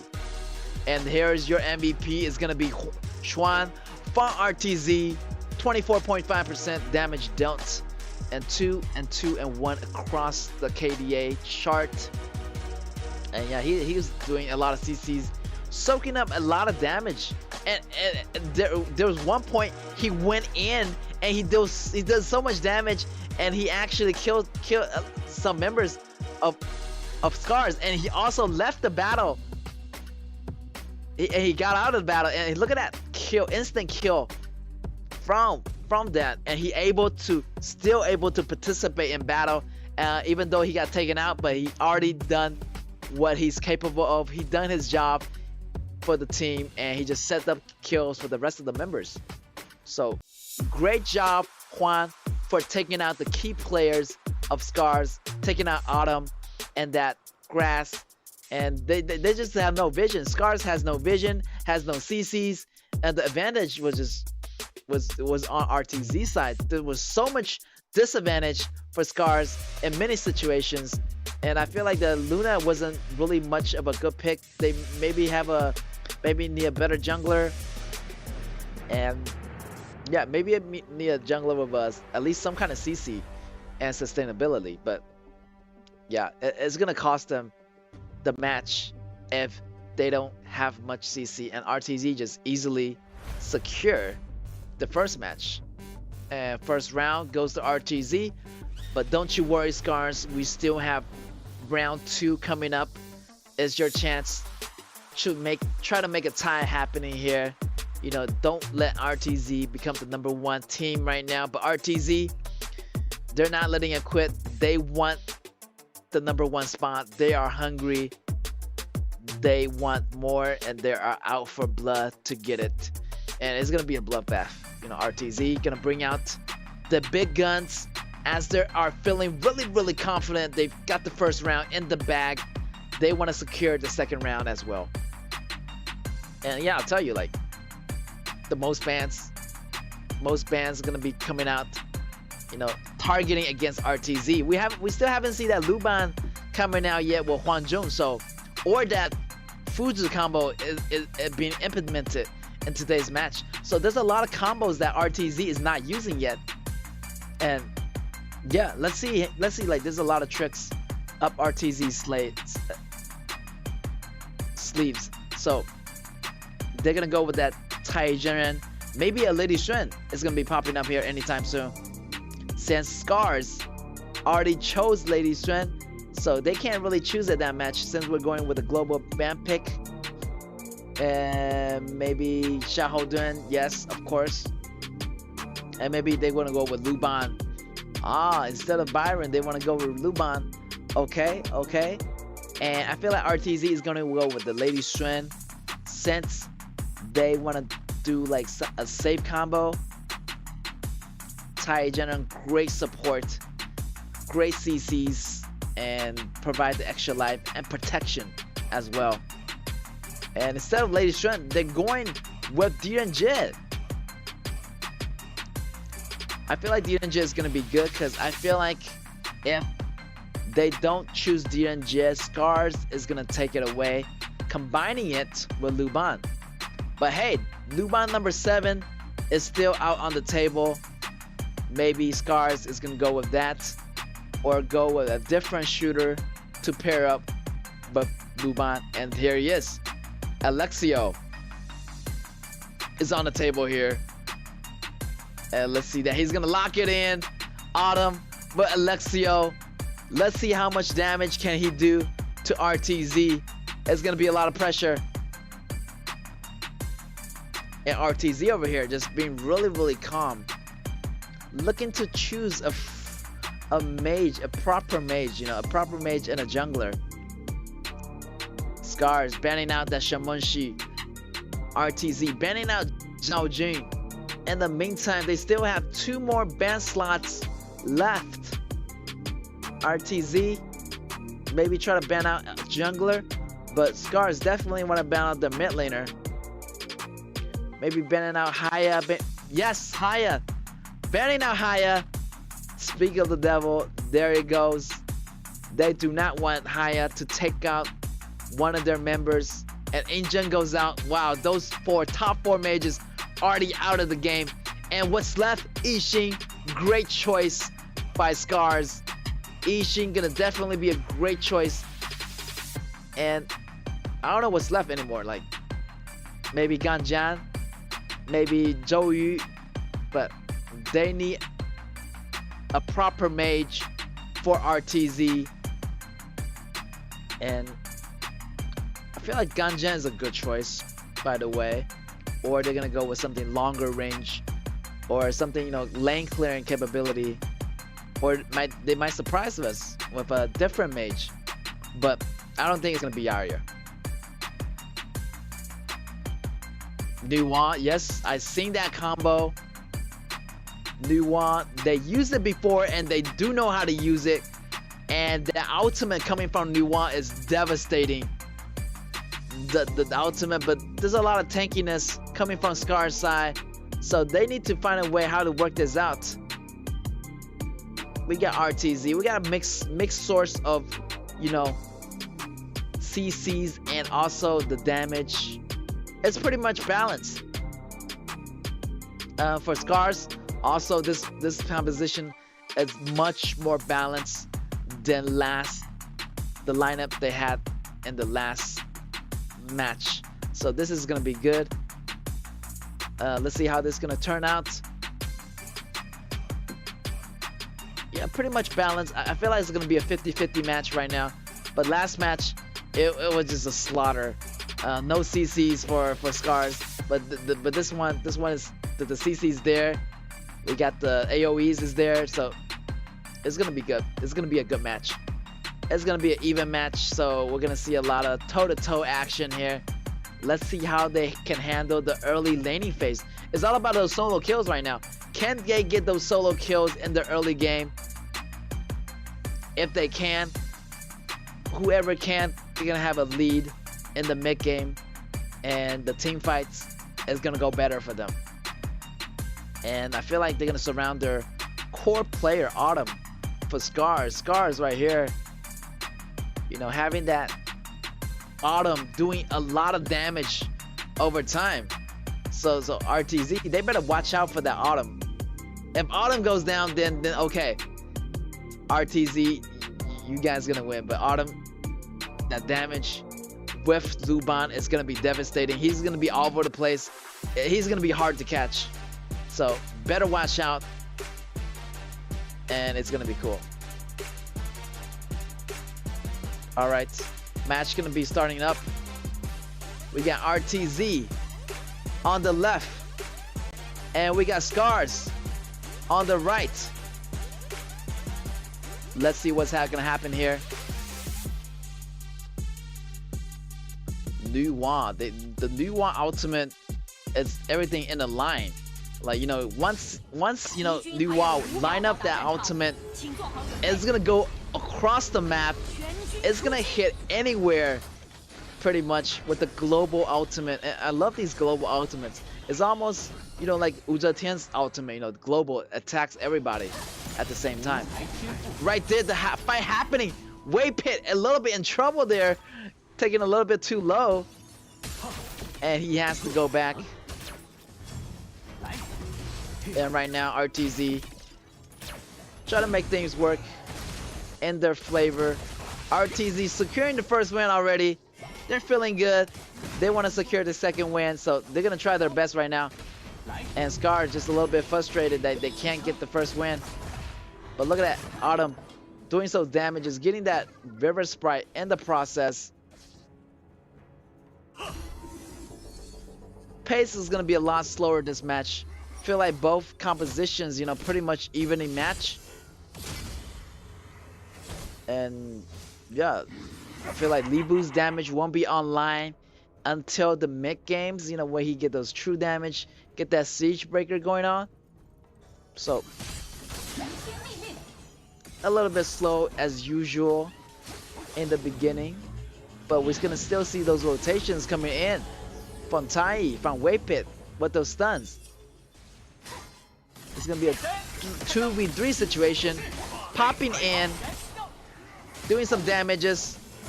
Still, they're forgetting Waypit is still in the background, but the rest of Scars is coming over. The battle is gonna go down. First blood go to RTZ. RTZ with the reply. Scars with the reply. Scars, another member goes down. The ultimate popping in from both sides. It's gonna be a 2-for-2 trade right there. Nothing much, but still evenly trade, as the right now the goal is pretty much the similar. You can see like AAC coming in at the right time, and that's the battle I want to see. Toe-to-toe battles coming in really close. Both junglers trying to make it farm up as much as possible here, and make sure maybe they're gonna go with that top. They're gonna prioritize on that top. So far, that the only battle is happening is on the top lane. Right there. Wow, Autumn getting taken so low. He has to bounce back, and he needs to farm like crazy. And he's farming right now, but without the go, without the passive of Tai Jiren, so you know all is gonna be a little bit behind DNJ, but it's gonna be okay. He's gonna have to repositioning from OGK2, and they're gonna be a dynamic duo on the bottom together. RTZ just taking them really slow right here. They know they got the first win, so they're gonna take their time right here. Right there, Yao meeting Tay in the grass, taking some damage right here. On the bottom, still the same thing, just everybody just farming up the pace. Feel like this is gonna be a long game. Feel like both teams just, you know, they won't fight until everything is perfect in place. You know, they want to drive their opponent to the corner. Right there, the go kart hits. It's gonna be good. The auto attack is gonna follow up. Look at that sidestepping from the Luban. Luban just avoiding all those damages, all those ultimates. This is awesome. OGK2 doing a lot, just avoiding the damages. Tyrant's gonna go to RTZ at the meantime. RTZ looking to make that combo happening. The go-kart is gonna go out. The ganking is gonna come in. OGK2 jump in with the stun. Double stun. Autumn is gonna go down. RTZ getting that kill. Autumn going a little bit too deep and a little bit overstepping it. Yeah, you gotta catch those overstepping and those missteps farm your opponent, you know, catch them, have an opportunity. Right there, checking the grass for enemies.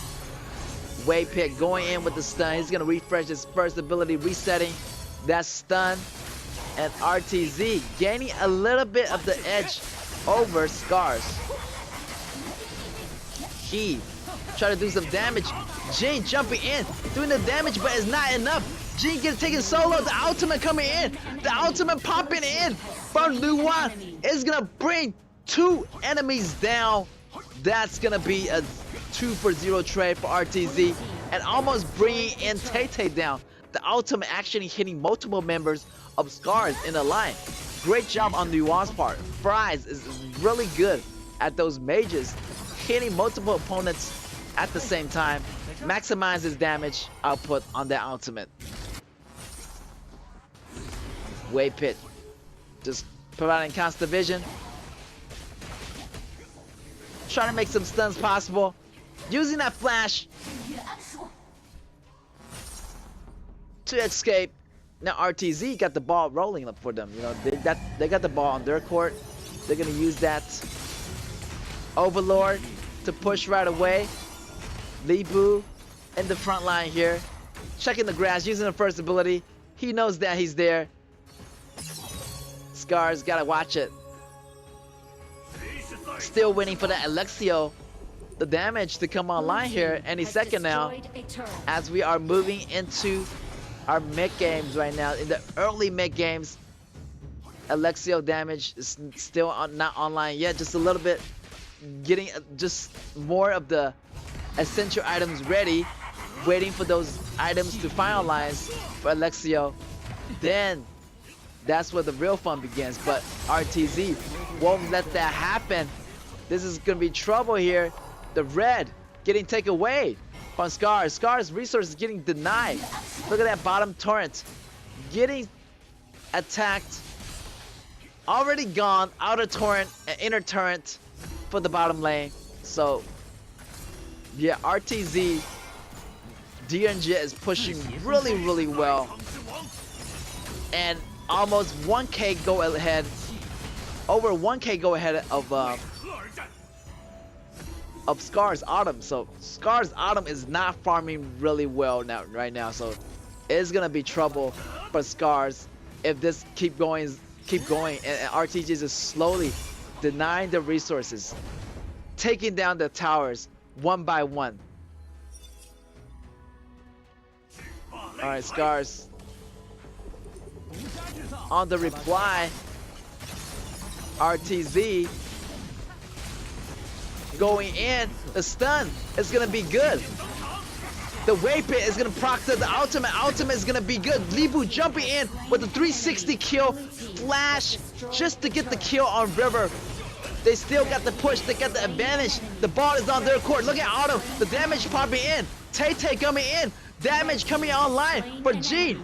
That's gonna be 1-for-3 trade in favor of Scars. Scars is actually coming back, but the reply for RTZ is gonna be good. RTZ still standing. Luban try to go for the ultimate, but misses. Avoid. They need to back out right now, and that was just great battle from both sides. You know, RTZ taking out one member, but Scars just came back really strong, actually trading one member for 3. Tyrant is gonna go to Scars. Scars right now looking for a way to bounce back, and they have to be careful here. You know, they can't make any more mistakes, and they need to go in at the right position. Look at that. Alexio's damage is coming out online. Can he make it happen? No, he goes down. The party is too late. Li Bu jumping in. Alexio getting so low.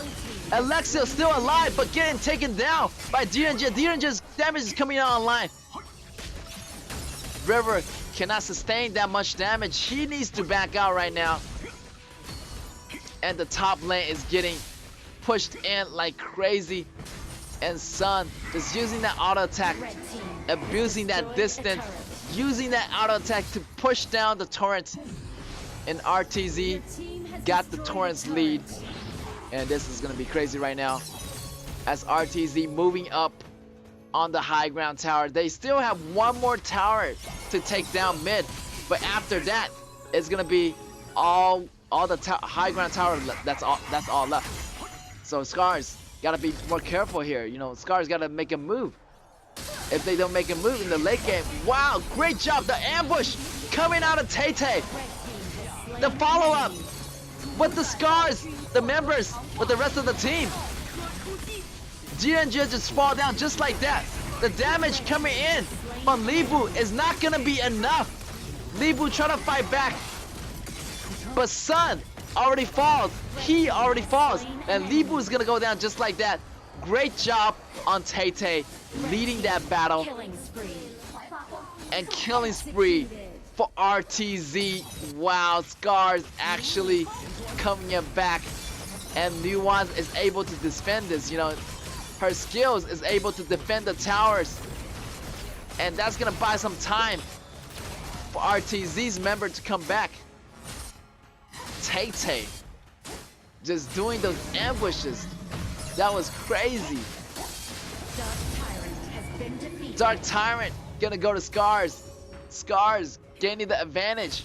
Now is their time to fight back.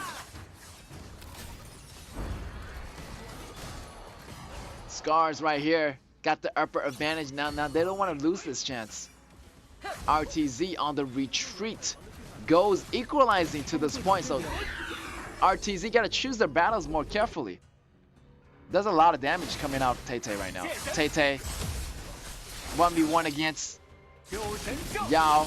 Can it be possible? He with the finesse, with the ultimate. Can it be possible? No, is not gonna take down Tay. Tay got the support of OGK2 coming into the help, and that 1v1 was not in RTZ's favor.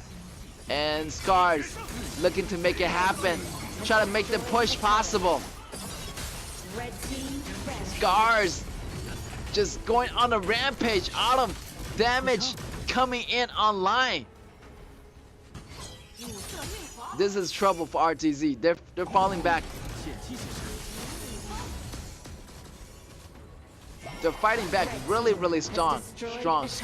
Scars actually pushing in right now, and DNG is nowhere to be seen. DNG is fallen, and Yao, the damage is not enough. They need to find more time for DNG and Yao to become more powerful. Also, the Libu damage is coming in later on. But Autumn have so much damage in his kick with Ming, well, with Luban repositioning, so it's really hard to kill Autumn in the process.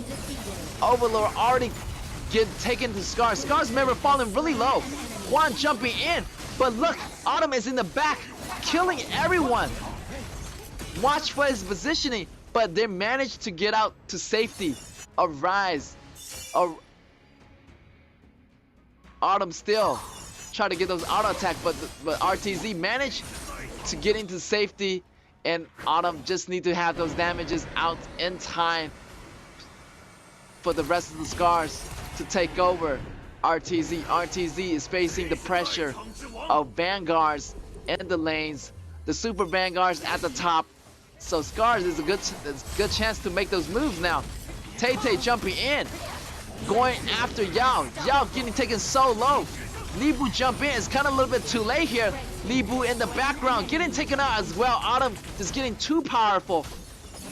This is going to be a lot of trouble for RTZ. RTZ need to maintain this momentum. Scars, again, on the other hand, they're using this dragon, using this momentum, try to accelerate the game, try to end this game as much as possible. And as you can mention, like this composition is 50-50, but it's so much better than the first composition that I had in the first game. So they're gonna have a lot of more chances winning. And Tay did a really excellent job of taking down their main unit, main heroes, just hiding in the bush, waiting for the right moment. And that's gonna be a draw, guys. Congratulations to Scars for taking that win. Wow, that was an incredible battle right there. Scars taking the win, and wow, feel like DNG just can't withstand those damages. And with Tai Jiren, just it wasn't enough. Like the damage from Autumn was just too much. Alexio, the damage, it's crazy. Everybody want to choose this hero, and if it pair with me, it's gonna be so much damage coming from just one ADC. So congratulations to Scars for taking that win back. Seems like, you know, there's going to be 1 point on both sides for RTZ and Scars. So Scars is going to be in 28 points. Still the same in 5th place. And also we have, you know, Impunity. And Nova is going to move on to the 1st place with the tie. And RTZ, sorry to say, you're not going to have your 1st place today. You're going to remain in 3rd place with 37 points. So, you know, you guys tried, but RTZ is just going to remain in that 3 point for now. Rank 3, number 3 for now. But no worry, we still have 2 more days of the group stage. And as the group stage is drawing into a close, there's gonna be a lot more pressure on every team members, and you know who's gonna make it into this winner bracket. It's gonna be a stressful situation for them, so they need to do their homeworks. They need to go back and practice with their teams, with their analysts, with their coaches. So yeah, it's gonna be a fight to the end. Wow, the Autumn, the great ADC player. ADC really changed the game. Like the damages, and Libu even tried to go in to the back row, but it was impossible. So many like spells coming from the Alexio, just avoiding so much damage.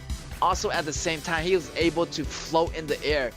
You know, just float like a butterfly, sting like a bee, just floating up in the air, using those auto attack, and you can adjust your position flying up in the air. Also at the same time, you get the Luban for backup if you need to reposition.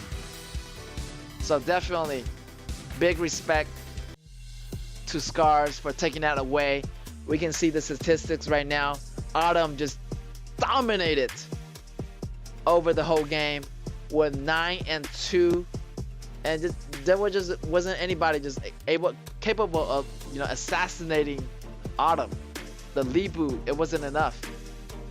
And you know, Yao was okay, but he keep on getting taken out, and he couldn't follow up with the damage. And Diranger was okay, but Diranger was just standing there in the background. It doesn't do a lot of damage. The damage was there, but they still have Tay got their eyes on Diranger. So Diranger was facing a lot of pressure too. Like, you never know that Jane is out in the shadows just waiting for you and pop in. There was no like reaction time possible. The response wasn't there. Like, it's gonna catch you off guard, and doesn't matter how fast you react. Tay is gonna take you down, just like he did in the bush with so many other heroes too. So yeah, Autumn definitely hands down taking over, carried the game for Scars for this match. In the beginning, you know, it wasn't you know, pretty hard for them. They didn't really have the goal league, but later on, Autumn was able to turn the tables with those goals after the build-up, and it's gonna be Autumn, your MVP. Damage dealt over 34.2%, and with the spectacular 9-2 and 1 KDA. Wow, Autumn was just putting the guns to work, bringing out the big guns in the late games and also in the mid games too. And let's take a look at the details here and what's going into the match. A lot of details. He was just always there in the back, like right there, coming into play, attacking Wave Pit. Wave Pit activates his ultimate. Libu jump in, and he jump out at the right moment. And he just know how to position those attacks. Always in the air. Look at that. Activating the ultimate, killing multiple members of RTZ. And I feel like that was the turning point right there. That battle, that was the turning point. And the Tay executing that DNG in the open, following with the damage. Taiyuan using the ultimate, it wasn't enough. And follow-up damage from Autumn. Look at that coming in. Libu coming in. At that point, Autumn was just so low, but still able to use that life steal, sustaining back his health. At the same time, killing Libu and pulling it back on Luban's tethering. Incredible repositioning of Autumn. He can really go in really deep. And if you don't want to go deep, he can just bounce back out. Look at that. Coming in and out, like great baiting tactic by Autumn. Flash, and still have Flash. Wow, the attacks are incredible. So there you have it, ladies and gentlemen. It's going to be your Scars with 1.8. RTZ walking away with 1 point. And that's going to be your match 4 of the day. But no worry for RTZ. They able to be, bouncing back maybe in tomorrow's game or the day after tomorrow. They still have more chances to go for that number 1 spot. But also that's going to be more chances for your other teams to go for your number one spots too. So everybody's fighting for the number 1 and number 2 place right now as the group stage is coming into a close. So what an incredible matchup. I thought RTZ is going to take away the win, but Scars, they're not giving up that easily. Scars didn't do well in the first match, but the second match, they came back and they show RTZ who is boss. So definitely respect to Scars for doing that. And yeah, I love to see these toe-to-toe battles. It's great. And yeah, Alexio was really dominating for me in any situation. Yeah, even without me, who is dealing so much damage. And with Luban, the position is gonna be better. Obviously, RTZ, they failed the collapse on that, and Scar just overtaking them in the second round. Yeah, more matches coming up for you guys tomorrow and the day after tomorrow. We got 5 matches tomorrow and 5 matches the day after tomorrow. So it's gonna be 10 matches left for the group stage. And these group stages are all BO2 formats, but pretty soon we are going to move into the qualifiers and the semifinals. The quarterfinals is gonna be BO5, and I can't wait to see what kind of compositions they are in store for you for those BO5. It is going to be exciting. I'm really looking forward to those BO5 and getting to see more compositions, getting to see more different kind of strategy implemented into these matchups. So yeah, those matches is going to be tuned in for you guys. So those going to be really interesting to see as we are moving into the qualifiers with the top 6 teams competing for the grand prize, over 500 RMBs in total. So that's a lot of cash there. So a lot is on the line here. Everybody have to make sure they're at the top of their games.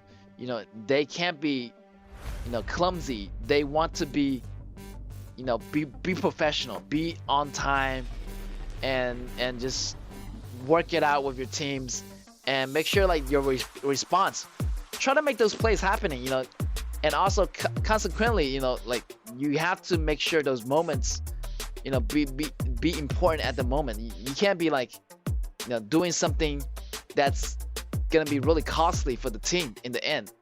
One action can lead to the next, and next thing you know you're just losing the battles. So put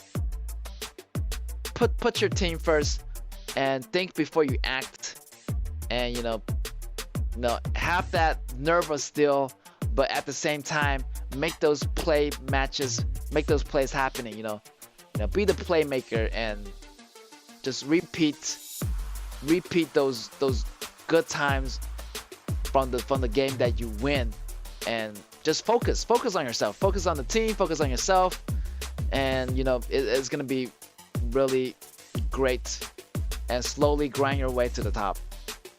So yeah, that's all for me. The tips of those players who are playing in this match.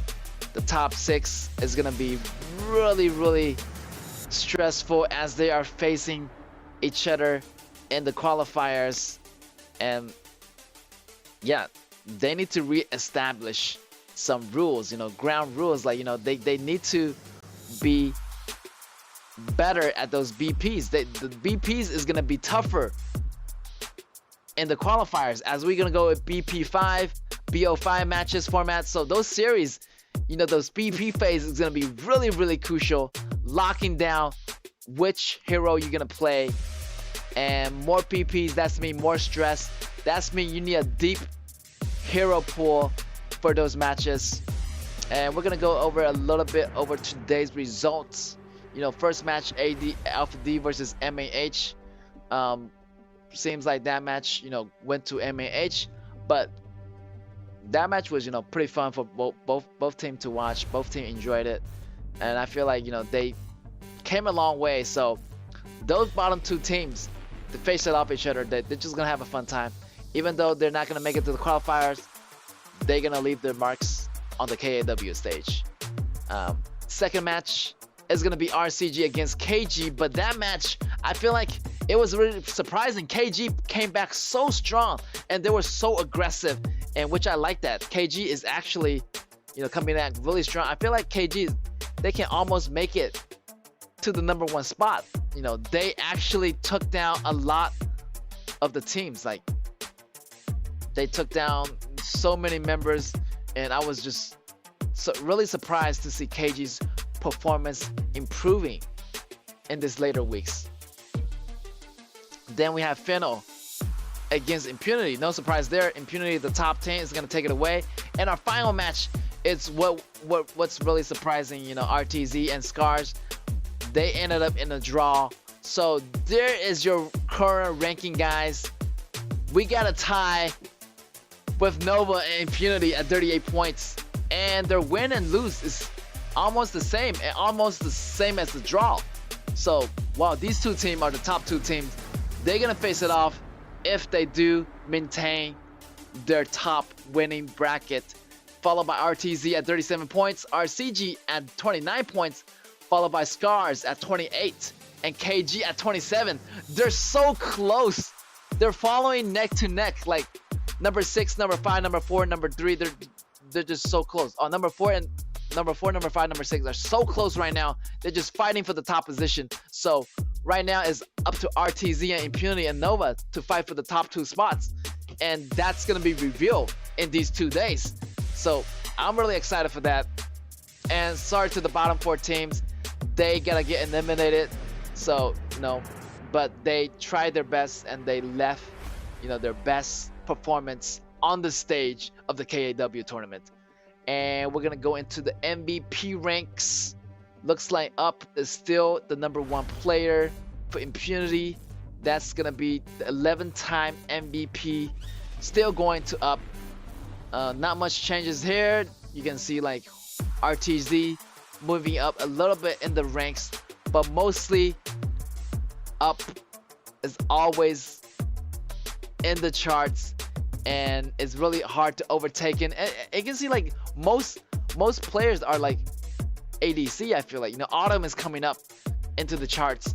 Maybe Autumn is gonna surpass Up someday, but currently Up is still our number 1 rank for the MVP charts.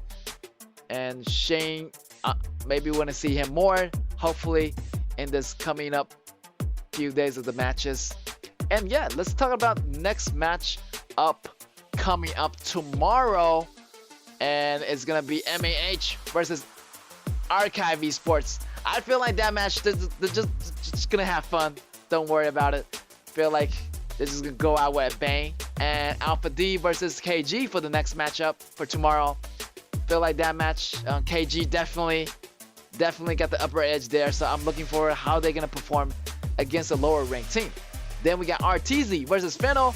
RTZ, sorry to say they didn't secure the first place today. So it's their chance tomorrow to get that perfect 3 points from Fennel, and I think they're able to do it. Followed by Nova against Impunity. That's the match I want to see. The most anticipated matchup of tomorrow. The top two team going against each other. The Titans. The battle of the Titans is going to be on. So that match is a really treat for you guys. Followed by the last match tomorrow, match number 5, with Scars versus RCG. Wow, Scars versus RCG. That's gonna be another crazy battle here. So 2 great battles coming up for tomorrow. It's gonna be Nova against Impunity and Scars against RCG. Really close skill cap over here. So that's a wrap for me, guys, today. I'm your caster, I'm Git, and I'm gonna see you tomorrow. Bye bye.